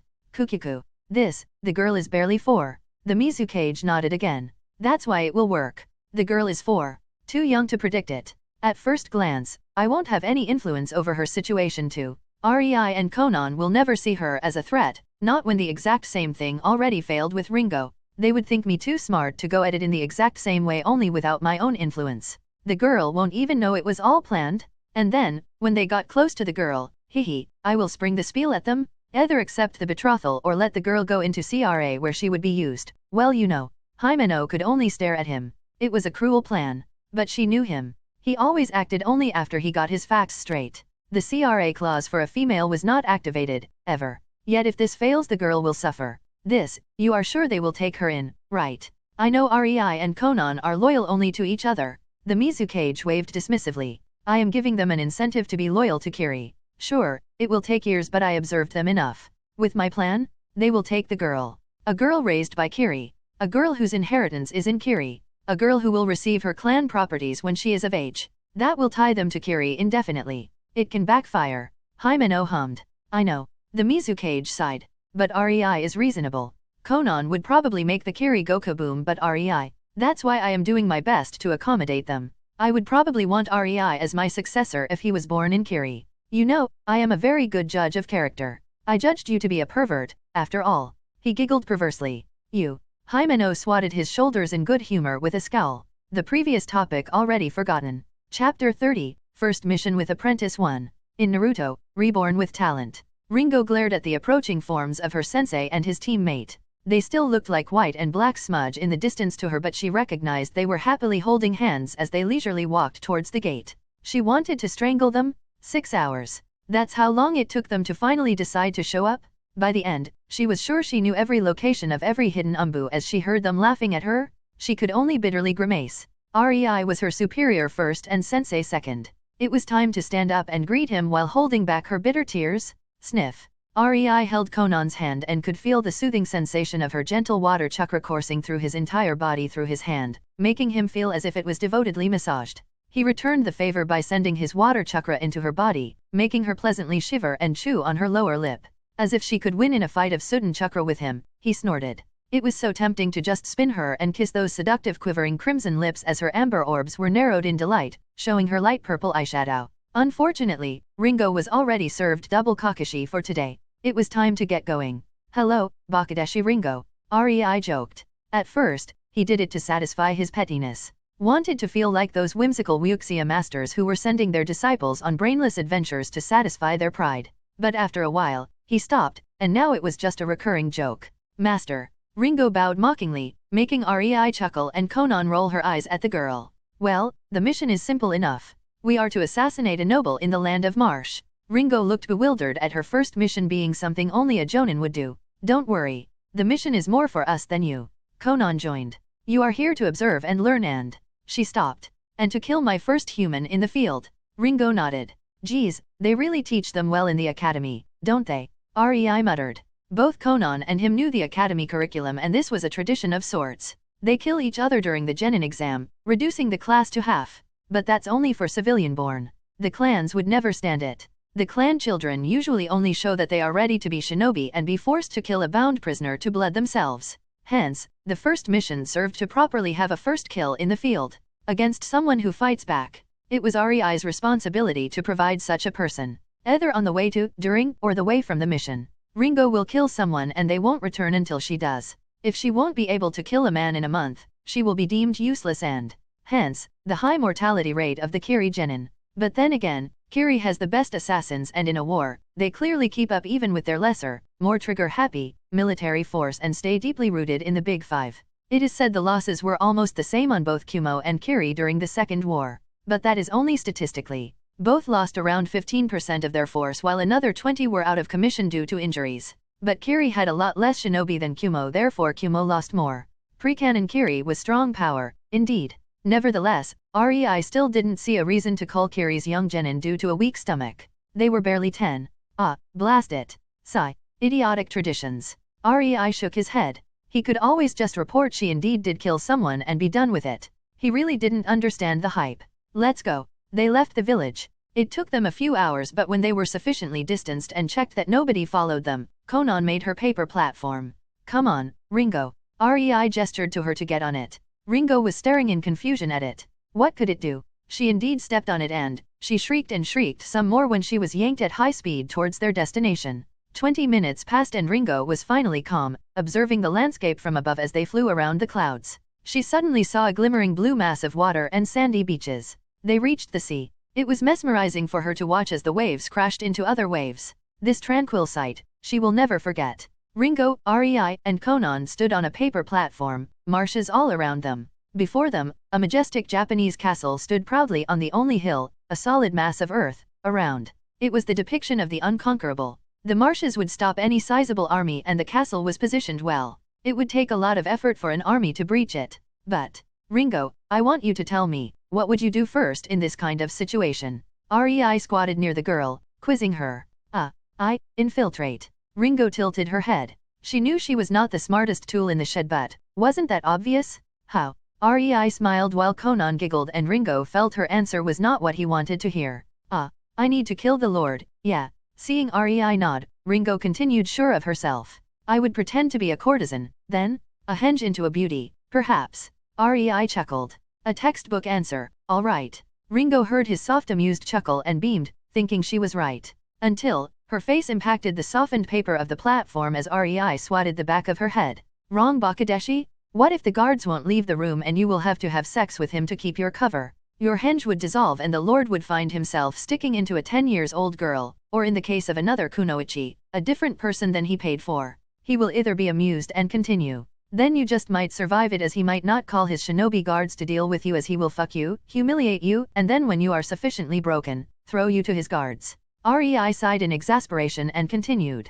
Leave honey trap missions to kunoichi who chose that kind of life and are trained for it. You want to be a combatant, not honey trap, Bakadeshi. Back to the situation, or, he will not be amused since he is not a pedophile. Most nobles that we are tasked to assassinate are tyrants. Not all, but most. You do not want to be caught by these people. That's why every honey trap kunoichi can request an implant of a cyanide capsule into her mouth. It is much better death than what she would have to go through otherwise. Anyway, these requests are only made by the daimyos themselves, as if a civilian or other noble could request a hidden village to assassinate a noble, the entire system would eventually collapse by daimyos being assassinated left and right. Any idiot who tries is promptly executed. Anyway, if the target was not amused, you would be thrown to guards where you would be their toy for a day before your throat is slit. Game over. Try again. He gestured with his hand in come on motion. Ringo heard the impassive voice of her sensei as he lectured her while pouting as she sat up. Then what? She petulantly crossed her arms, looking to the side. I dunno. Charge and kill, she muttered, making REI laugh. Pinpon. Ringo-chan. Correct. Ringo looked at him with wide eyes. Did her sensei just tell her they were going to massacre the entire castle? Remember this, Ringo. Every client is asked specifications when he submits the mission. There is always a clause about the preferred approach. Force? They send an assault team, depending on the location, enemy, and the type of the mission.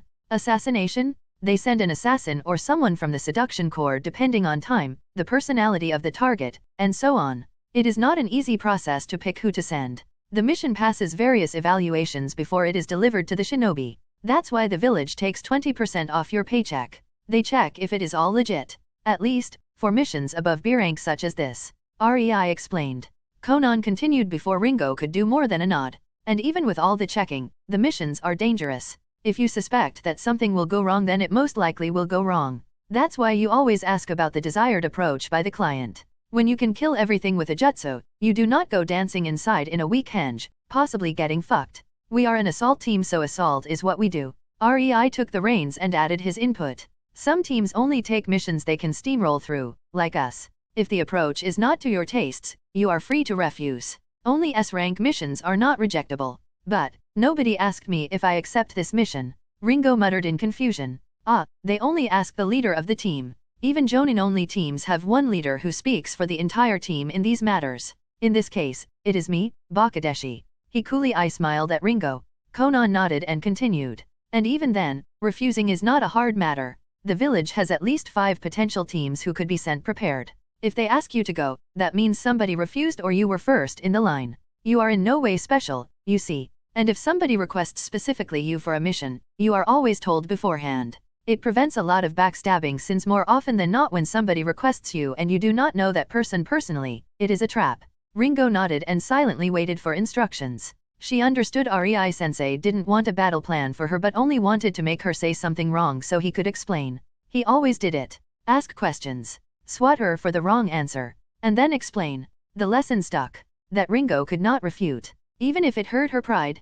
Well, Ringo, I choose this mission exactly because it is an entire castle. I wanted to show you what a proper ninjutsu technique could do. Ringo started to get excited when REI sensei said that. His Raiden techniques were amazing, and he was going to show her a large-scale technique. She bounced up and down with sparkling eyes. Let's go. REI chuckled. Chapter 31, First Mission with Apprentice 2. In Naruto, Reborn with Talent. Conan, if you will. REI asked Conan. Ringo's cheerful mood dropped. She wanted to see some of REI's Raiden, not some paper techniques. REI saw Ringo's dimming excitement and smirked. A half year might have passed but they never showed her their Soten or Doton. It was time to show the girl. Conan nodded at REI and put her hand in front of her chest, her index and middle fingers outstretched, showing her dark blue nail polish and her perfect nails. Ringo knew Conan did it to mock her. She always gritted her teeth because her nails were always chipped or cracked from sword practice. It was only when REI showed her a way to reinforce and protect them with Chakra, her nails finally stopped being damaged. Conan laughed for 2 months straight at her for being dumb and not asking instructors in the academy about it. Ringo was jealous, all right. Even the beauties in the seduction core didn't look half as good as Conan. They even invited her there? Well, granted, that didn't go well for them. Conan almost skinned them alive, if not for the Mizukage. Swat. REI again swatted Ringo for not paying attention. Ringo's face planted again into the softened paper that Conan prepared under her exactly for this occasion. She pouted and focused on Conan as her sensei wanted. Conan only watched the young girl with an amused smirk. She noted the girl was looking intently at her hands and shook her head. The hand sign she was using was exactly that. Just a useless gesture without any meaning. She was using it to fool anyone who was looking.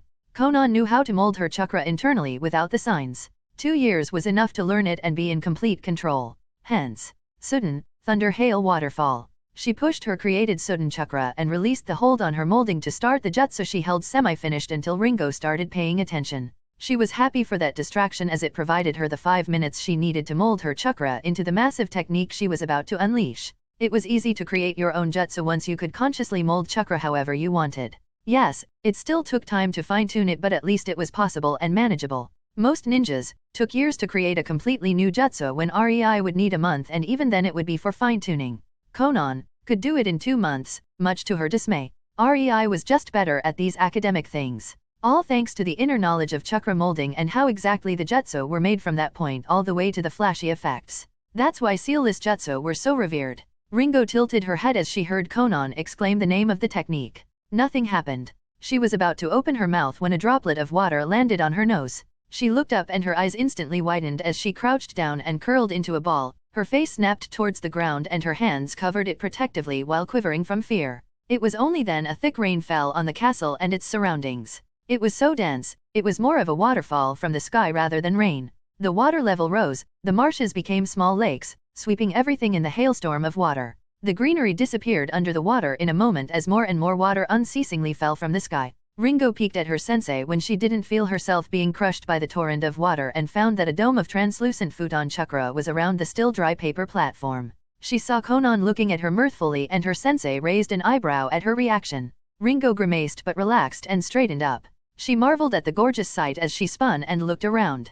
She couldn't see the castle anymore. She couldn't see even the surroundings. It was like a thick mist surrounded them, only, it was made of densely falling water from the sky instead of fog. Ripples were continuously appearing on the futon dome as the water impacted it and flowed down while more water and more fell into the never-ending stream. It was as if Ringo was looking at multiple rivers flowing into each other, battling for superiority all around her. The only thing she could hear was the loud fizzing and cracking sound the water produced as it impacted the dome. Any other sound was quickly absorbed by the waterfall's own symphony. To be honest, the technique was terrific to Ringo. She was sure that just the initial torrent of water was enough to crush a human to death. Such an amount of water falling on somebody at once? Ringo shuddered from the thought. But here she was. It was a minute and the heavy waterfall of water still fell from the clouds. Ringo heaved a sigh of relief when she saw Conan stop doing the hand sign and the absolute downpour started weakening. It took 3 more minutes until it stopped completely. Ringo looked around, at the newly made lake. Trees were crushed as their broken forms barely peeked from the surface.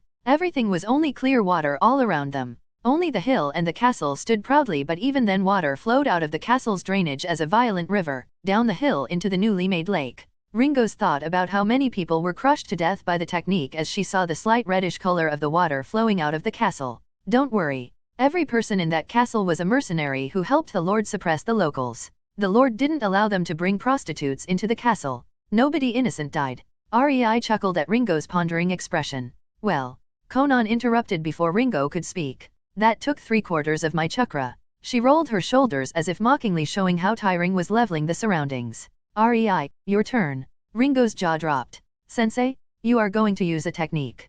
Well, the castle is still standing, after all. He smiled and ruffled Ringo's hair. Then he pointed up with his index finger. And this is a combination technique, anyway. I couldn't in good conscience waste all that effort Conan put into it. He grinned as he already started molding his chakra ever since the water started pouring down. He couldn't let that effort and chakra be put to waste, indeed. Ringo looked up again and froze. The clouds were completely black. Massive bluish sparks could be seen raging in them, just waiting to be released onto the ground in a flurry of destruction. Ringo suddenly got a very bad premonition about what's to come. REI did the exact same hand sign as Conan. Raiden, Thunder Hail Waterfall. It was another downpour as Ringo stared in awe. The downpour of lightning. The roars of lightning impacting the ground reverberated through the land as the ground trembled from continuous lightning strikes, the thunderous roars completely deafening everything around. In a way, it was worse than its predecessor, the water. Ringo could clearly see the castle being continuously destroyed by the thick lightning beams as they thundered down onto it, destroying towers, walls, the hill itself. The water all around them got agitated as the lightning impacted it. Loud crashing waves started to form and swirl around, reaching meters into the sky as they completely bypassed the hill and washed around the castle's wall, getting inside through the damage done by the lightning. Ringo thanked that they were on the paper platform, 20 meters above the land, as she was sure these 10 meters waves would crush even the Mizu fleet without much resistance. She was sure that the people who won't die of lightning will drown in the castle as the water was slowly flooding it. It was 10 minutes later that the lightning still danced all around in a furious symphony of destruction, tearing down the landscape and making the newly formed lake rage under the unceasing thunderstorm. For 10 minutes straight, Ringo's world was filled only with deafening thunders as with gritted teeth and her hands on her ears, she dearly wished the painful sound to stop. Finally, it ceased as REI put his hand down. And the hill and the castle were no more. Only a clear glittering lake was left behind. The world regained its serenity. Chapter 32, Bingo Book. In Naruto, Reborn with Talent. This is pathetic, Ringo thought as she cut down yet another bandit who was leering at her 10-years-old form. She could see the lust in their eyes. It disgusted her to have these eyes aimed at her. So, she cut and cut and cut, trying to make it so there was nothing more in need of cutting down. This was the real trial. Her first mission. They were on the way from the mission of her sensei, and she was told this C-rank mission was for her alone. She was to massacre a camp full of bandits and save town women held there as pleasure slaves. She was to be brutal. Show the men fear and the wrongness of their path. They had to despair before finally dying. That's why the screams all around. Ringo was chopping their limbs off instead of outright killing them. It was her mission, and killing didn't bother her. Not since she killed the homeless man trying to molest her when she was 6. And the kids in the orphanage always wondered why she was different. She was not. She only understood the world much sooner than them. She evaded an agonizingly slow slash and relieved a thug of his hands at the wrists. She wondered if this is how REI-sensei feels when sparring with her. This dull feeling. It sent chills through her spine, thinking she could be in the place of the thugs. That there indeed were monsters who would see her effort only as agonizingly slow or dull. Not worth a mention. Ringo gained another eye-opener in this mission. She really thought that she had enough of them for this month. The killing was easy. Coping with it was surprisingly easy. Witnessing an entire landscape being reformed with a single jutsu was not. Coping with that was not easy. Seeing what real power means was not easy for Ringo. But she would cope. She would always cope. She had to. With another angry battle shout, Ringo charged at yet another bandit, making it as bloody and gruesome as possible. She had a job. Distractions were unneeded. Not now. REI, Conan, and Ringo stood in front of the Mizukage after their report. He nodded at them. You may go. Thank you for the job well done. The Mizukage told them. Ringo, stay please. REI shrugged at Conan and they left. The Mizukage turned to Ringo with a serious expression. Genin Amarai. His expression somewhat softened. So, you saw. I dash. Ringo didn't know what to say to the man. You saw the might an S-rank shinobi can hold. Ringo nodded mutely, mulling over the words. Indeed. She saw that might makes right. That was exactly what she saw. That was the power that could level entire villages. The Mizukage gravely stated. Yes. Ringo croaked with difficulty. She wanted to be the best Raiden user of Kiri. But now she saw what exactly that meant. She couldn't see herself in the place of her sensei. Not yet. How do you feel about it? The Mizukage asked, making Ringo take a shuddering breath. I am weak. Ringo looked towards the ground sullenly. Yes, that you are. Mizukage finally smiled. You are a bright young woman. Tell me, why do you think I assigned you to REI? Ringo stiffened. Why indeed? REI was still a Chunin. He should not have had an apprentice. No matter if his prowess were S-rank. Certainly not an orphan like her. He was fit for clan children. Those with status? As she mulled over it, Mizukage threw her a book. She caught it. Bingo book. Ringo tilted her head. She of course knew what the book was.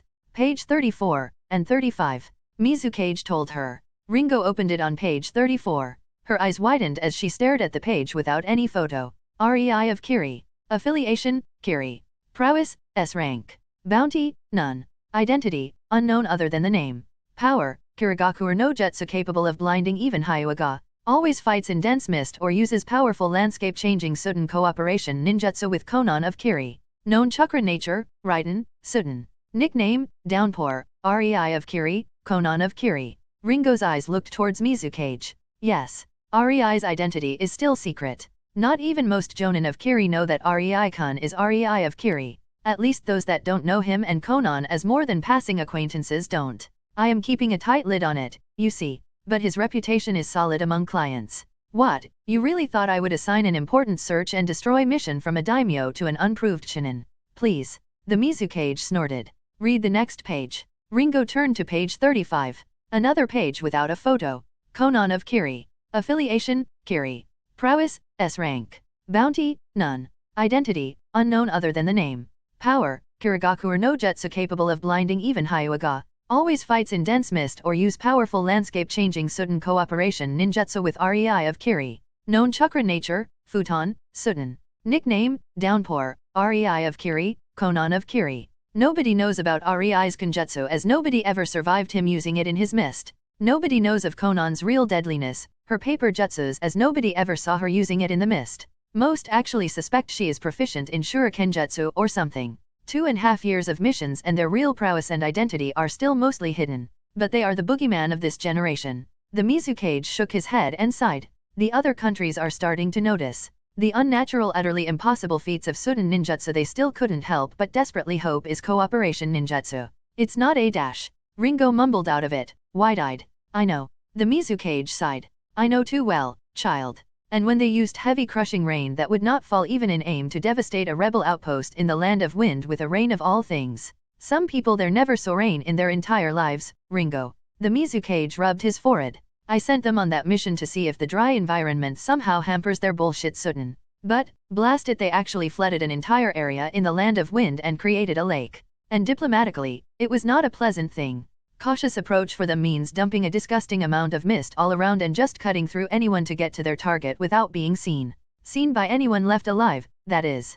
Quite frankly, the only missions I am assigning them are heavy assault ones since they pulled a stunt like that and managed to actually justify it. The Mizukage chuckled. Why are you showing me this, Mizukage-sama? Ringo respectfully asked as she came closer and put the book on the table. The Mizukage gently smiled and made a hand gesture. Ringo could only widen her eyes as 4 Umbu appeared and rushed out of the room. The Mizukage took a scroll from his table, handing it to Ringo. She read it and went rigid. You want me to get pregnant with REI? She stated breathlessly, but then her talk about missions flashed through her mind. I refuse, Mizukage-sama. Ringo bowed and stayed in bow even though her body quivered at the consequences. She only heard a cheerful laugh. You are 10, Ringo. This was a plan for later, of course. A plan I discarded. It is not a viable opinion. It would not be right to force you, he told her with a soft expression. Even he was cringing inwardly. He knew to piss off REI by forcing this mission on Ringo wasn't something he wanted to see during his lifetime. But he could still word it right to make Ringo more loyal.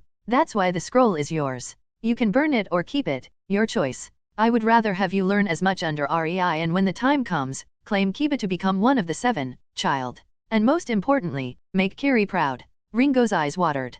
The Mizukage was telling her he would like her to reach her dream. Her. An orphan? She deeply bowed again, this time out of sheer respect. Thank you, she exclaimed as she sniffed. Now go, Ringo Amarai. Get stronger for Kiri. The Mizukage smiled at her. The second Ringo left the office, his cheery attitude evaporated. He sighed. Nurturing loyal and powerful people is such a hassle. He whined out loud and got back to his blasted paperwork. Chapter 33, Wonders of Focused Minds. In Naruto, Reborn with Talent. So, what did you find?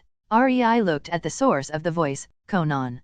Conan laid naked on the bed. On her tummy was the small square paper with the seal that connected them together. REI sat next to her body, studying the seal while touching Conan all over her body. On his hand was a seal that allowed him to inspect the soul of the person he touched. Of course, the soul was connected with the entirety of the body, so he had to, molest Conan. Other than that, one should not mess with the soul. REI quipped, making Conan roll her eyes at him. I found out we are going to do it again. REI exclaimed and took the small paper from her belly, putting it on the table near the sealing matrix he was working on. Conan sat down, looking at REI to scribble down more seals. The complicated seals were no longer only words with a few numbers. She just wasn't able to put her head around them even though she learned English. Shaking her head, she dragged her body across the bed, putting her chin on REI's shoulder as her arm snaked around his neck. Closing her eyes, she relished the closeness. REI could feel Conan's breasts on his back and smiled. Through the years he got used to working on seals in this position. He kinda started to miss it when he was trying to think of a seal and Conan was not hanging on his shoulders. What exactly are you trying to do? Conan's quiet whisper entered REI's ears. He hummed as his pen stopped momentarily. I am making a soul detection seal geared towards our souls. REI could feel Conan tilting her head. It was more like she leaned it into himself, but the meaning got across. You know my theory that seals are capable of creating dimensions, right? Conan hummed in affirmative. A far-fetched theory, but REI was very convincing. After all, these storage seals must find the space to store all these things somewhere. I want to create our own place. Only for us. REI told her, making her heart flutter. For now, I am working on a mechanism to allow entry only to us. REI. Conan opened her ambers with a smile. I love you. REI smiled and softly bopped her head with his. I love you, too. REI and Conan entered a vast clearing. It took REI 2 months to create the keys, but he finally managed it. Whoa. Conan spun, bewildered, taking a proper look around. You created this with seals. The clearing was huge. Enough to fit the entirety of Kirigakure with its training fields. But it ended with blackness. There was nothing following at the end. Just solid darkness. Even the sky was all black and Conan wasn't sure how she managed to see without the sun. REI told her the sight is dependent on the rays from stars and sun. Yet here were none and she could see. REI saw her looking at the sky with a confused expression and smiled. It's due to seals. There are light-absorbing and air-absorbing seals. They suck air and light from outside, trapping it here. It is then sent from the sky down, making you able to see. I am sure I could get a better design sometime later, but for now, it is enough.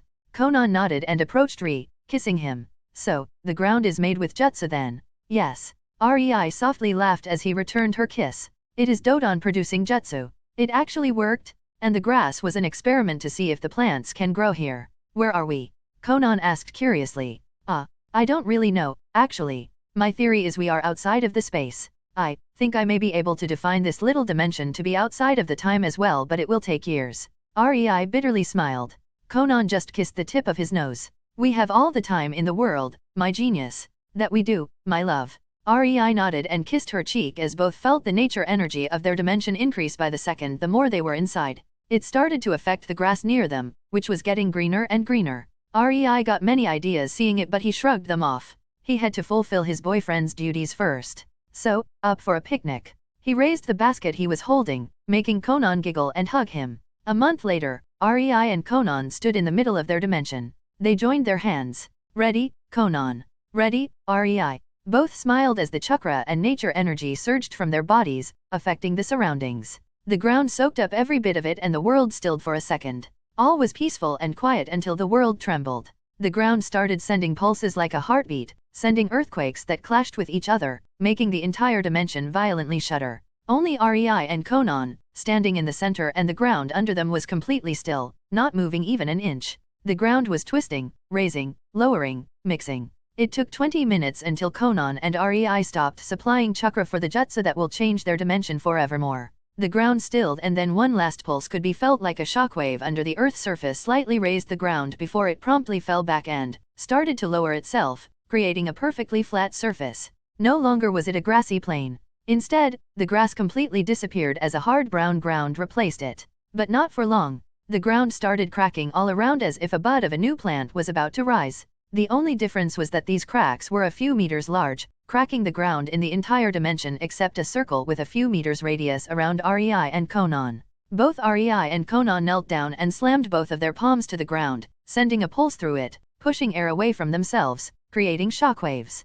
Mokiton, ever-growing evergreen. Their voices reverberated through the entire dimension as vines as thick as buildings started to cover the ground, snaking their way, intertwining, smashing, and pushing each other. When the vines finally covered the entire dimension except for a circle of a few hundred meters around REI and Conan, they stopped. Instead of ground, the dimension was full of massive vines. Then the vines started creaking as if in pain when massive trees thrice as thick as the vines started forcefully pushing their way through them from the ground, reaching the sky almost touching the ceiling of the artificial dimension. Leaves started to slowly but at a visible rate grow from the branches, painting the dimension green. These trees were all special, all having the power to gather the natural energy and saturate the ground and the air with it. REI and Conan could feel the nature energy being gathered from the space beyond their dimension. Space around, space below, or space above. It just all started to hurtle and oversaturate their dimension. The more nature energy the trees gathered, the faster their leaves grew until they started falling down, touching the ground, dissolving there, gifting the ground with energy. As the energy filled the ground, the earth surged according to the intent of REI and Conan, covering the vines, swirling like a whirlpool with the center around the space with REI and Conan, mixing the nature energy as if it was in a pot of boiling water being mixed by a spoon. But slowly, the energy started snapping, transforming. And then, everything changed. The trees stopped sucking nature energy from the surrounding space and instead started to produce their own nature energy. Completely different nature energy. Nature energy, tailored for Conan and REI and their chakra, their souls. Both REI and Conan powerlessly fell onto the ground, unable to move as they felt their chakra stores completely drained almost as much as they felt the immense drain in their mind. Their focus. Told ya it would work. REI dryly chuckled. You and your theories. Conan mumbled with a giggle. If there can be two different nature energies in two different worlds. REI started. Then we can create our own nature energy suited only for us. Conan finished. We did it, love. REI tenderly whispered, still in disbelief. We did it. We created a self-sustaining demon. That we did. Both fell asleep mid-sentence from the sheer exhaustion. Chapter 34, Conan training Ringo? Oh. In Naruto, Reborn with talent. REI sat on the lake in their training ground. The Mizukage made sure to permanently book it for Conan and REI. REI knew it was yet another of his moves to show them that Kiri was cherishing them, showing them they are deemed important to the village, and for that REI would help Kiri in need. But he won't do it until there will be a profit to be had for him. He was still a shinobi, and as a shinobi acting for the good of others was just not in the guidebook. REI's hands were on the surface of the water. He channeled Kadan Chakra into the center of the lake, deep under the surface, and kept trying to keep it there despite it being inside of its polar opposite, water. It was not easy, but he found out it was the best control exercise for Kadan Chakra. He neglected it for years as he was busy, but as Conan decided she would train Ringo, he finally found a peaceful time to practice it. He watched as Ringo swung her sword at Conan, only to be blocked by brown paper, signalizing it was hardened. REI sighed. Conan was even showing Ringo which papers were hardened, which had water, and which were sharpened by coloring them brown, blue, and green. Yet, Ringo somewhat managed to always evade futon papers only to hit Dodon ones, unable to bypass the second layer of Conan's protective paper barrier. He shook his head as he saw her charge again, her double swords coated in lightning. Ringo charged at Conan. She knew her speed was solid Jonin level after 2 years of training with REI. He taught her how to raise it with her Raiden Chakra and put her through literal hell to raise her natural speed. With Raiden Chakra, she was finally able to reach the threshold to Jonin speed.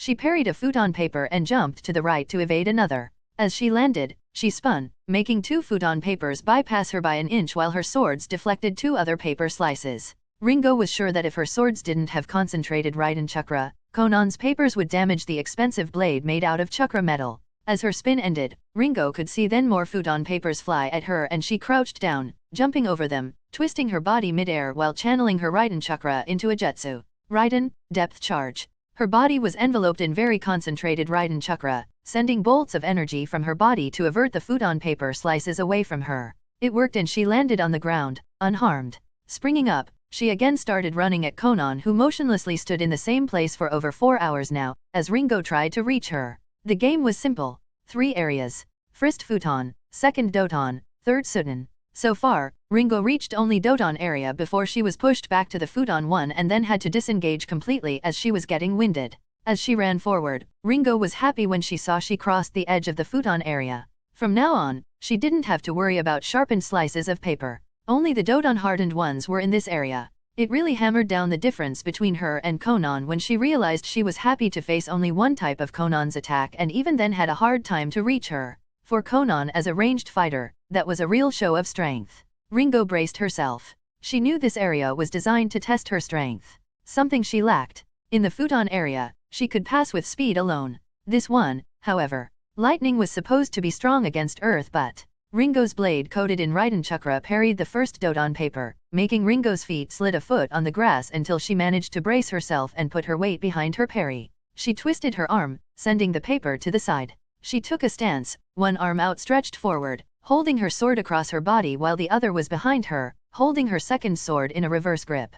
Tens of papers flew at her, and Ringo spun on her heel, forcing her Raiden Chakra to quicken her spinning rate. The coating on her swords was pulsing as she was molding Raiden Chakra for a jutsu, something she herself developed with the help of REI sensei. Raiden, heavenly rotation. Her sensei told her the name was a slap to the Hyuaga's face and she really liked it. Her spinning created a dome that spun at very high speed, vibrating and repulsed anything that came into contact with it. The papers were being flung backward as they impacted the dome, but Ringo wanted to puke blood from the sheer force employed in them. She felt as if she was being crushed by just blocking them. She deflected the last and her focus slipped, only for her eyes to widen. Another paper impacted her dissipating dome, flinging her body to the right side. She landed on her feet into a crouch, coughing slightly. That hurt. She grumbled as she started running towards impassive Conan again. Ringo breathed hard when she was forced to deflect multiple Dodon papers at high speed while jumping from side to side as she tried to advance. Inch by inch. She was not about to give up.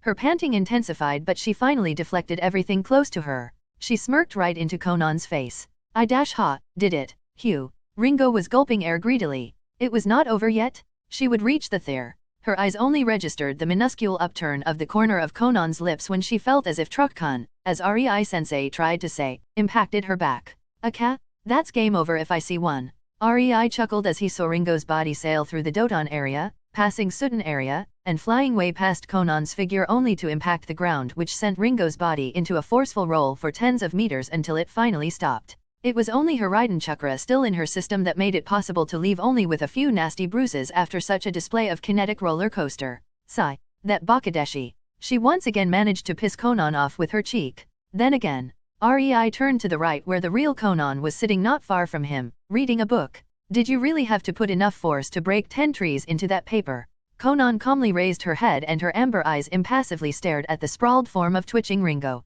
Yes. Chapter 35, Conan and REI. Finally won. In Naruto, Reborn with Talent. REI was mulling over a missing part in his funjutsu when he heard the door to the room open. He raised his head and froze, his throat going dry, making him gulp.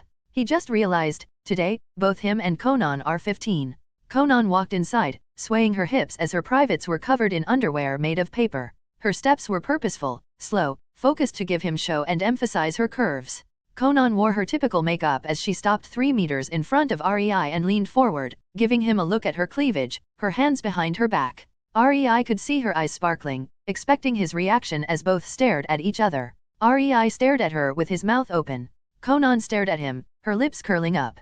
Paper, seriously. REI deadpanned, making her face fault. She sprang up to her feet. What? It appeared the most natural. Conan shouted while pouting sullenly. I am sure. REI snorted, averting his gaze, trying to hide his snickers. Conan sat on the edge of the bed with a huff, crossing her arms. REI chuckled and approached her. He put his knee between her legs and cupped her chin, dragging her face to meet his as he embraced her. REI looked at the small woman in his arms. She was barely 5 feet 3 inches tall, and while he was not that tall either, her head was barely reaching his chin. He smiled and put his chin on the crown of her head, his hands on her hips. How are you feeling? He asked tenderly. I love you. She blurted out, somewhat helplessly, but then her body relaxed as she somehow found amusement in the situation and released a small giggle. And here we are. I wanted to seduce you, yet it is you who are doing the seducing. Well, at least you are cute. REI told her, making her widen her eyes, and before she could give some cheeky reply, he claimed her crimson lips. Their lips separated as REI pulled his head away from her. He gave her an eye smile, only to feel his long braid be grabbed by Conan and pull him towards her as she started trailing pecks on his lips while her hands snaked around his neck, pulling him closer to her. Conan jerked her body backward, making her back fall onto the bed while pulling REI with her. REI smiled at her as he stored his clothes into a storage seal on the bracelet around his wrist. Are you sure you want this now? He quietly asked Conan. He knew she was prone to be hasty when it came to these things. Be gentle, okay? She timidly nodded and spoke in a mouse-like voice. I wanted nothing else for years. Conan whispered with a longing, desire-filled voice. She started kissing the crook of REI's neck, and her hands started slowly scratching his bare back. REI was momentarily distracted until he felt her teeth nibble on his collarbone. He was now assured that Conan really wanted this and wasn't about to let her be in the lead. REI pulled his body backward, into a sitting position while Conan's hands instantly tightened her hold around his neck, pulling her body upwards, trying to get into his lap. REI held her around her waist with one hand, helping her body rise as his second hand made the girl yelp when it took a handful of her ass to help her up. Conan didn't hesitate and her legs ended locked behind his back. They made out until Conan decided she had enough as she felt REI's stiff member pressing on her butt. She raised her body and lowered herself, stopping only when she felt the tip of his penis slightly spreading her slit. KO dash. Before REI could continue, Conan pushed his entire length into herself, her embrace tightening as she felt the pain of losing her virginity. She took a deep breath and started moving up and down. She was kunoichi. Small sting like that won't stop her? Not when she waited years for this? REI was bewildered. Conan just took his virginity so fast he didn't even manage to blink? He bit back a laugh and decided, if she wanted to play it this way, then sure, he will oblige. His left hand touched her lower back, pushing Raiden Chakra into it, sending a jolt of pleasure through her spine, making Conan straighten up with a squeal. She glared at REI for that and her hands grabbed REI's hips, sending her Suten Chakra, making his body instantly relax. He didn't lose control, but with his body loosened like this, it was hard to move and Conan was in the charge. Conan pushed his upper body back, making it fall onto the bed as she straddled him, rocking her body back and forth while panting. REI felt her wet and warm walls as her body begged for release. Releasing his own Suten Chakra into his system, he regained the control and quickened the pace, putting his hands on Conan's thighs, sending his lightning chakra to her nerve endings, up her thighs, making them all tingle with pleasure. He could see Conan's body stiffening, coiling, as instead of continuous panting she was now releasing sharp breaths. She was almost there. REI continued. His chakra was climbing up her thigh through her nervous system, flaring every nerve ending it encountered, and when it finally reached her nether regions, the nerve endings in her pussy, Conan squealed in a high-pitched girlish tone as her slit started gushing out juices while Conan's body was continuously shuddering in delight. REI felt himself being gripped in crushing fleshy walls, feeling Conan's warmth. He couldn't resist and released a hot moan as he climaxed inside of Conan. He felt Conan's body fall onto his, still shivering in ecstasy. They laid there for 5 minutes like that when Conan started moving again and REI pulled her head up, kissing her. Their night only started. They had much more chakra and energy to spare for this much-awaited night. They were at it for 6 hours straight, until all lust was filtered out of their system by sheer tiredness and the wetness around them. The sheets were drenched in their mutual juices, mixing together. Conan looked at REI's head that rested on her chest. She was proud. She made her man exhaust himself so much, he was unable to move. It made her giggle as her fingers coursed through his hair. She loved his long hair as her fingers could swim in them, feeling the silkiness. At times, it made her jealous, but REI always made sure to compliment how he absolutely loved her neck-long hair. Conan was looking at REI's drooping eyes and sighed in absolute satisfaction as she could still feel his seeds deep inside of herself. It made her so glad that REI made that anti-pregnancy seal. She wouldn't want to lose this feeling due to caution. REI felt proud. No, really? How many men could say they went blow orgasm for orgasm with the girl of their dreams? His cheek was sinking in Conan's modest but very comfortable chest as he felt Conan's fingers massage his scalp. Conan hummed as she cared for him. He could feel how much of a warm goo her body became and was actually impressed she could move her hand through his hair. He could still feel on his belly how wet her crotch was and how her muscles were relaxed. He wondered if either of them would be able to move tomorrow as their muscles reached their limit in the 3rd hour of their lovemaking due to the excessive use of fine-controlled elemental chakra they pushed through themselves. But, as with explosives, if it ain't working, you ain't using enough.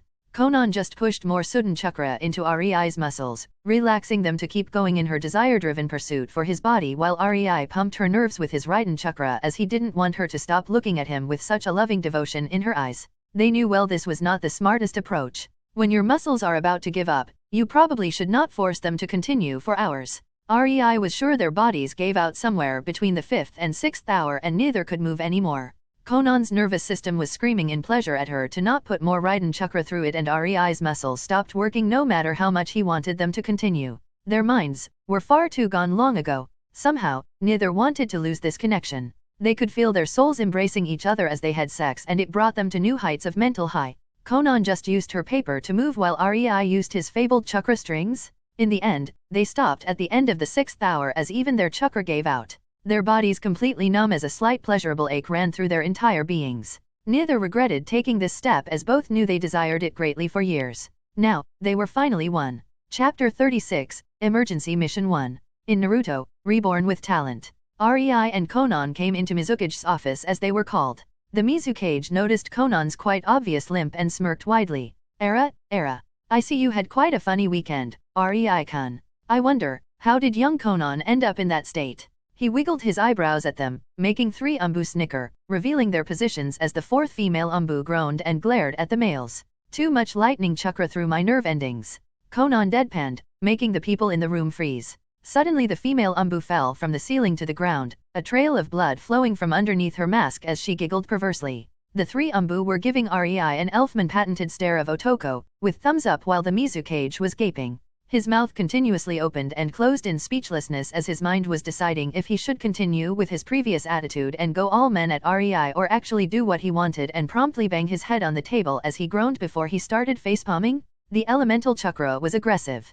To push it to the body of another person and not damage something was hard as hell. That's why medics needed superb control, yet using it during sex? Mizukage shuddered as his lower part was getting uncomfortable and he was glad there was a table in front of him. A luxury his Umbu guards didn't have, he noted with his trained eye. If only they didn't shed all these manly tears. He mused as he tipped the cage hat down, ashamed of his Umbu. REI saw the conflict on Mizukage's face and was about to say something, completely ignoring the twitching female Umbu between them, but then the Mizukage's face split into a lecherous smile. Oh ho, you are quite skilled, aren't you, REI-kun? With your skills, the smile on Mizukage's smile widened as he smiled and continued.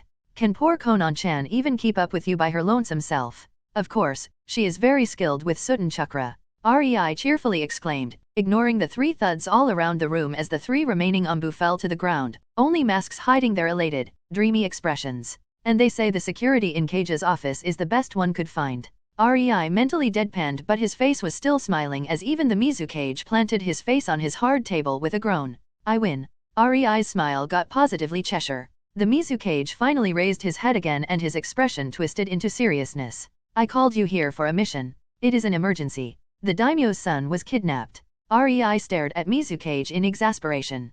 Conan dreamily stared at REI while the Mizukage stared at his four Umbu, quite irked at the groans they released. Since when do we employ perverts? He thought, a vein pulsing on his forehead.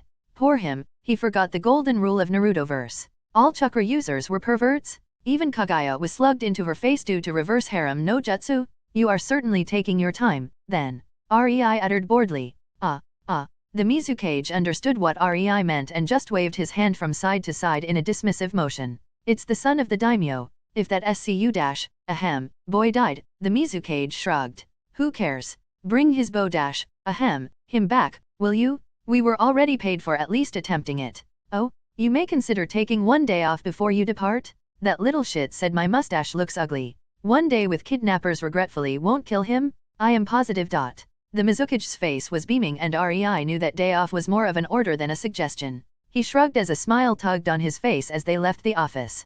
Kakuzu sat in the chair in the room where he and his little band of misfits momentarily hid after they kidnapped the scum of the daimyo of water. To be perfectly honest, even he was disgruntled by the things the boy did. Sure, he was shinobi and for money he would do anything. But he felt that the boy took the candle. His morals were so skewed that he would make a fine shinobi, if only he was not a pampered little shit. But alas, the survival of the little prince all came down to one thing only. Money. No money, no life. No sweet 5 billion ryo, no more privilege of keeping his head on his shoulders. That was Kakuzu's motto when dealing with things like kidnapping a target that could potentially start another shinobi war. The woes of Nukenin life. Kakuzu, despite everything, fancied himself a reasonable man. Unlike everybody surmised, money was not his hobby. Money was his priority. His lifeblood. His soul force. His bra for all purposes, but not his hobby. His hobby was simple. Knitting? Oh, how he like. Creak, creak, creak. And oh, how he hated annoying little shits, especially when they woke up. Kakuzu stood up with a grunt, alerting the swordsman in the corner. He gestured to him to not worry and proceeded upstairs into the room they held their prisoner. He opened the door and entered only to see the reason for the creaking sound. The little shit was naked on the bed, moaning heatedly as a woman rode him with passion. Kakuzu blinked. Why would she? Did the boy perhaps offer her money? Sure he too wow dash. No, bad Kakuzu, don't be blinded by money. Then he blinked again and a light bulb went on in his head. He put his hands into a hand sign. Kai. The genjutsu dissolved and the boy became quickly clothed. Still writhing and moaning as he still saw himself enjoying the ethereal beauty on top of him. Kakuzu turned to the corner to his right. Why do you make him believe you're fucking him? He exasperatedly asked the woman sitting there while boredly cleaning her kunao set. She was not nearly as pretty as the one he saw on the boy but with a striking resemblance. Kurumi, the genjutsu mistress he picked up on his travels after she massacred the team from her village and unfortunately got caught, making her nuke nin, just raised her head disinterestedly. Well, if this fails, I can still become one of his courtesans. These have a nice life, I heard. She shrugged and looked at the boy in disgust. Not like I would have to do much. Money. Kakuzu nodded in understanding. Maro won't be happy. He liked doing you. Kakuzu grunted. Maro didn't ask for much money, as long as Kurumi pretended to like him. And since when do you care? Kurumi rolled her eyes. Money. Kakuzu grumbled. We can always find someone else. Kurumi shrugged with her left shoulder. But money. Kakuzu gave her a meaningful look. I already tasted Maro. He's bland. Average in the sack and in fights. All he has going for him is that special kenjutsu of his. Kurumi defended her cause. Money. Kakuzu spelled it for her. Why the heck couldn't the girl understand his plight? He was talking in the intergalactic language after all. Was she that dumb? Fine. I will do it with Maro. Sigh, I hate that he is too strong for genjutsu. But you will raise my pay.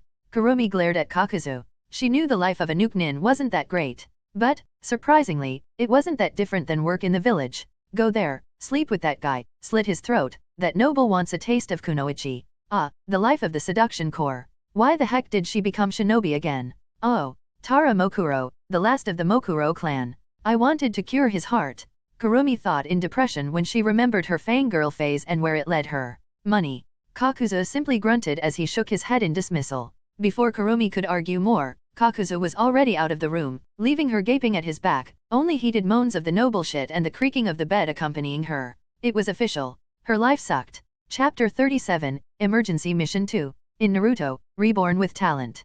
Kakuzu came down and sat into his rocking chair. He took into his hands 2 knitting needles and giddily thought. What should I make? Socks? No, those are bland. What about a pink scarf?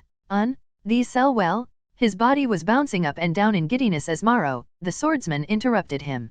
Kakuzu Dano, did your Sudden heart perhaps discover who they sent after us? Kakuzu grumbled under his nose about time-wasting idiots of teammates but answered. No, it is lurking around Kiri but nothing yet. A knocking sound resounded through the room, making both of them tense. I will go and check. Maro politely told Kakuzu. Kakuzu shrugged, slightly loosening his strands, in preparation for a fight. Sighing, he took 1 knitting needle into his hand as he sadly pondered about the futility of it all. Suddenly he heard a buzzing sound, but before he could warn Maro, he saw a sword enhanced with Raiden piercing through the wall, decapitating the useless idiot. Damn, he was not worth his money. Kakuzu grumbled mentally as he stood up. The door fell down, revealing a man in white kimono and a plain white umbu-style mask holding a chokito gleaming with Raiden Chakra. As the door stopped obstructing the way, a dense white mist rushed past the man, shrouding him in itself as it started filling the house. Kakuzu didn't hesitate. Futon, at Shugai. The pressurized wind blew the entire front of the house away as it dispersed most of the mist in front of it for a whole kilometer. Kakuzu groaned as he saw it. As the air hit the masked man, he changed into water. It was a water clone? Kakuzu grumbled at the humiliation of having his hired sword killed off by a water clone. Maybe it was time to spend to invest? Yes, to invest some money into a proper fighter? Perish the thought, his money? Kakuzu didn't have much time to ponder as he clicked his tongue. The mist war returning. As he saw the density of the mist, he realized who he was fighting. REI of Kiri, leave. You have no bounty. You are worthless, he impassively stated. Shit. Why must my luck be so bad? If I am to be attacked, at least make it someone who can shit gold? Kakuzu internally cried. As he got no reaction from the mist, he frowned and with a resigned sigh, boom. He jerked as he heard the explosion coming from the room with Kurumi and their hostage. He would pull his hair if it helped. His money was running away. He pulled out his fire and wind mask from his back in anger. So be it. The mask suddenly surged with an incredible amount of chakra as they did a combination jutsu of futon, Shugai and Katon, intelligent hard work. The world burned. A few moments after Kakuzu left the room with the son of Daimyo, Kurumi sighed as she watched her body moan from pleasure. Genjutsu it may be, but it made her incredibly annoyed to keep it up. But this was her chance. She would never get so close to the son of Daimyo. If she showed her good points to him and he got interested, she would be a winner. Her expression slacked as she imagined the dreamy lifestyle of a noble concubine, but then she froze for a second before instantly weaving hand signs. You are good. But I am not the partner of Kakuzu for my incredible looks alone. She smirked, seeing a female figure with neck-long bluish hair and plain white mask appear near the window, standing there without moving. Ha, genjutsu success. Kurumi snorted. She put the woman under a nasty genjutsu of losing all 5 senses. Kurumi boredly flung a kunao into the forehead area of the unmoving figure after she looked over the curves of the figure, giddily noting she was not losing. She saw the kunao get stabbed up to the handle through the mask into the forehead of the figure. Why would they send someone so wee? Kurumi was saying while shaking her head when her eyes got wide as the figure started bloating. Boom.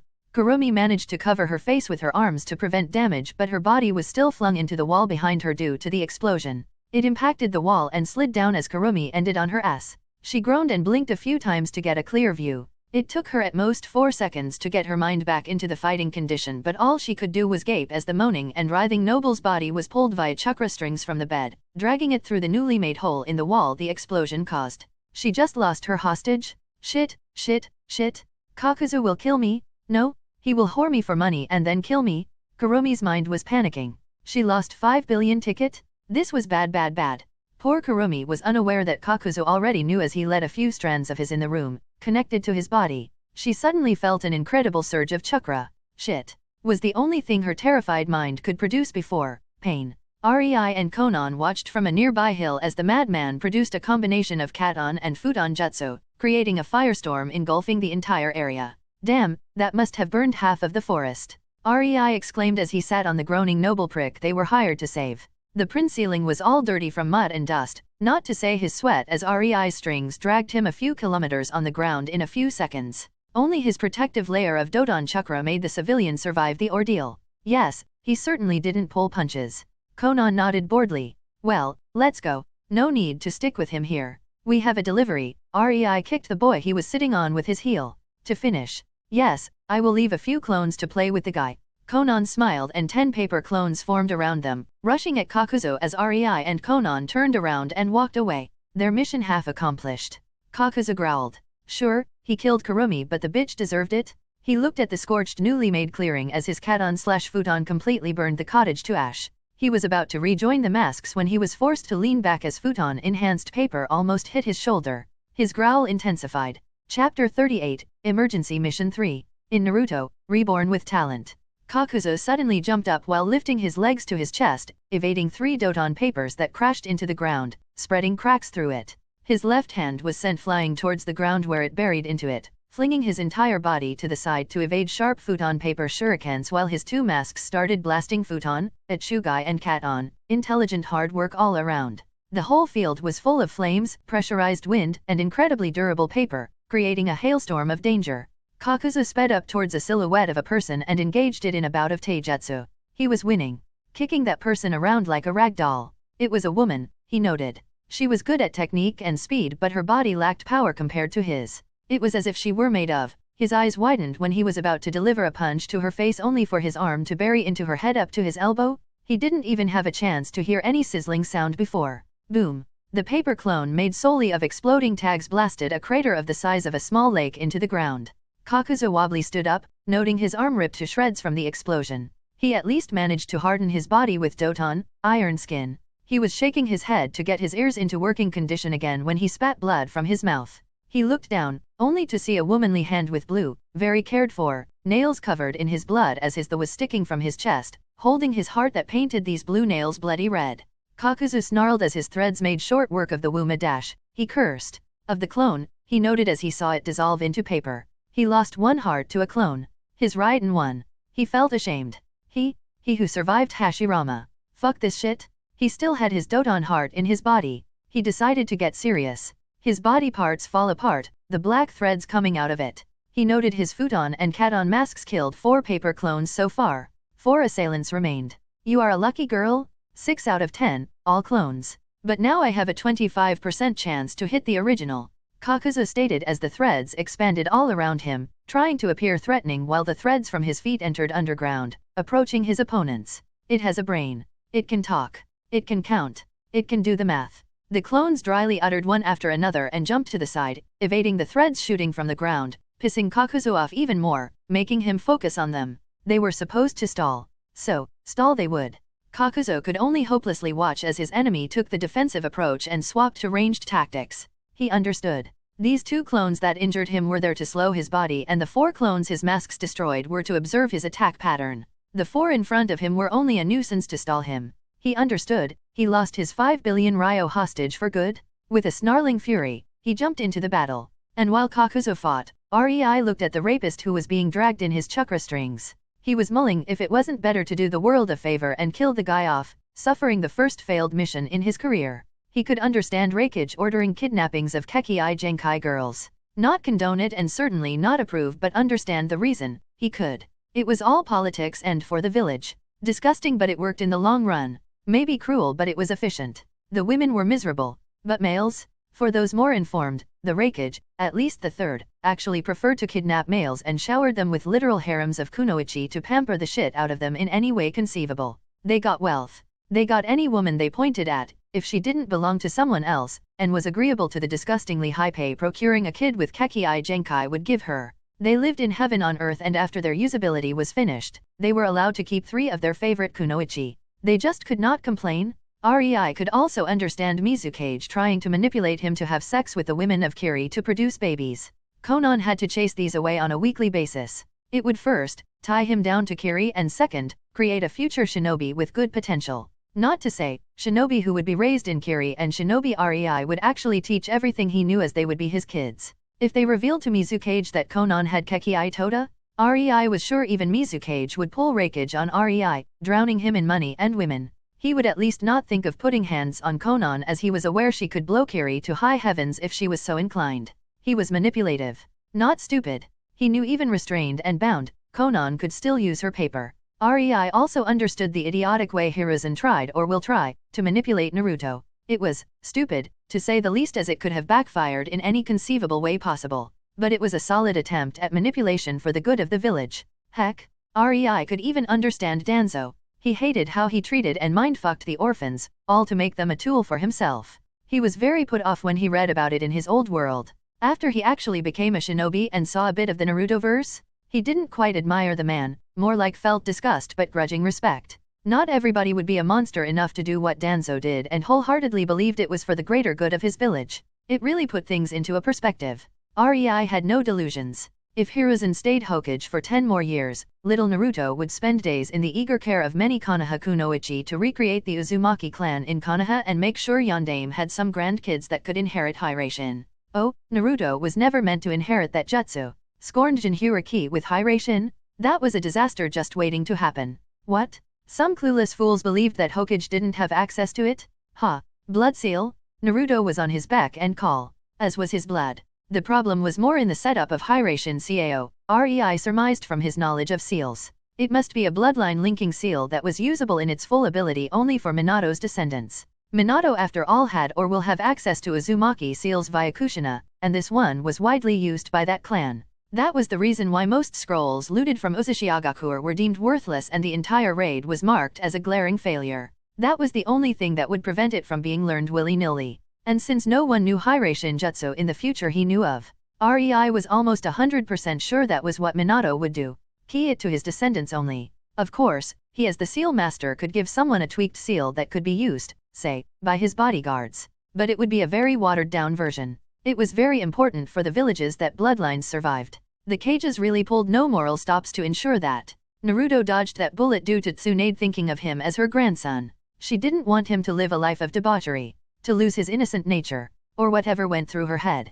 As for Sasuke, for him, it was an obvious conclusion. The girls were fangirls, but most of them, their parents tried to push them onto him. Yes, he would be given kunoichi to reproduce the clan, but if he liked a civilian girl, he could take her. Nobody would complain if the almost extinct Uchiha clan got more kids. REI marveled at the amount of information about these matters he could find in the Kiri library. They were not even restricted. The second Mizukage had 5 women, not of his clan, to keep the Hojiki clan up and running and inject new blood, for example. Most clans practice polygamy. And worse yet, inbreeding. It is only thanks to the Chakra that the kids are not born retarded, yet. But the problems were glaringly obvious. Just look at Kagaya males. Another example, where during the Warring States clans had hundreds, approaching 1,000 members. Now, they were barely around 100 strong. That's why whenever there was the last male of a clan, Q Sasuke's situation, the cage desperately tried to make him pair up with as many women to inject new blood into these family lines.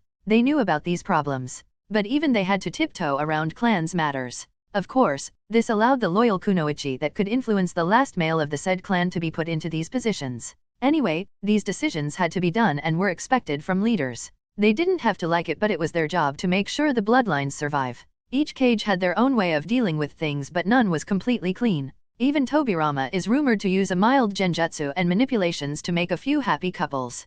Kiri spies certainly found multiple very suspicious starts for a relationship. These documents were so old they were long deemed not important to restrict, and even Kiri could read up about it. It was Conan's pastime activity actually. She loved to read about it and always pointed something funny or interesting to REI, especially when it came to the misdeeds of other cages of old. It almost made him shake his head. But the scum REI and Conan were hired to save? He raped powerless women only for his own petty ego. He tore families because he could. Because his father was daimyo. Because he will be one day daimyo. The documents about him made it abundantly clear why the Mizukage wouldn't care if the guy died. The pig was disgusting. Wanna kill him? Conan asked disinterestedly. Is it that obvious? REI sighed. Yup, you are all pondering, you know. Conan chuckled before she continued without care. Let's deliver him and get money. It's not like he matters to us. Right.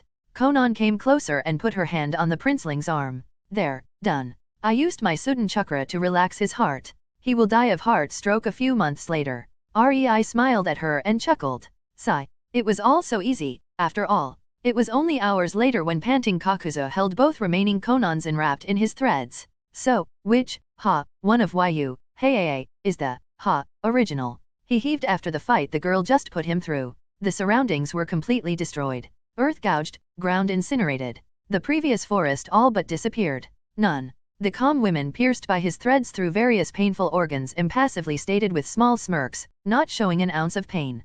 Kakuzu got a very bad premonition when they suddenly started glowing. A rattling explosion resounded through the area, creating a kilometer-wide crater. These two paper clones were carrying Conan's most potent explosive seals up to date. Far away, Conan only cheerfully nodded her head in satisfaction as she did Guts pose, startling REI who dropped the prince head first because of it. Her experimental seals passed their trial. In the center of the crater, Kakuzu's body fell down, dead, all his hearts pulverized. 3 hours later his sudden heart finally arrived from scouting Kiri and merged into the pitiful shredded remains of his body. He took a sudden deep breath as he came back alive and groaned, mentally scanning his body. He was half dead, missing more organs than comfortable. Most of his threads snapped, pulverized, atomized, burnt. 4 hearts destroyed. No one has done a number like this on him since Hashirama. You gotta be fucking shitting me, he croaked. His head fell onto the ground with a thud, unconscious. Chapter 39, The Capital of Mizu, again. In Naruto, Reborn with Talent.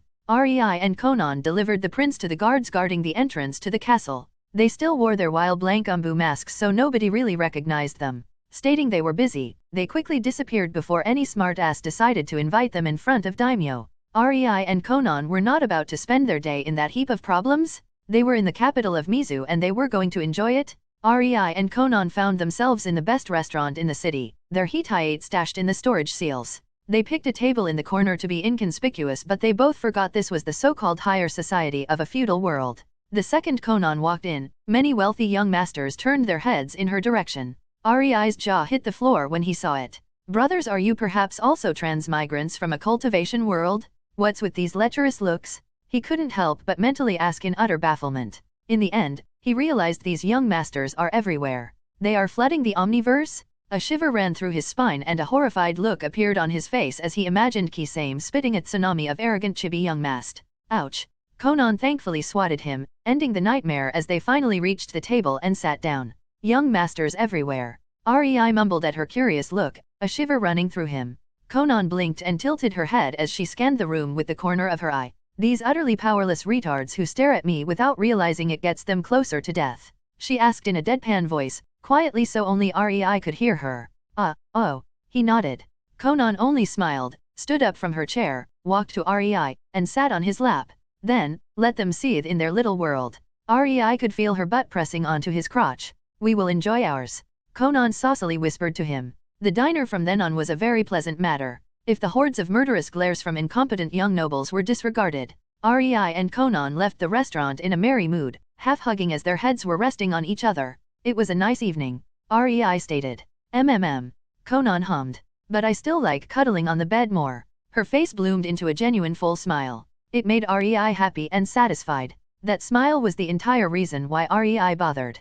Conan didn't smile like that, ever. When she did, it meant she was inwardly jumping from joy. It was the same kind of smile she had when they slept together for the first time. Since then, REI wanted to make her smile like that again. He snuggled his head more into her hair, pulling her closer with his hand on her hip. As they got close, he kissed her cheek, making her close her eye. I love you, Conan. REI whispered to her, making the smile widen. I love you too. Conan blushed and nibbled on her lower lip.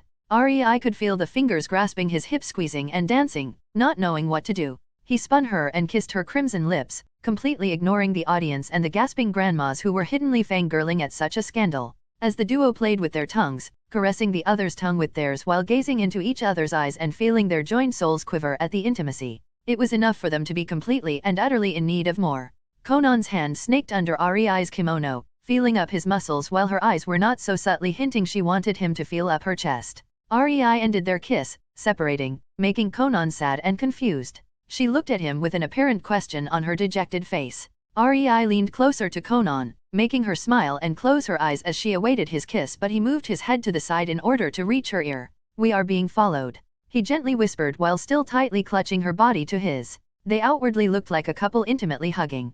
Conan froze. Her brows furrowed, but then REI felt it. She grew stoic. Now, coming from completely happy and elated to the heavens to stoic in a second, that was never a good sign. He barely managed to pull away from her ear and give her another searing kiss to get her head back into the gutter, away from murderous thoughts. When the kiss ended, he put his forehead on hers. "Don't go blowing up the entire capital city," he gently admonished, making Conan blush. Yes, she was about to activate her exploding tags she positioned all around the city when they entered it, because she was irritated at her lovey-dovey time being interrupted. But who could blame her? She was enjoying REI's lips when some idiot decided to interrupt them. One city is a small price to pay for that. Let me deal with it, Kay? Don't go blowing things up, REI whispered, making Conan nod in a great reluctance. Now she won't even be able to blow up that restaurant where the idiots made REI feel bad with their stares. And she already packed it full with exploding tags too. TSCH, wasted effort. Conan tried to avert her gaze from REI, her cheeks red, but he cupped her chin and trailed kisses on her mouth. She sighed dreamily as she reciprocated. REI was half a mind to just let Conan blow the capital up and enjoy her body right there. She was definitely not making it easy for him, ramping up his desire higher and higher. But he was giving the annoying shits a time to approach. By now they were surrounded and the audience already left from fear. Even the very reluctant grandmas sullenly left while hitting the heads of the idiots who were surrounding REI and Conan with their walking sticks.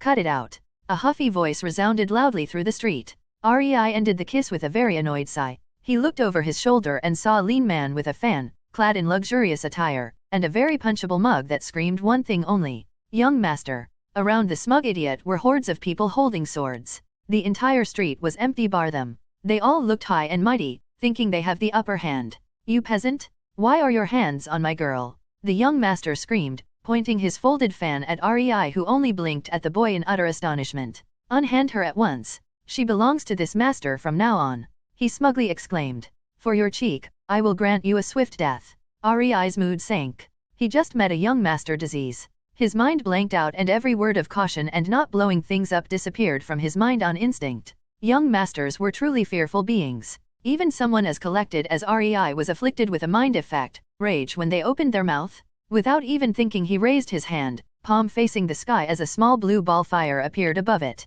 Conan's eyes went wide as her mouth opened in O when she saw what he decided to use. The blue flame was similar to Mokuton. Merge between Katon, Sudden, and nature energy as the stabilizer? Conan suddenly felt as she was enveloped with a coating of REI's Sudden, Katon, and nature energy, not different from how they coated themselves to prevent being soaked in heavy rain. In a blink of an eye, a wave of light blue flame spread away from REI, growing and swirling until a massive tornado of bluish flames burst out from the city, reaching the clouds. The flames visibly chilled even the air while violently spinning. Fortunately, REI didn't concentrate the jutsu towards the ground but fired it to the sky. Otherwise, the capital city would be akin to Cocytus. The entire street was covered in these bluish flames dancing on a sheen of ice, chilling anything that touched them to the bone. The young master and his guards were already dispersed into the air as sparkling ice dust, as their bodies without chakra couldn't guard against the chilling flames and froze way beyond the shattering point. It was not the end though. The flames in the sky froze the molecules of water in the air, making them heavy, falling to the ground as vicious winds whipped the ground. For the first time in history, the city experienced a ferocious hailstorm. The people shrieked in fright as they hid inside their houses. The animals loudly panicked. The roofs creaked as the small shards of ice continuously fell on them. Cling, cling, cling. The ice fell from the sky, covering the streets and the buildings as if it was snow. The temperature of the entire city dropped far below zero as an eerie bluish mist started forming, all the while the sky burned with the bluish flames, engulfing the entire horizon in blue light. The entire city was as if under a blue lamp as the hailstorm ravaged it. And when the tornado stopped, the hailstorm ceased, the flames extinguished, only the bluish highlight in the sky still present. The frozen street was empty. Conan and REI long gone. Chapter 40, A Gift. In Naruto, Reborn with Talent. The next day, the entire capital was bustling with rumors, fears, and fake prophecies about the end of the world in chilling, ever-consuming flames and whatnot. REI happily and carefreely woke up, noticing Conan's bare back next to him, and remembered yesterday's night. He slightly smiled and kissed her back, making her shiver in the echo of pleasure his chakra put her body through. He turned around and was about to leave the bed when arms locked around his neck, Conan's body pressing into his back and her chin ending on his shoulder. "Don't leave. Stay in bed," she purred in a moan. REI could feel the expectant shivering of her body but tapped her arm appeasingly. "Not today, Conan. We have an appointment with Mikado," he reminded her. He knew if they started their second round, Conan and he wouldn't stop for hours, most likely ending up as a quivering mess of goo incapable to go anywhere. "He can wait a day, or 4. Conan whined as she trailed kissed on REI's neck.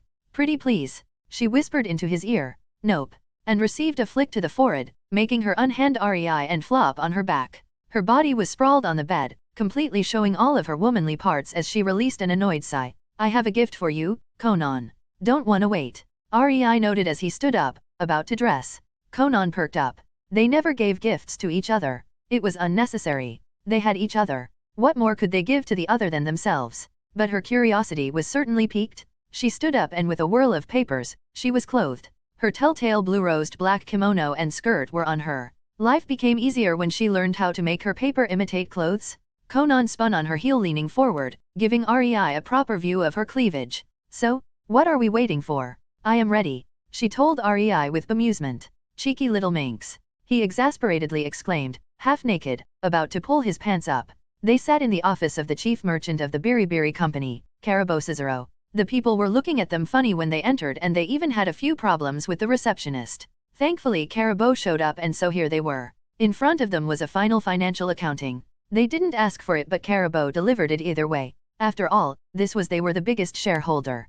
Conan made a few paper clones to check things up and every time some small inconsistency was found, they informed her. So far, 4 people were already sacked for minor embezzlement as Caravan sat opposite REI with sweat drop while both watched Conan buried in papers upon papers of financial statements, cutely chewing on her lower lip. It was only an hour later she heaved a sigh and nodded to herself. "REI, make more seals that could sustain paper clones. I will leave 4 more to do this work and help with seals," she determinedly told REI. Conan was pissed. All right. The money that was stolen, no matter how little, belonged to REI. REI calmly put a teacup onto the table as he looked at Conan. "That's half of the reason we are here. I need you to dismiss the previous clone. We both know you got better at them so the one stationed here is inefficient. People will also get suspicious if the seal mistress of Biribiri company was unaging. You are also getting closer and closer to the look of the adult paper clone. I want you to create 4 completely different looking paper clones." Conan nodded and with a slight focus, 4 people appeared behind her. All it took was a slight tweak to the coloring and rearranging of the paper in the clone. REI smiled and pulled out 4 seals. "These are better than the sets of 6 seals I used previously. More efficient. Do put them in the chest area." Conan did so and the clones were now self-sustaining. Just then Conan alike walked inside and approached Conan. It dissolved into paper and entered Conan's body. Only 6 slices with seals were left on the table. "I wonder, would I be able to take that seal inside of myself?" Conan mused as she saw that it can power up her paper clones. She could change into paper so why not herself? Well, it could. REI nodded and Conan's eyes shone. "But as you know I am making something better for us. You are working on it since we became shinin, that's 2 years. Conan rolled her eyes. "I just don't want any accident to happen again." REI chuckled dryly, making Conan come closer and sit in his lap. "Fine, I will wait." She kissed him. "Good girl." REI patted her head, making her shudder in pleasure as she heard him call her that. They stared at each other with a tender gaze as they held the other in their embrace. While REI and Conan acted all lovey-dovey, Caravan could only awkwardly listen with his eyes averted. "Why is it always me?" He shed manly tears of bitterness but kept his mouth shut. He knew interrupting them would bring Conan's patented death glare upon his feeble frame. His death was imminent. Only a sound away. Thankfully, He was saved when a knock resounded on the door, getting REI and Conan out of their sickly sweet world. "Ah, it's here," Conan exclaimed and made a water clone to open the door. "Sigh, I will never get used to this," Karabo dejectedly thought as he watched the water from the cup on the table flow out and form into the appearance of REI. The clone took a package from the employee who delivered it and put it on the table in front of Conan before dissolving into water, flowing back into the cup. Conan was interested. It was quite a big square box. She looked all around it, still sitting in REI's lap. "Open it." REI expectantly nudged her back. Conan took it into her hands and opened the box. She saw a fan. She reverently took it into her hands, carefully in fear of damaging it. This was the first gift she ever received from anyone. Her heart fluttered, gazing upon it as a small smile tugged on her face. This was the gift REI gave her. Her smile widened into a sincere full smile. The fan was already the most precious possession of hers. She took it into her right hand and noted it was as long as half of her forearm. She unfolded it and her eyes instantly widened fondly at the sight. The fan was mostly watery blue and had a decorative painting on it. From the upper part, droplets of dark blue gentle rain fell towards the handle. There was a painting of a blue flower in the center. The same she usually folded from the paper as decoration into her hair. Around the flower was protectively circling a sudden dragon coming from the lake underneath the flower as both were showered by the rain, absorbing it. Conan didn't need an explanation to understand what the flower or the dragon signified. As for the rain, they were called downpour, weren't they? A smile tugged on her lips. "Do you feel it?" REI patted her head, getting her out of her thoughts. "Yes, I am happy." Conan timidly lowered her head to cover her blush. "Not that?" REI chuckled, kissing her hair. Conan tilted her head. Indeed, there was something different about the fan. "It is a Tessenjutsu fan from the Land of Wind," REI told Conan. "I asked for a miniaturized version. With your wind affinity, you don't need to carry a huge fan. The skeleton is made out of the best quality Chakra metal and the fan is from special paper for Tessen fans. Getting this paper was a backbreaking endeavor as it is a national secret of the Land of Wind and Tsunade. Yes, just this small fan cost a fortune." Karabo huffed only to squirm down when both REI and Conan gave him a glare of death promising untold suffering. Conan was grateful. She would cherish the fan forever. She put the strap of the fan around her wrist, fastening there. REI watched her playing with the fan as her expression showed elation and kissed her shoulder as his arm snaked around her torso, resting on her stomach. "I love you, Conan," he whispered to her, making her blush again.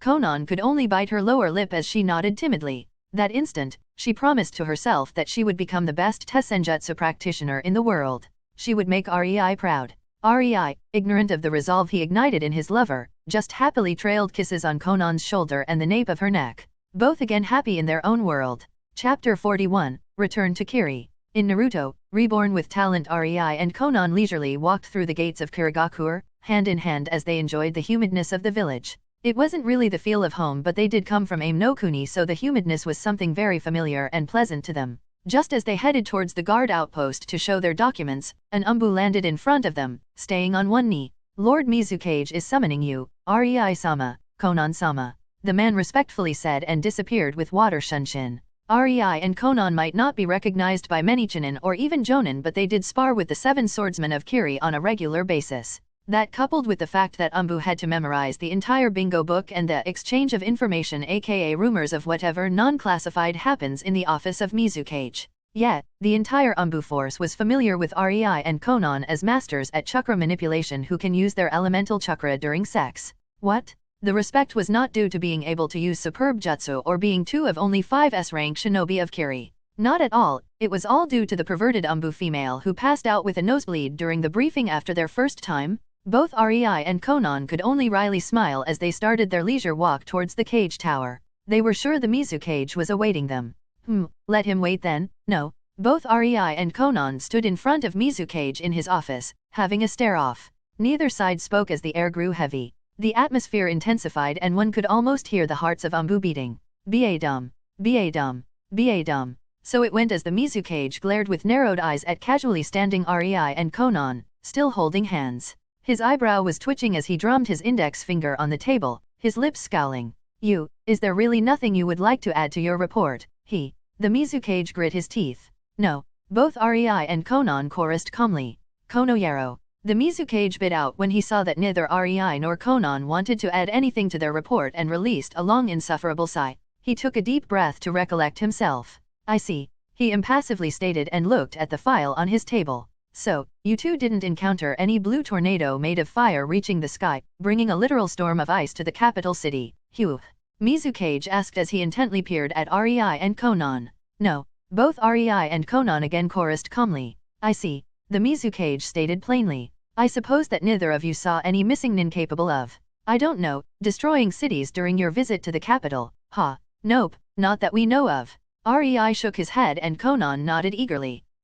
Good. Security nowadays is really good, isn't it? The Mizukage asked with an exaggerated nod. A person is walking on the street and doesn't have to fear sudden storms or tornadoes of fire. Really good, he said in mock satisfaction. It's not like the capital city would be suddenly hit by a hailstorm, is it? Surely not when two of my strongest ninja are in the city. He trailed off mockingly and the stare-off continued. I am sure it is a coincidence. REI nodded assuredly. Coincidence? Conan added as she bobbed her head. The Mizukage sigh twitched. The Umbu were now choking on suppressed laughter in their hiding places. So, you are saying it was not you who completely destroyed a whole street in the capital, covered it in a shitton of ice. So much, in fact, it is still not melted even after days. It was surely not you who sent a shitton of wind that almost toppled down buildings. Oh, and damaged the daimyo's castle, by the way. The entire castle garden was destroyed, too. Millions of ryo worth of plants down the drain. Now I wonder, who could have been responsible for that?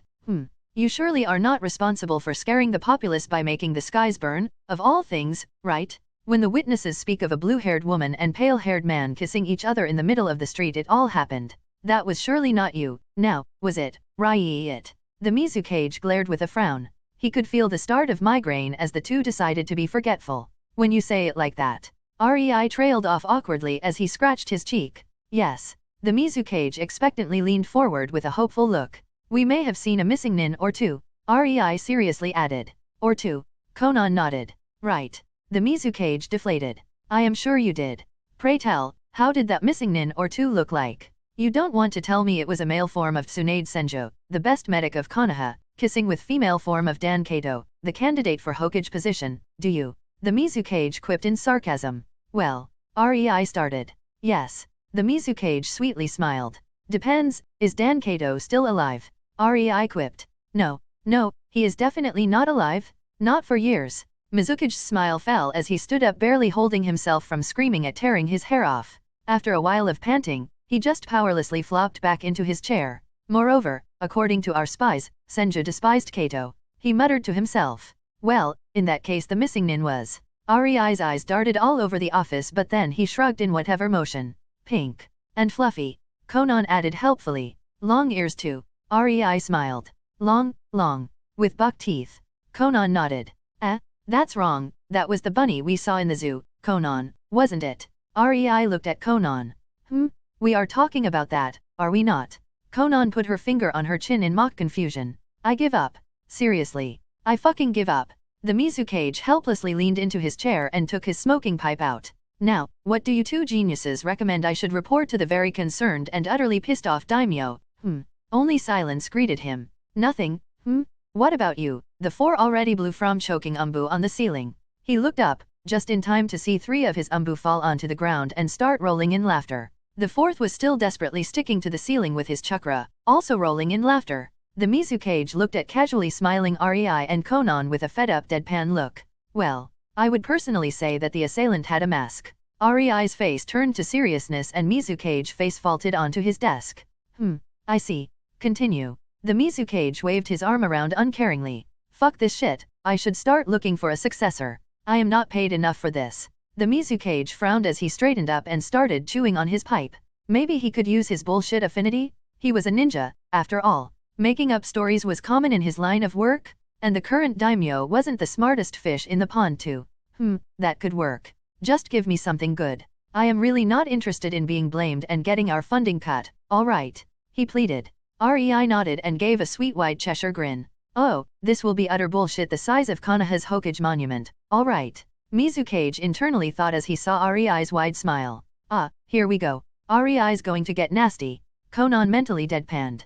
Well, as I said, the assailant had an orange swirl mask with only one eye. He was quite a cheerful dude too, called himself Toby and whatnot. He liked to say that he was a good boy, alright. Right nutter, I say. REI laughed. He wore a black coat with red clouds and was singing about dawn or whatever. He wanted to put his eyes on the moon too, so he fired himself there with jutsu, hence the sky-reaching tornado. Sigh. Some of us just do believe they can fly. REI sadly shook his head. Both Conan and Mizukage stared at REI with an open mouth as Mizukage's pipe fell onto the floor. That's... Conan started, but then her eyes looked at the shocked Mizukage. The truth. She nodded stoically, her expression completely blank even though her body was slightly shaking. You know what?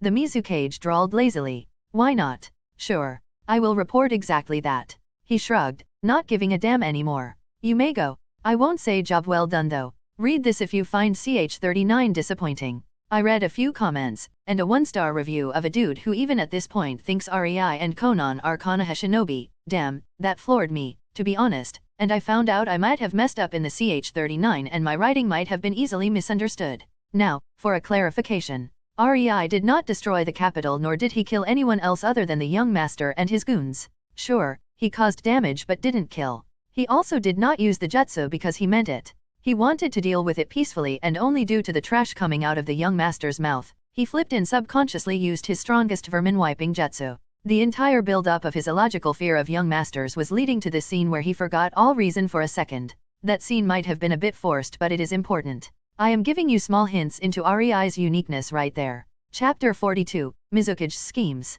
In Naruto, Reborn with Talent. Few weeks passed since their mission to rescue the prince and receiving a huge paycheck. Since then, Conan practiced at least 3 hours in Tessenjutsu and REI was usually sitting there, cheering her on as he trained in something or thought about seals, or just ogled her body. Moving on, this was not a day like that. Today, Conan was alone as REI was returning from buying more Chakra ink for his funjutsu, the kind that was high quality. He could have created his own, but why bother when there was a store for it? He was walking around the corner when suddenly a 6-year-old looking boy tightly clutching a loaf of bread ran straight into him. REI could have evaded, of course, but that would send the boy rolling in the ground somewhat painfully. This way, the boy only flopped on his ass. REI noted the loaf of bread on the ground and sighed. He was about to speak to the still dazed boy when an old man with a ponytail suddenly shrieked. There you are, you thief. The man came towards the boy and gripped him by his short red hair as he gave him a good lashing, not listening about the boy's wailing. The old man then threw the boy into the mud,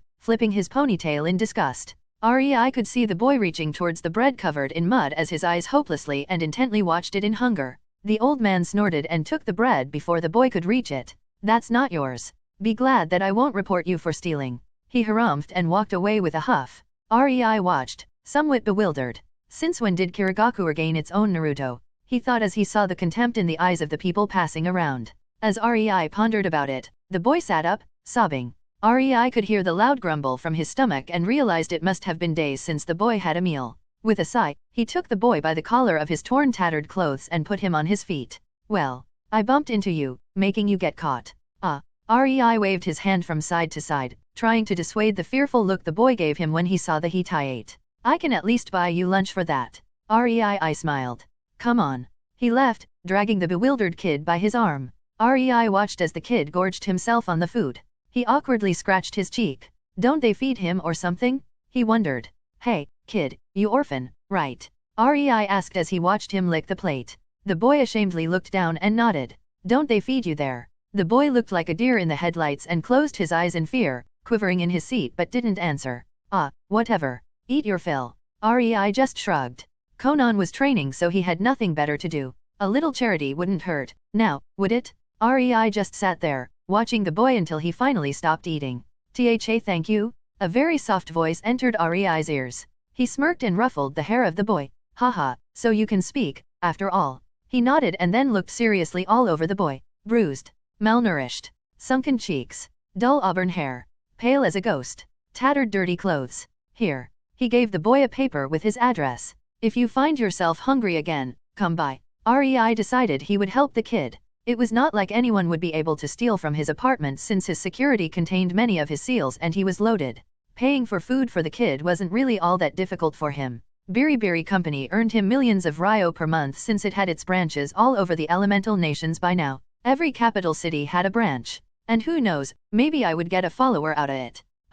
He almost choked on laughter at that ridiculous thought. As if he ever allowed a dude to follow him? The Mizukage office. Mizukage sat behind his table with his hands clasped in front of his face. Opposite him was a woman sitting in common clothes. The only tell she was a shinobi was how she held her body. Jonin Rukami, this is the first time we are speaking with each other since I assigned you that mission. The Mizukage amiably started. Yes, Mizukage-sama. 3 years to be exact. Ika Rukami leaned into a slight bow. I must say, it was almost back-breaking to persuade other clans to stop trying to tan my hide because of it. He chuckled, making the woman smile wryly. Report. He lightly said, taking his tea into his hand. Yes. 4 years ago, when you took 2-year-old Mei Terumi and threw her into the orphanage, she had a happy childhood. As per your orders, that changed when I was assigned to act as the matron of the orphanage. The woman stoically droned out.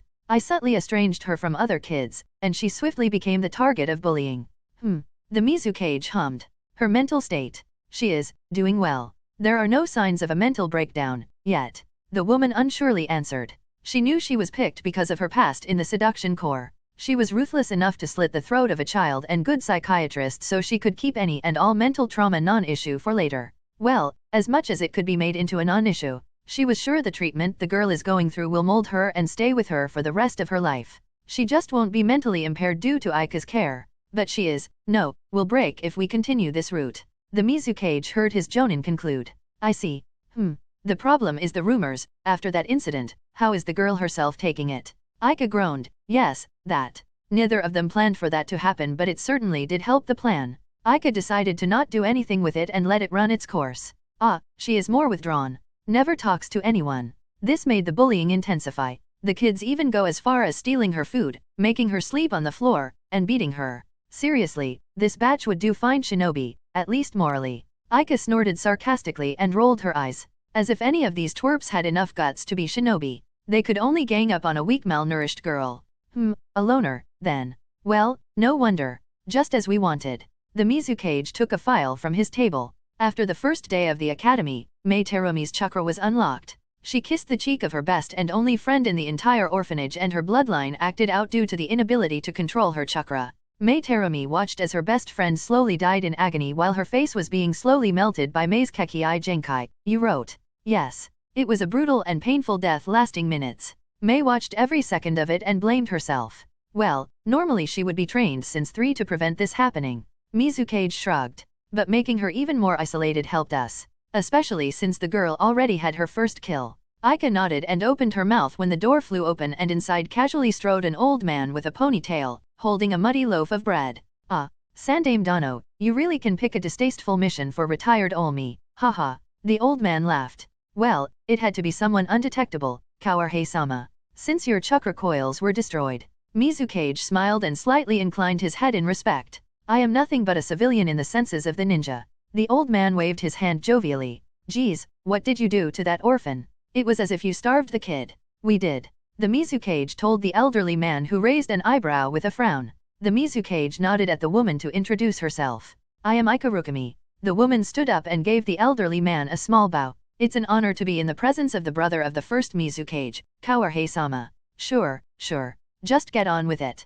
Kawarhe grumbled in annoyance. Well, reporting. I beat that bony little girl somewhat fiercely, but damn did it hurt my knuckles. The old man grumbled. I am sure I cracked a few ribs too, but the girl has a high pain tolerance, I must say. The Mizukage winced slightly while Ika was completely impassive. It was not like he wanted Mei to suffer, but his plan would be marginally harder without her being a loner and abused.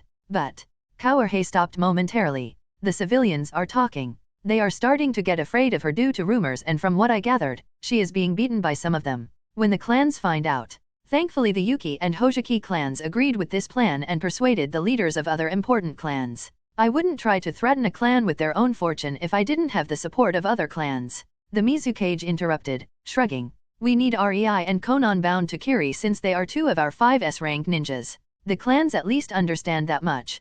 Kawarhe nodded. He didn't like the endgame, and certainly, the betrothal contract was stretching the authority of the Mizukage thin and dangerous. But it had merit. The girl will be an anchor around the leg of REI, and with REI, Conan will follow. They will stay in Kiri. All this mission had to accomplish was to make them feel at least some fondness for the girl. My brother would be proud of you, kid. Kawarhe told him with a grim expression. This is positively evil. To think you would give her the Terumi estates only if she gave birth to 2 of his children. You pulled all stops. He shook his head. Yeah, sadly, the plan is not completely foolproof as I can't really hold back the bank accounts from Mei as the bank won't give a shit about me being the Mizukage. But she will be told of those only upon her 18th birthday. Mizukage smiled. Or if she gets pregnant. Kawarei nodded. It is kinda disgusting to have this talk about a 6-year-old girl. He chuckled and got a shrug in response. They were shinobi. They did worse. The problem is, yet again the civilians. She is a girl. I wouldn't want this plan to crumble due to her being raped by some sick drunkard.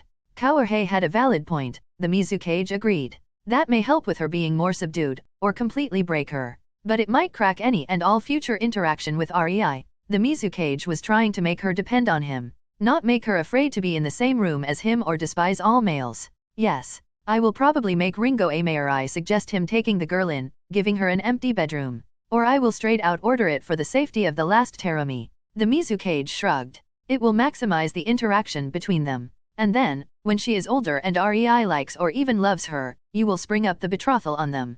Kawarei smiled. Not if they decide to have an intimate relationship with each other without finding out. The Mizukage dismissively waved his hand around. He hoped to not use it and let it be buried somewhere in the archive. If the girl started to have sex with REI without his intervention it would be smashing. A precaution, then. Kawarei nodded. Both knew what they did was for the good of their village. Someone capable of having and wielding 3 chakra natures at the age of 11, being S-rank at 13 due to destructibility of his jutsu of all things. There were various categories of S-rank ninja. But getting that rank for wide-scale destructive jutsu was a serious feat. Only Oniki with his Kekii Toda and the 3rd Kazekage with his Kekii Genkai were the most famous examples currently, and both had the power to destroy vast areas easily. Both Mizukage and Kawarei wanted to see what kind of monster Mei Terumi would bring on this world if her 2 Kekii Genkai mixed with REI's 3 natures and natural genius. While the 2 influential men talked, Aika quietly listened. It was her job to make this work, and she was ordered to make sure that Mei Terumi will love the village despite the hatred. It was a tiring job, but she did well, making the girl miserable in the shadows while in the light she was her sole supporting pillar, always repeating, if you become a respectable Kiri nin, you will be loved. She had to make sure the girl would want to serve Kiri with half of her soul and that she would latch on REI with the other half, keeping him in place. It was a delicate job. Sometimes, even she wondered why she accepted it. Unknown to the trio, under the furniture, a few inconspicuous papers with listening seals overheard the entire conversation. In REI's and Conan's apartment, in their spare bedroom, a paper clone of Conan suddenly punched the floor from sheer rage, cracking it as the killing intent spread through the street. It took at least 5 minutes until the clone finally calmed down and went to report to REI and the real Conan. Chapter 43, Counterattacking the Schemes 1. In Naruto, Reborn with Talent. The very next day REI and Conan found themselves in the orphanage where Mei was residing. REI was gripping Conan's hand, making sure she won't go ballistic upon meeting the bitch, as she put it yesterday, who was helping in the scheme against her. REI? Conan glared at everything in the room with her impassive stare. It made REI proud and weirded out at the same time at this ability of hers. To appear utterly bored and impassive but actually show that she is completely enraged. For the first time, REI saw how cold fury looks like.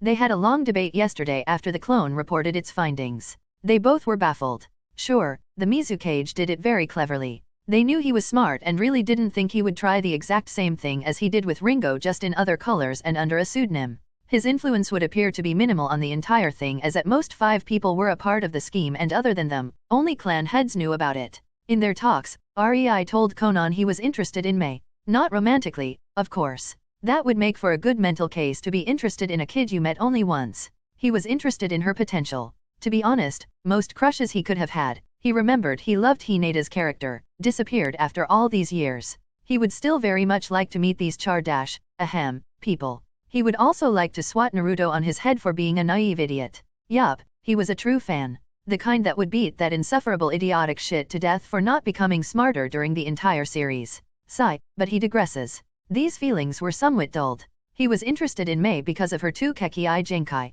2 in one body. That was almost impossible since genes usually merged or one dominated the other. Her 2 sides of the family were in such a synergy they created 2 Kekii Genkai. It was a curious thing. It all led them to this moment. They decided to make it easier on the Mizukage and adopt the girl, right? Well, if she will be pushed onto them anyway, why not make their influence prevalent? They might be forced to take her in, but neither REI nor Conan would suffer the fate of getting to like her and then having to leave her behind because of her overt love for the village. They knew it would happen with Ringo, and it wasn't a very nice feeling. Both REI and Conan somewhat got to like her but knew well she would pick Kirigakura over them if she had to choose. That's why REI was not teaching the girl his best Raiden Jutsu for Kenjutsu.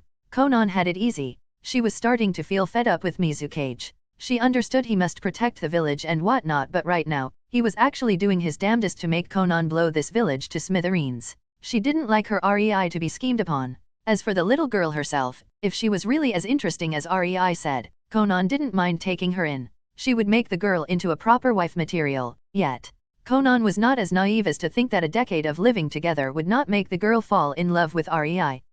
Impossible. And since REI had a good impression of the girl and the girl had real potential, if she grew into a beauty, Conan wouldn't mind giving her a hand. But the girl will become vicious and loyal only to REI if she wants to stay anywhere near them, that Conan promised to herself. REI only cluelessly waited for the matron to finish the paperwork. He had not yet any clue of Conan's already forming training plan for little May. Alas, history was set to repeat himself. As he saved Conan in her darkest hour and unknowingly created a fierce better not say the word. The same way he was now saving May. Or, at least, that's how it would look like to the girl. Conan would make sure of that. Ikarukami was flabbergasted when REI and Conan came in the morning, willing to adopt May Terumi. She never expected such luck. The Mizukage wouldn't even need to persuade them to raise the girl, while it made a few problems since the girl was not yet completely indoctrinated into being loyal to the village. She would let these worries to the Mizukage. The girl will probably make a few friends that will make her see the light shortly. It was not Aika's problem anymore. She was only giddy at the fat paycheck she would receive for job well done. With a joyful hum, she filled the paperwork and May Terumi was now adopted by REI and Conan Yotsuba. Aika dragged May into the room where REI and Conan waited. Both REI and Conan noted the tattered torn clothes on the bodash. Girl. Her auburn hair was so short it was hard to recognize the little creature as a girl. Her green eyes were completely dull, almost lifeless with big black circles under them, and the girl was unhealthily thin and small. Her skin was pale, well except the visible purplish, almost black bruises marring her skin. When May's eyes landed on REI they regained a bit of light. She remembered the kind man who fed her yesterday and with a blush, she timidly looked towards the ground, wondering what he was doing here. She was dragged from her bed by the matron. Yesterday she was beaten by the older kids for being bad so she couldn't sleep from the pain. She was dead tired and barely swayed on her feet. May-chan. The matron started and REI was instantly in a state of mind as he recognized the fake sweet and kind voice. These two, REI and Conan Yotsuba, decided to adopt you. May's eyes widened and teared up. She meekly nodded. She was still afraid. The people didn't like her and she feared being adopted. She thought she would be beaten by the people adopting her? But, the man was kind to her, right? He wouldn't hurt her, right? Thank you, she quietly whispered as was expected of her after the matron squeezed slightly her shoulder, coincidentally pressing on one of her worst bruises, making her wince. Conan was coldly glaring at the matron. She saw that it was no coincidence. REI sighed and walked closer to May. Yo, so we meet again, kid. He grinned and hugged her. May stiffened. She was never hugged. Tackled to the ground, maybe, but hugged. She couldn't help but be frozen at the warmth it made her feel. Silent tears streamed down her cheeks as she leaned into the hug, pushing her small head into REI's shoulder. Conan looked at the matron. That will be all, she dismissively stated, making the matron open her mouth but she swiftly shut it. Well, being dismissed might have hurt her ego but why bother complaining? Her job was done. Aika just left with a huff, heading straight to the Mizukage's office to report. REI heaved May up into his arms and left towards their apartment. Chapter 44, Counterattacking the Schemes 2. In Naruto, Reborn with Talent. The trio arrived at the apartment and May was told to sit behind the table in the living room with Conan while REI was making ramen for them in the kitchen. May wasn't very comfortable around the blue-haired girl. She was looking at her weirdly. Like matron. Conan smiled at the awkwardness of the girl. She reached her hand towards the girl, making her stiffen and close her eyes. Conan didn't care and ruffled May's hair. May snapped her eyes wide at the gentle touch and found herself enjoying it. Be a good girl and we will have no problem, she heard the blue-haired girl tell her in a gentle but firm voice. Good girl. May thought that she could at least try. She timidly nodded with a blush. Don't worry. The Conan. Yes, that was her name, May remembered. I will teach you how to be a good girl. Conan continued cooingly as she leaned closer to her and patted her head. REI entered with a tray of 3 bowls of hot, steaming ramen and saw a weird sight. Conan smiling devilishly at the determined May while Conan patted her head in my precious kind of Kakashi-like way. His eyes couldn't help but instinctively trace a few escape routes as he felt a shiver run down his spine. In the end, He steeled himself and approached the girls with a smile, putting the food on the table. He saw that Mei instantly looked at the big bowl of noodles while gulping hungrily. He put the first bowl in front of the girl who raised her head, her eyes meeting his, and he could see a spark of adoration. He could only sigh to himself. It was so easy with children. No wonder the villages started to train their ninja during childhood and made them listen to hours per day of patriotic drivel. Because that was exactly what the first 2 years of the academy were about. Indoctrination of children to loyalty. He saw Mei watch the ramen with want in her eye, but the girl didn't dare to touch it. REI tilted his head. Ah, he understood. You may start eating, Mei-chan. He smiled at her. Before he even finished, the girl was inhaling the noodles. REI quickly stopped her hand, making the girl stiffen. Slow down. You will choke on it. Nobody will take it from you. He quipped in bemusement, letting Mei's hand only when she nodded embarrassedly. REI smiled and continued. Don't be afraid to ask for more. He knew the girl would want more. He was a master at Suten and very good with cat-on and temperature manipulation. What? Jutsu were not only good for fighting?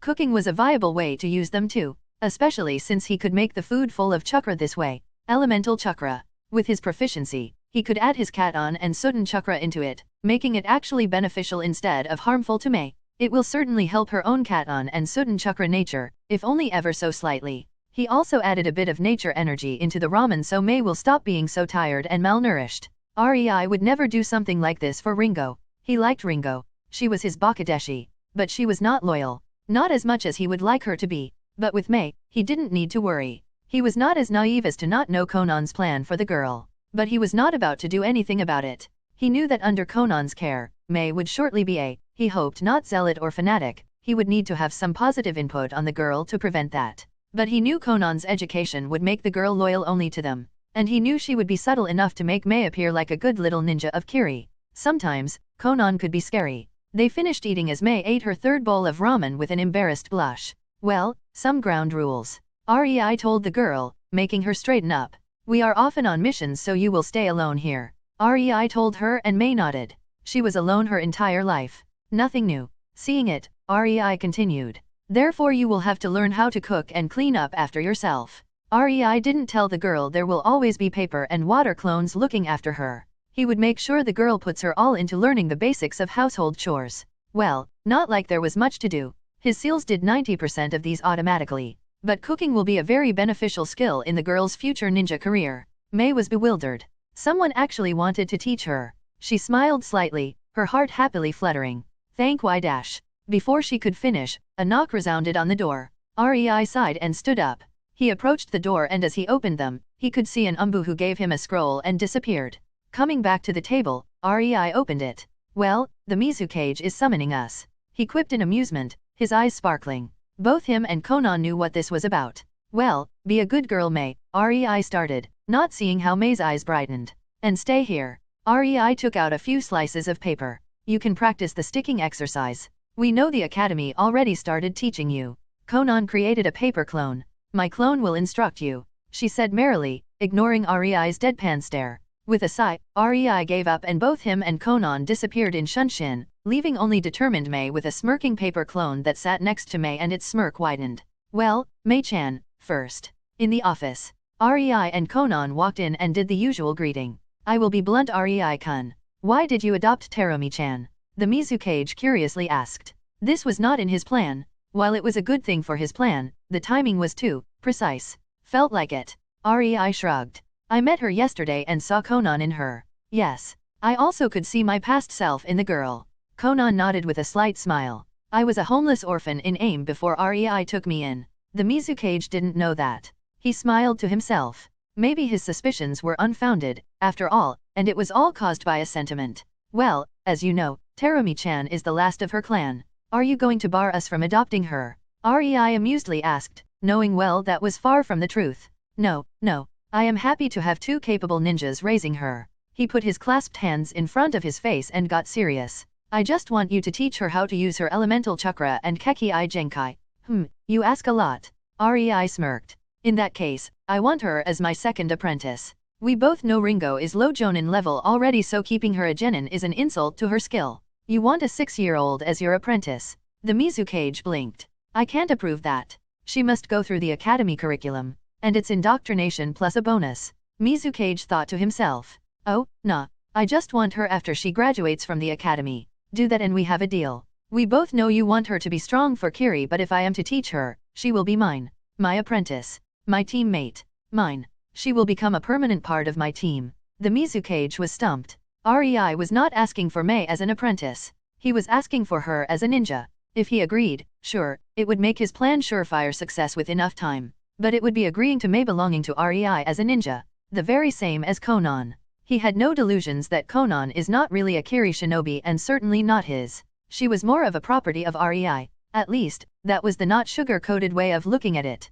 REI asked for a lot. But then again, with their guidance, Mei would become an S-rank in the future. Heck, Ringo Amari was going to become S-rank with enough time. Sigh, I will have to put extreme focus on making Mei loyal, but the Mizukage mulled over it. Sure. Mei Terumi will belong to you, REI. You may do whatever with her. The Mizukage nodded. But I want you to make an S-rank ninja for Kiri from her. Don't forget she owns the whole famous hot springs of Kiri. She is an important girl. If you want her, treat her well. REI shrugged in acceptance and almost gagged as he heard important and treat her well. He knew that he basically asked for Kunoichi Mei, rather than adopted a kid. The Mizukage just gave her to him. He could make the little girl into child labor and nobody would care as long as he justified it by the Mizukage gave her to me. Not to count numerous worse things he could do to her. But this was reality. The shinobi belonged to the village. They were its property in a way. Only the really strong shinobi could look at the Mizukage and openly sneer at him or rebuke him.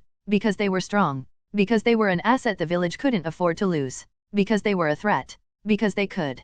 A small 6-year-old orphan from an extinct clan? Her only protection was the other clans and their interests. If REI didn't come to Kiri, Mei would live a pampered life. Her head would be filled with ideas of marrying into some other clan that would acquire her wealth and bloodlines this way and the grandeur of serving her country. Don't worry. We will raise her very well. Conan gave a wide sweet full smile with delightfully narrowed eyes as she put a great emphasis at the word very. Suddenly, the Mizukage didn't feel all that good about this little plan of his. Chapter 45, Teaching Mei. In Naruto, Reborn with Talent. Few weeks have passed since Mei started living with REI and Conan.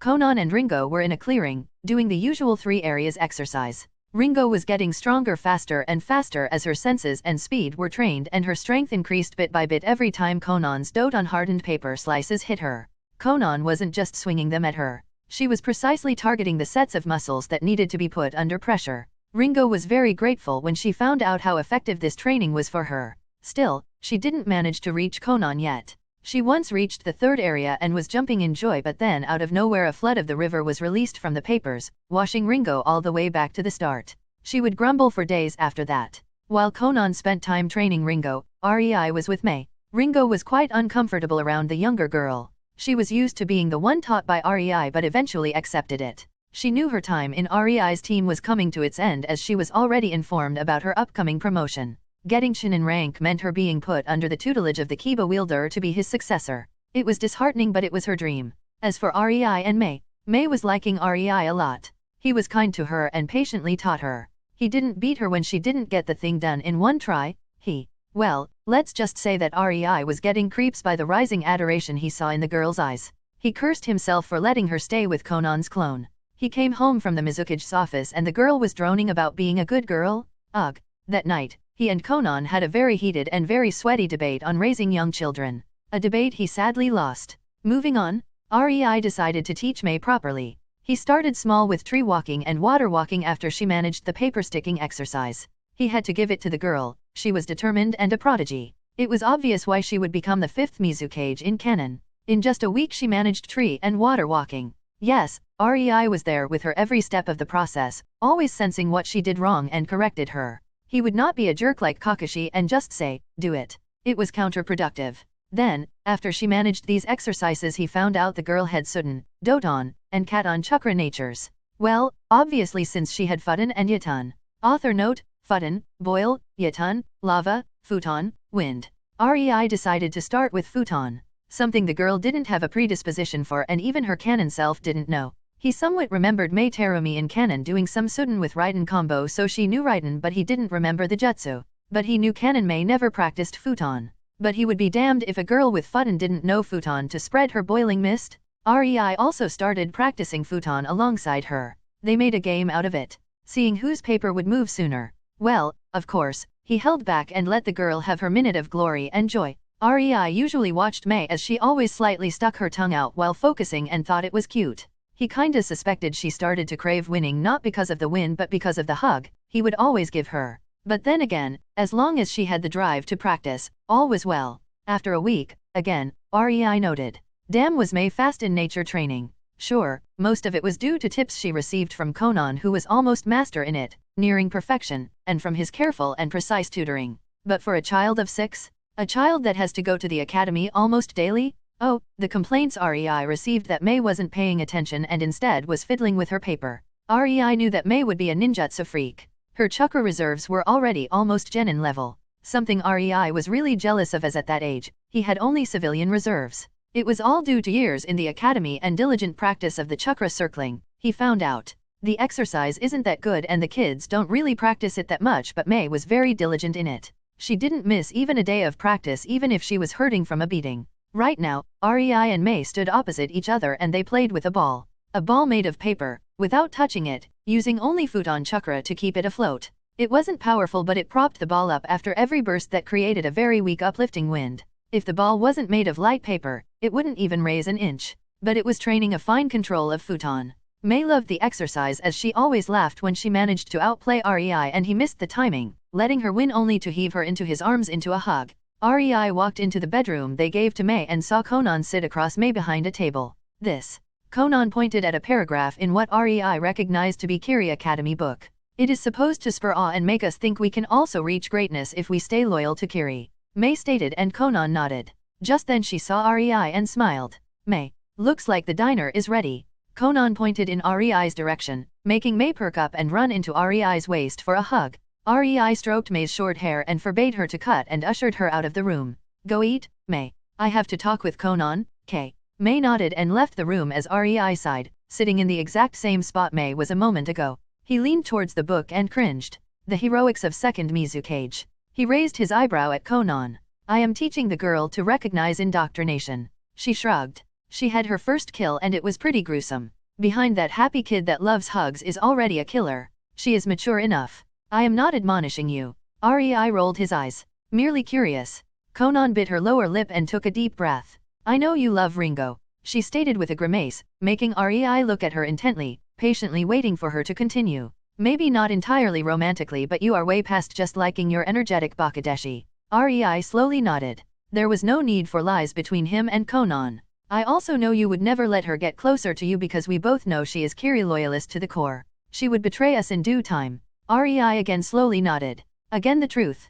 Conan sparred, taunted, and probed Ringo enough to know the core of her personality, aspirations, and loyalties. But I see your interest in Mei's bloodline and talent. I won't let her go the Ringo route. She will be loyal to us if we are going to teach her. I dunno if she will love you that way when she is older. I don't even know if you will see her that way. But I know I am not just letting her be and hope for the best.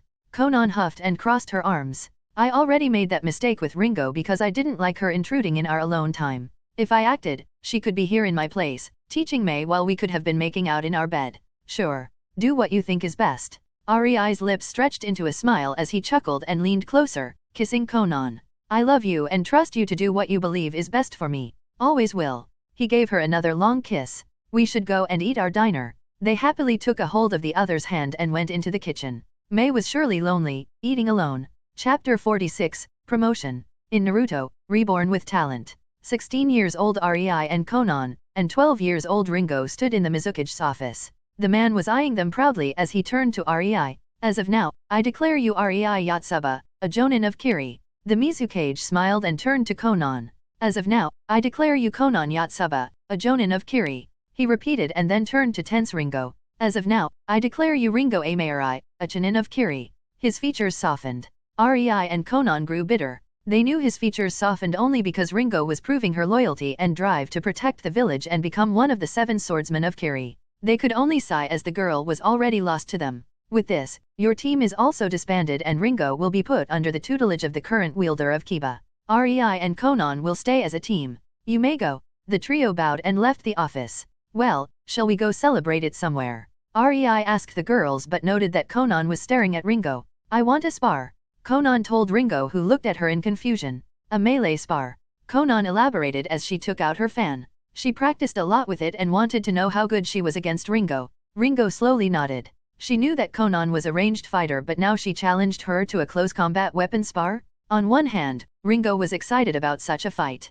On the other, she was afraid she would lose to a long-ranged fighter in her specialty. Illogical fear it might have been, but after sparring with Conan long enough, she learned to expect the unexpected.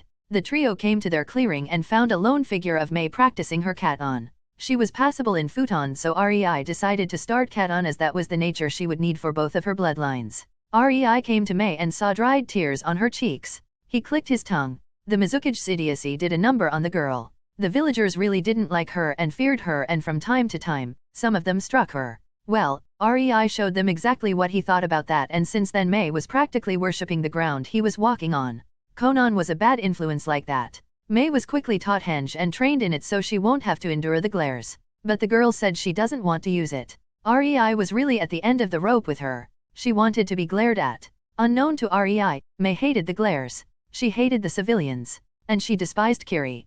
Conan really did make Mei open-minded. She never gave Mei any opinion or a way to look at things. Nor did Conan actually try to brainwash Mei. She just told her the things as they were. However brutal it was. She was blunt, honest, and precise when she explained things. This made the young mind of Mei mature faster. The very frequent injection of nature energy and elemental chakra through food REI cooked only fastened this process exponentially. Mei Terumi started seeing things as they were. The subtle fear-driven hatred the civilians showed her. How other kids shied away from her. How the teachers were always awkward when she asked a question. Even if the last one was a shocker since they were Chunin and should know better. Mei started to form her own opinions. Her somewhat mature but still childish mind thought simply. People who hated her were on one side, REI and Conan on the other, and those who hated her didn't deserve respect or acknowledgement from her. Mei Terumi officially hated Kiri with her whole heart. She was just good at hiding it, thanks to Conan's lessons. There was only one thing Mei loved. REI came closer to Mei and firmly grabbed the distraught kid's chin, turning her face towards him. He saw the big purple bruise on her cheek and sighed. He put his hand on it, making Mei wince, but her expression turned to a relaxed one after REI started using soothing water chakra to relax her bruised muscles. Better? He asked Mei, who nodded. REI picked Mei up while she yelped and sunshined onto the lake, sitting there while putting Mei into his lap. Conan is going to fight Ringo. Watch, okay. Mei excitedly nodded as her very observant mind didn't want to miss even a second of the fight between the two strong kunoichi.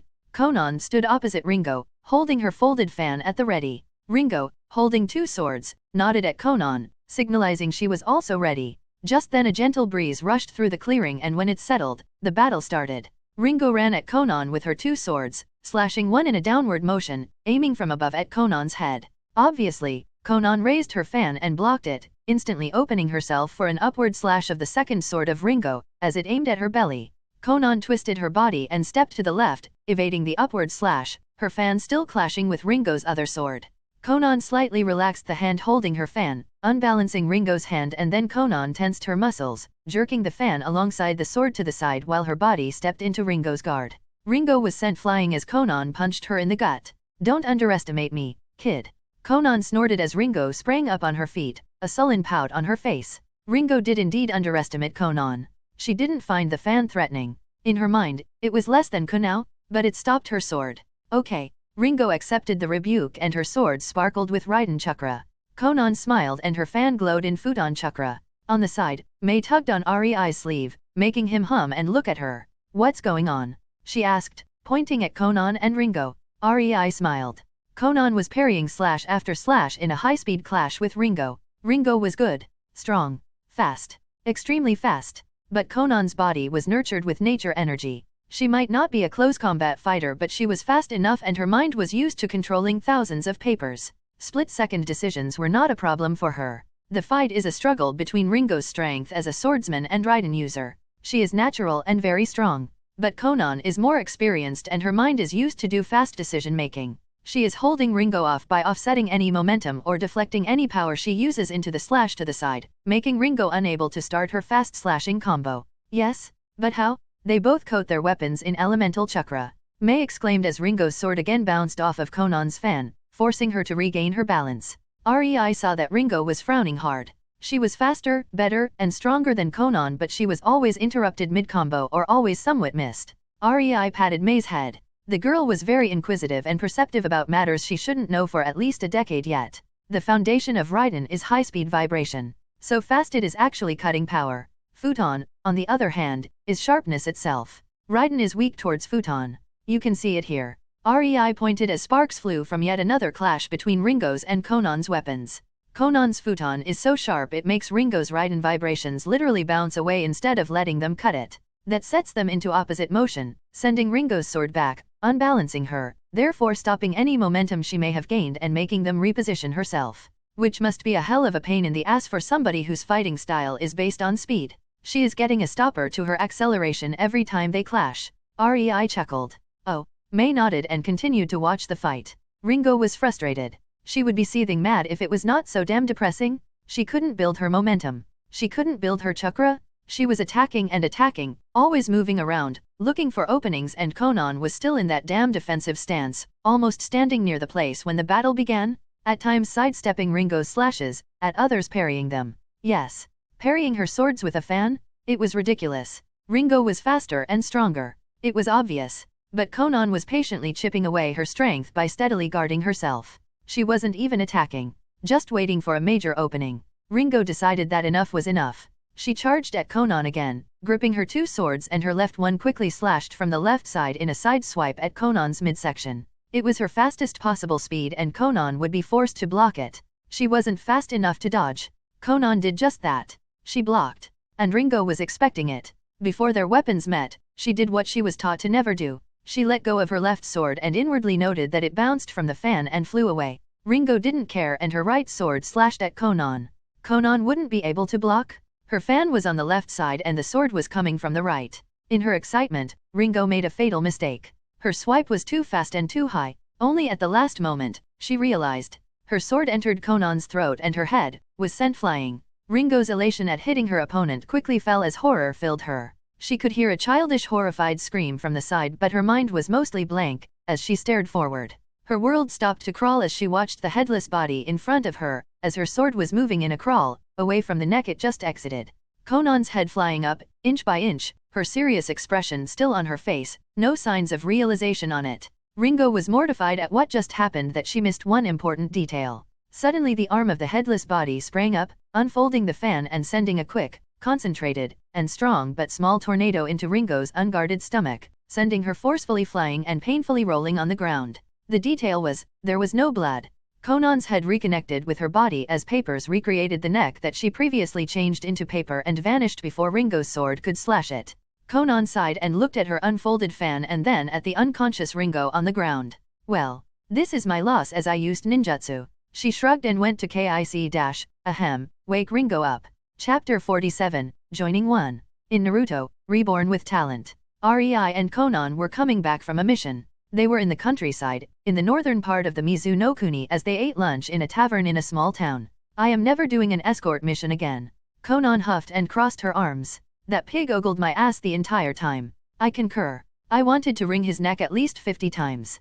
REI agreed with a twitching eyebrow. At least he didn't have guts to try anything. If he did, Conan snorted derisively. Noble or not, a friend of the daimyo or not, his head would fly. As they conversed about the pig of a client they had to escort, a hooded figure in a small black cloak sat opposite them. They could see it was a woman and REI took a peek at her chin, mouth, and nose that could be seen from under the hood. He quickly understood the woman is beautiful from these features alone. We need to talk, the hooded woman said. It was not an order. Both REI and Conan recognized it for what it was. The woman was pleading, almost begging them to hear her out. REI looked at Conan and smiled when he saw her nod. They both felt a slight familiarity with the woman and didn't know why. He turned to the fidgeting woman and spoke. Follow us. REI rented a room for a day and they entered it. Conan quickly made papers with REI's silencing and anti-spy seals stuck to each wall. They sat on the bed and watched as the woman stood in front of them somewhat insecurely, quivering. Her shaky hands reached upwards, taking hold of the edge of her hood, and she ever so slowly started pulling it down.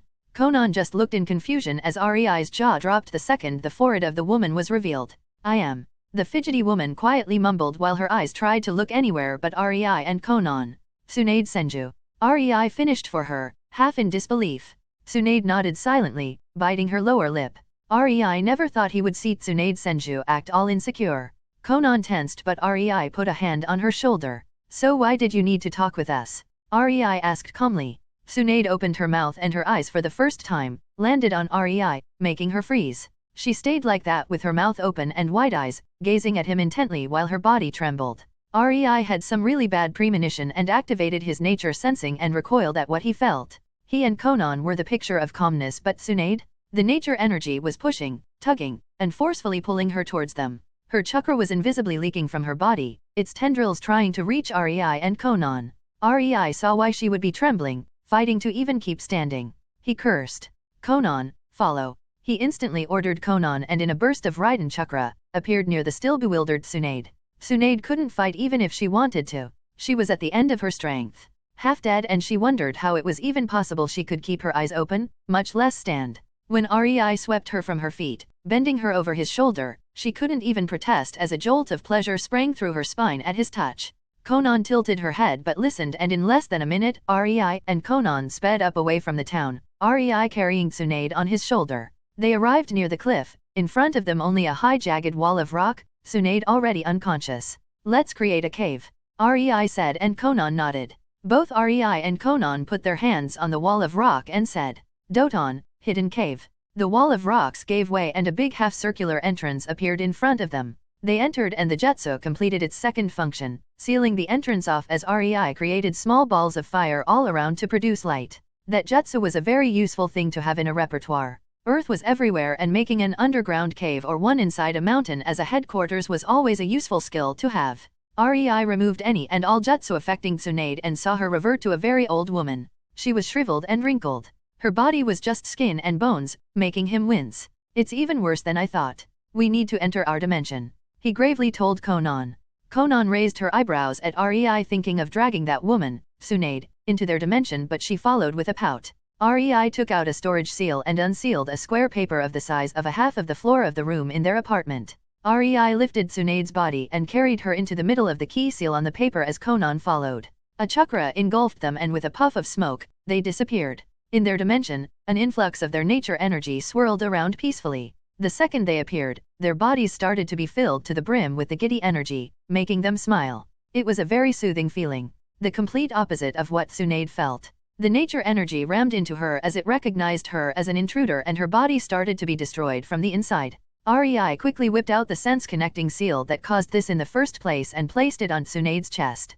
Conan understood and put her hand on it.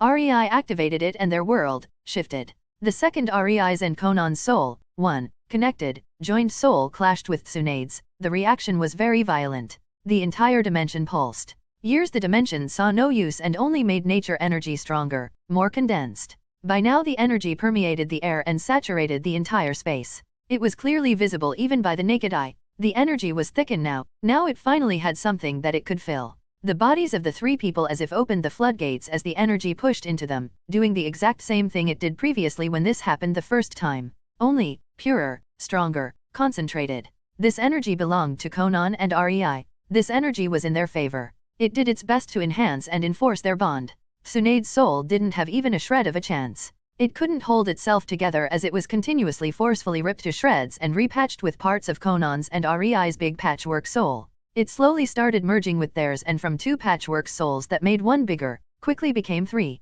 The volume increased. And then it momentarily separated into three parts. One, the biggest and watery blue, containing a lot of the green and a massive amount of purple parts, was REI's soul. Anyone skilled in soul magic from some higher world would tell you that what just happened should be impossible. But when the entire dimension pressurizes the soul, many things become possible. The purple parts were calm, collected, and happy. They invitingly welcomed the green bits that danced in delight and utter joy at the merging. Only then did REI find out the problem. He saw a small old and dull part of his soul that was green. Green that didn't belong to him, and understood. Tsunade Senju was his. She belonged to him. How? He had no idea. But her soul craved to join with his, and it was slowly killing her. She must have been close when the mishap happened the first time, REI thought. The second part was mostly bluish-purple with many patches of watery blue, creating harmony and tranquility. For this soul, this state was natural and pleasant. But when the green pieces started to fill it, they were not rejected. But they were not accepted with the same enthusiasm as REI's soul did. Conan accepted Tsunade as her sister wife. It was abrupt. Too abrupt, but her mind and soul were telling it was a foregone conclusion. There was nothing to do anymore, so she grudgingly accepted the woman. But Conan also sent loads of demands with the parts of her soul. She wanted Tsunade to be obedient, after all. To REI only, of course. The last part was the forest green soul. Cracked soul. Damaged. Broken. It was leaking. The piece that joined REI's soul long ago created a very unpleasant thing. It created a crack that slowly over time weakened Tsunade's existence. Her soul needed mending. Yes, REI's watery blue and Conan's bluish-purple bits filled it and patched it up, closing the leaks. Tsunade's soul was finally repaired, and it took any demand or bond these parts of souls as fish to water. It wasn't like she had to listen to these demands of Conan. Nothing really bound her, but the nagging feeling was there. But the connection. Tsunade's mind came to one conclusion only. It couldn't help but feel deep unexplainable affection for REI. The same Conan felt for him after the mishap with the seal, and Conan was firmly placed on the level of Nawaki in her heart. This, however, was a two-way street, and REI and Conan also accepted Tsunade. But even if Tsunade's soul was now mended, it was still half empty. REI knew this would be a problem later on. But for now, Tsunade was stable and will be for years to come. That was what really mattered. She will survive. The souls re-established themselves, creating a certain hierarchy. REI's soul gave away most. After all, these talents were on the level of godly and supreme. And while the souls received only a diluted version, it was way more than what they could get in this world, even from the strongest beings. Atsutsukis. REI's soul took the lead and bound Tsunade the same way Conan was bound to it. As his partner. Someone unable to betray him. Both Tsunade's and Conan's souls firmly attached to REI's while creating a bridge between each other. And then, the three souls banged together, creating the one big lump of green, purple, and blue. One big soul. And with the souls changed, the outwards changes started. Chapter 48, Joining 2. In Naruto, Reborn with Talent. In the dimension, REI, Conan, and Tsunade were bathed in the swirling nature energy. Their chakra visible, whirling all around. Even Tsunade, who was on the verge of dying from chakra exhaustion, had her chakra stores refilled by the energy of the dimension. The three chakras leaned on each other and started merging, interweaving. REI's and Conan's chakra no longer contained only two ingredients, but now it was made of three, getting even denser than before, heavier. Their chakra reserves again rose by the factor of 5, far surpassing cage-level reserves. This time, both REI and Conan were completely aware of the changes and marveled at them.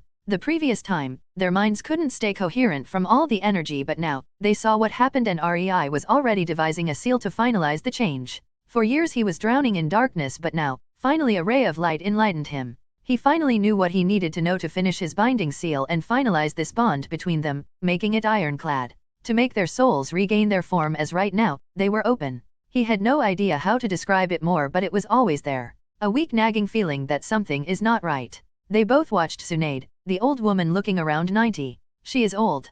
Conan frowned and REI chuckled. She is in her late 20s. He commented, making Conan gape at him. REI leaned forward and tapped with his free arm on the purple diamond on Tsunade's forehead. This is the sole reason she is still alive. He saw Conan tilt her head, so he elaborated. When we connected, she must have been close and a piece of her soul was taken from her. Ah, so that's why you were so decisive in connecting with her? She was already a part of us.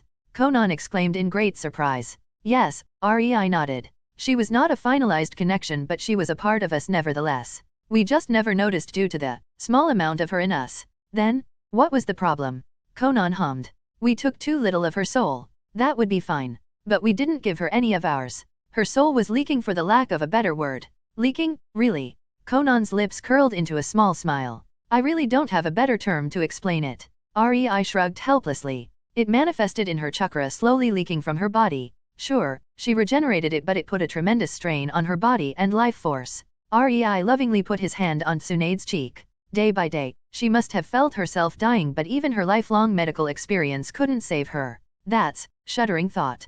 Conan bitterly grimaced and decided to be good to Tsunade. Her body couldn't keep it up, and she was slowly starting to be unable to regenerate her chakra. She herself must have recognized she was dying. It must have taken years. REI caressed Tsunade's cheek. She would be dead years ago if not for her stored reserves in the yin seal. I see. She was lucky. More like dead tired most of the time. REI snorted as he put his thumb under Tsunade's eye and gently rubbed it, removing a thick layer of makeup. Under Tsunade's eye was a deep black circle. One, a certain future Ichibai Jinhyuriki would be proud of. Well, it also took a considerable amount of life force from her, since there was nothing else holding her body together. She is a senju. Senja would have her current look if he was around 150 to 180 years old. You can understand why I freaked out in the tavern. Conan nodded. To think the woman who was barely 30 lost around 150 years worth of life force.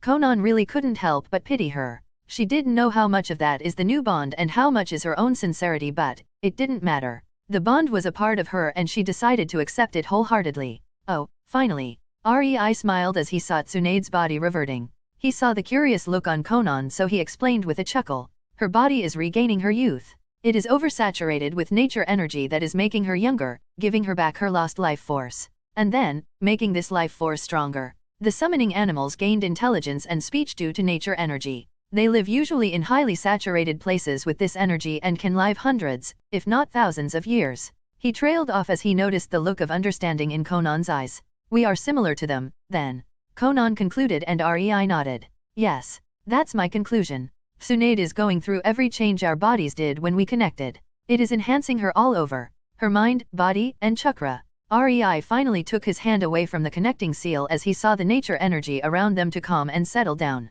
The connection was finished. We would have lived for hundreds of years on nature energy alone. But now, he said as he spread his hand to the sides, gesturing to the dimension of green, tall trees and a thin mist of healthy bright greenish glint, made of nature energy. Now that we have our own source of an unending energy customized for us. He turned to Conan with a smugly raised eyebrow and the left side of his lips curled in a smirk. Conan understood he wanted her to finish the statement. We are unaging. She half answered, half asked. Oh, we do age. Our souls do. But our bodies will stop at our prime. That's why. He pointed at Tsunade and Conan's eyes widened. She was now looking like a 20-years-old woman, her body strong and toned. Conan noted the woman was extremely beautiful and smiled happily. Yes, this woman would do. She started unconsciously caressing Tsunade's head. As long as we have our dimension, we won't age. Conan nodded in understanding. Yes, that's why I gotta make more seals in order to improve it in us. REI chuckled. Conan tilted her head. Well, I can finally close our bond on a soul level. That will allow me to root our existences deeply in this dimension and connect it to our souls. Right now it would be dangerous. The Uzumaki seals gave you a lot of knowledge and basis for new theories. Conan grumbled. She didn't understand and didn't like it when REI talked about something she didn't understand. But she could only sigh in annoyance. That they did. REI snorted. Uzumaki forbade soul level sealing a long time ago, but they kept the knowledge. Most of their sealers couldn't pull it off safely anyway. It almost always ended with some deformities, accidents, or most likely death of the target, so they forbid using it. But with my talent? I can and will pull it off. REI rolled his eyes. The knowledge about this kind of sealing was hidden very deeply and discreetly in the sealing scrolls in the Kiri library. It was not even in one scroll. It was strewn through hundreds of them, most of them useless scrolls that wouldn't see any use. But REI looked through them all and connected the dots. And he found out the most chilling and exciting art. Sealing on the level far above the Grandmaster level. Soul and dimensional sealing. Creating dimensions that always made Uzumaki stumped. They wanted to make their own small world and relocate there. Nobody would threaten them there. But their experimental dimension would always collapse, so they gave up. Soul level sealing. It was one of the most powerful things in the entire Narutoverse. Theoretically, creating Baijuyo should be possible if only really, really hard. But in practice, even Uzumaki couldn't pull it off safely. But REI could. With enough effort, and time. And now that he saw and sensed the entire process of connection creation when Tsunade joined, he was sure. He was going to make a soul-level seal. A seal that will allow for far too much than just a simple soul bond. He couldn't help but get excited. Chapter 49, Tsunade Senja 3. In Naruto, Reborn with Talent. After the end of the Second Shinobi War, Tsunade left Konoha with her apprentice Shizune. God, were there so many old senile people grumbling about that particular thing. They all wanted her to be their personal healing tool. But, she was fed up and left. In the middle of the council meeting, as they were all raving and raking at her, she just up and went away. Consequences be damned. The council couldn't help but gape at her. Tsunade traveled to the Aim no Kuni, and she saw the results of the war. It was disheartening, really. She tried to heal anyone she could as she trained Shizune on the innumerable amounts of injuries there. The girl was shaping up quickly into a good medic. But Tsunade couldn't find any clue about the phenomenon she felt during the war. It was only when she was on her wit's end, she met in the market of one town a girl who told her a peculiar story about two kids who grew a tree. It ignited her hope and she instantly checked it out only to find Mokiton. It brought new hope to her life. Then, the problem started. She was dying. It took her years to find out what the discomfort was, but when the first symptoms started, she quickly understood. Her body was slowly starting to lose its ability to replenish her chakra. She didn't know why. She tried everything she knew, but nothing worked. Eventually, she accepted that her life in this world was coming to an abrupt end, but she refused to die before she met the two Mokiton users. Somehow even the thought of that made her seethe in rage and stubbornly continue her search no matter her condition. And so, Tsunade traveled all around AIM once again, trying to find more clues only to find nothing. At least her apprentice, Shizune, was shaping up good. She was 10 but already on the level of elite medic nins of Konoha when it came to Iryo ninjutsu. Tsunade could be proud of that. She left her medical legacy in the form of Shizune. In the end, Tsunade decided to briefly return to Konoha. She wanted to deposit Shizune back into the village and go on her last wild hunt across the AIM until the Reaper claimed her. But in a stroke of good luck, she could feel a slight tug on her chakra. When she focused, she found out it was pulling her somewhere. After she left Shizune in Konoha, she went to follow that tug as her instincts screamed at her to do so. It surprisingly led her to Mizu no Kuni of all places. Tsunade traveled all over the country following leads. She avoided only Kirigakure. It was frustrating, really. But finally, after years of traveling around Mizu in various disguises, dragging her utterly exhausted, chakra-depleted self through the towns of the humid country as she visibly aged by the day and her body ached, bones creaked, and muscles weakened, when she thought she would just drop dead on her feet, she finally saw the two figures that plagued her mind for years. She just could feel that it was them she was looking for, and her heart desired to be in their presence. She instantly approached them and her wish was fulfilled. She met them and was a nervous wreck due to it. Damn, she said the first thing that appeared in her mind. What, we need to talk. It was damn embarrassing. Senju Tsunade quivered in her boots. The sheer thought made her internally chuckle at her pathetic self. But as she gathered her courage to speak with them, her eyes landed on the man and she froze. Her heart desired to be held by that man. She didn't even know what or why, but she deeply wanted it. Before she could get her head out of the gutter, the man bent her over his shoulder and she, much to her eternal embarrassment, passed out due to the sheer exhaustion. Her body just shut out, and she remembered no more. Tsunade Senju fluttered her eyes open, slowly, groggily, only to close them quickly. She moaned from the sheer pleasure she felt. The feeling of being rested. She didn't feel at ease and rested for years. A cute yawn tore out of her throat and Tsunade's face split into a beautiful smile. She moaned again and giggled at the pleasant feeling of joy that filled her. This was heaven. Tsunade rolled her body, lying on her side, her cheek burying into the lap of weight. She snapped her eyes open, and if not for the firm hands that held her body down, she would have jumped to her feet.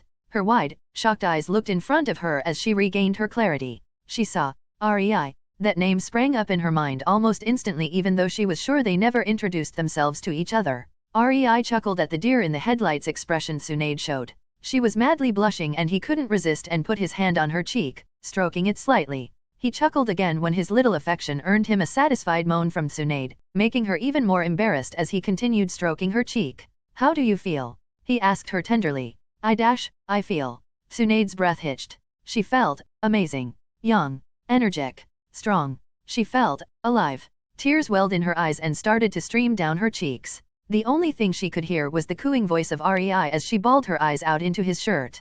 Don't worry, you are alive. Safe. REI whispered to the distraught woman as he stroked her hair. Tsunade curled into him, her loud wails resounding through the dimension. When her tears were finally exhausted, Tsunade looked again at REI. What happened? She asked him quietly, sniffing. How come I am alive? Well, you see. REI started explaining the bond and their current situation with an awkward expression. Hearing everything, Tsunade mulled over it. She was now bound to a ninja from Kiri. It was baffling, but she spent years trying to find him. She would not be deterred by a little setback like this. She was a Senju. Senju didn't back down? I understand. Her expression turned to steeled and determined one. I will defect for you, then. For her it was a foregone conclusion. If she couldn't keep Konoha and REI at the same time, she had to choose what was more important to her. Tsunade saw REI's jaw drop at her statement and the casual way she said it. Both knew she meant every word thought. No, you will not. REI recollected himself and admonished, putting his index finger to her lips, stopping any and all protests. Just then a blue-haired woman with a slight smile came closer to them. Conan. Tsunade's mind supplied. Tsunade returned the smile as she couldn't help but feel happy at seeing the unknown woman. Conan was the same. She decided to be good to Tsunade, but it was astonishing that Tsunade's mere presence brought her joy, to a lesser degree than REI's, but it was still noticeable. This is. REI started introductions. Conan. Tsunade interrupted as her lips curled into a calm smile. Nice to meet you, Conan stated, and Tsunade nodded. Both women looked at REI intently. If I won't defect from Konoha, how could I stay with you? Tsunade asked, but then blinked as her eyes grew horrified. I can't be separated from you, she shouted desperately. REI showed a mysterious smile. We will do it like this. Chapter 50, How to Get Your Girl Accepted into the Hidden Village Full of Paranoid Killers. In Naruto, Reborn with Talent. The Mizukage stared at REI while REI stared at the Mizukage. It was an epic stare down of two wills clashing, neither backing down. She is my slave, REI exclaimed shamelessly. The Mizukage blinked and gave a fed-up look at the blonde-haired around 60 years old woman with a wrinkled face who promptly snorted at REI's proclamation. Conan was as always, completely stoic and uncaring about his suffering too. He slowly put his elbows on the desk and started to rub his forehead, trying to prevent his growing headache. Ah, it's that time of the month again, I see. The Mizukage mentally sighed. The Mizukage let out and then took a deep breath. He leisurely leaned back into his comfortable fluffy chair, sighing in relief. After a few moments of enjoying the pleasant softness on his back, he again looked at REI, Conan, and the mysterious old woman with them. Nodding to himself, he leaned down and opened a drawer. Slowly, he took out his precious smoking pipe, putting it in the middle of his table, right in front of him. He looked at REI's group for 5 seconds straight and again nodded to himself as if reassuring his own mind that he is not hallucinating. He reached to the drawer again and took out his special weed from the land of grass. It was a luxury good for very special occasions. At least, until REI started going to missions. From then on it became a stress relief, and helped to forget. Sigh, being Mizukage is a hard job, Mon. The Mizukage wistfully thought. He again looked at REI's group as he blinked a few times and slowly put his hands into a hand seal. REI could swear he heard a quiet kai before seeing the Mizukage nod to himself again. The Mizukage, now doubly sure this was really happening, took out a sake bottle from his drawer and put it next to his pipe. He leaned back into his seat and took the pipe into his mouth, chewing on its tip. Umbu, get out. He lazily drawled in a I don't care anymore tone. The Umbu hesitated. Not because they were afraid for the safety of Mizukage. Not because of their duty. Nothing so grand. They hesitated because they would miss the entire show, damn it. Now, the Mizukage ordered, and the reluctant, scowling Umbu vacated the room. The Mizukage chilled in his chair, looking between his special weed and his very expensive sake as if he couldn't decide if he should get drunk or high. His senses still worked though, and with the corner of his eye, he noticed that only the old blonde-haired woman gave him a knowing sympathetic look. Sigh, she clearly knew his woes. Drunk or high, that's the question. Suddenly, he felt it wouldn't be that bad giving her citizenship. After all, she clearly could relate to his problems. With a sigh, the Mizukage started speaking, without lifting his gaze from the sake and weed as he curled the tip of his mustache in his hand.